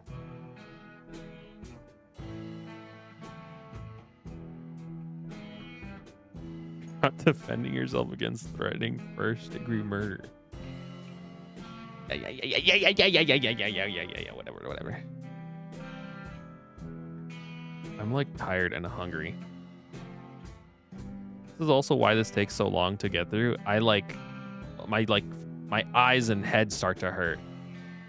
Just normally, not even just because like you're harassing me right now, but just like generally reading.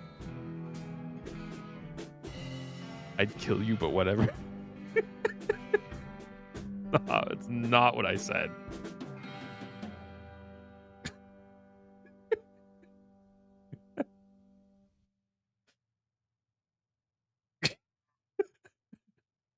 Look at what you're saying. You're harassing me and gaslighting me, telling me that I'm like some fucking evil person who wants to kill you. I'm like, I feel like I'm being attacked right now. Medium-sized, soft body, thick cap. Convex cap, black and green with siliform scales and inwardly curled edges. Soothing mushroom contains a special nickname. Look at this. Look at this chemical name. We're learning about chemicals in fucking Honkai Star Rail. It's a serotonin receptor blocker, dude. Can block neural connections. You need some of this. Like legit, you need this. Resulting in partial loss of sensations for the person. You're gonna like this Mouse album. I'm literally just replying to emails. You can't point to a single thing I've said explicitly asked. That's such a fucked up thing you just said on prop. That like you need soothing mushroom?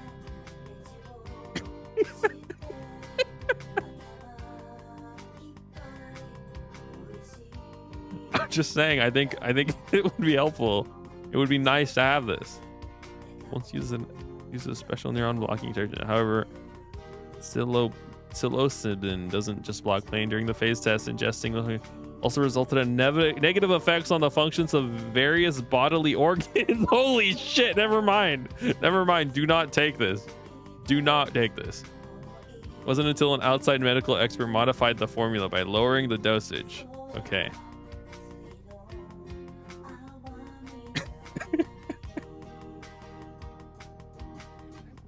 Okay, my fucking head hurts. I can't keep reading these anymore.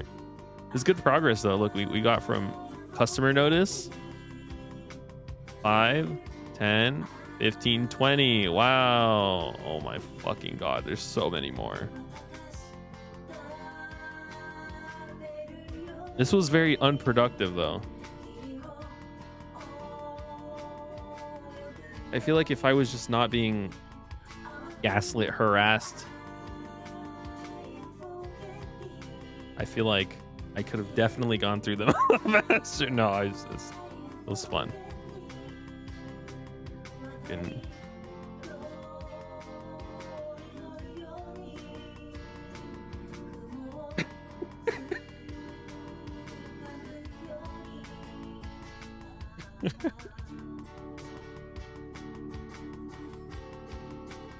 okay. You don't drink alcohol. Take some fucking soothing mushrooms. And I'm gonna fucking go eat food. I'm starving. I ate like I normally I eat like powdered donuts in the morning. I know that's like not good for you, but like we bought these like big powdered donuts and they taste like ass. So like don't buy the big powdered donuts, only buy the small ones. The big ones taste bad. Okay, bye. I'm gonna eat probably like a quesadilla. No, I don't want that to be my new name. Stop. No. F you.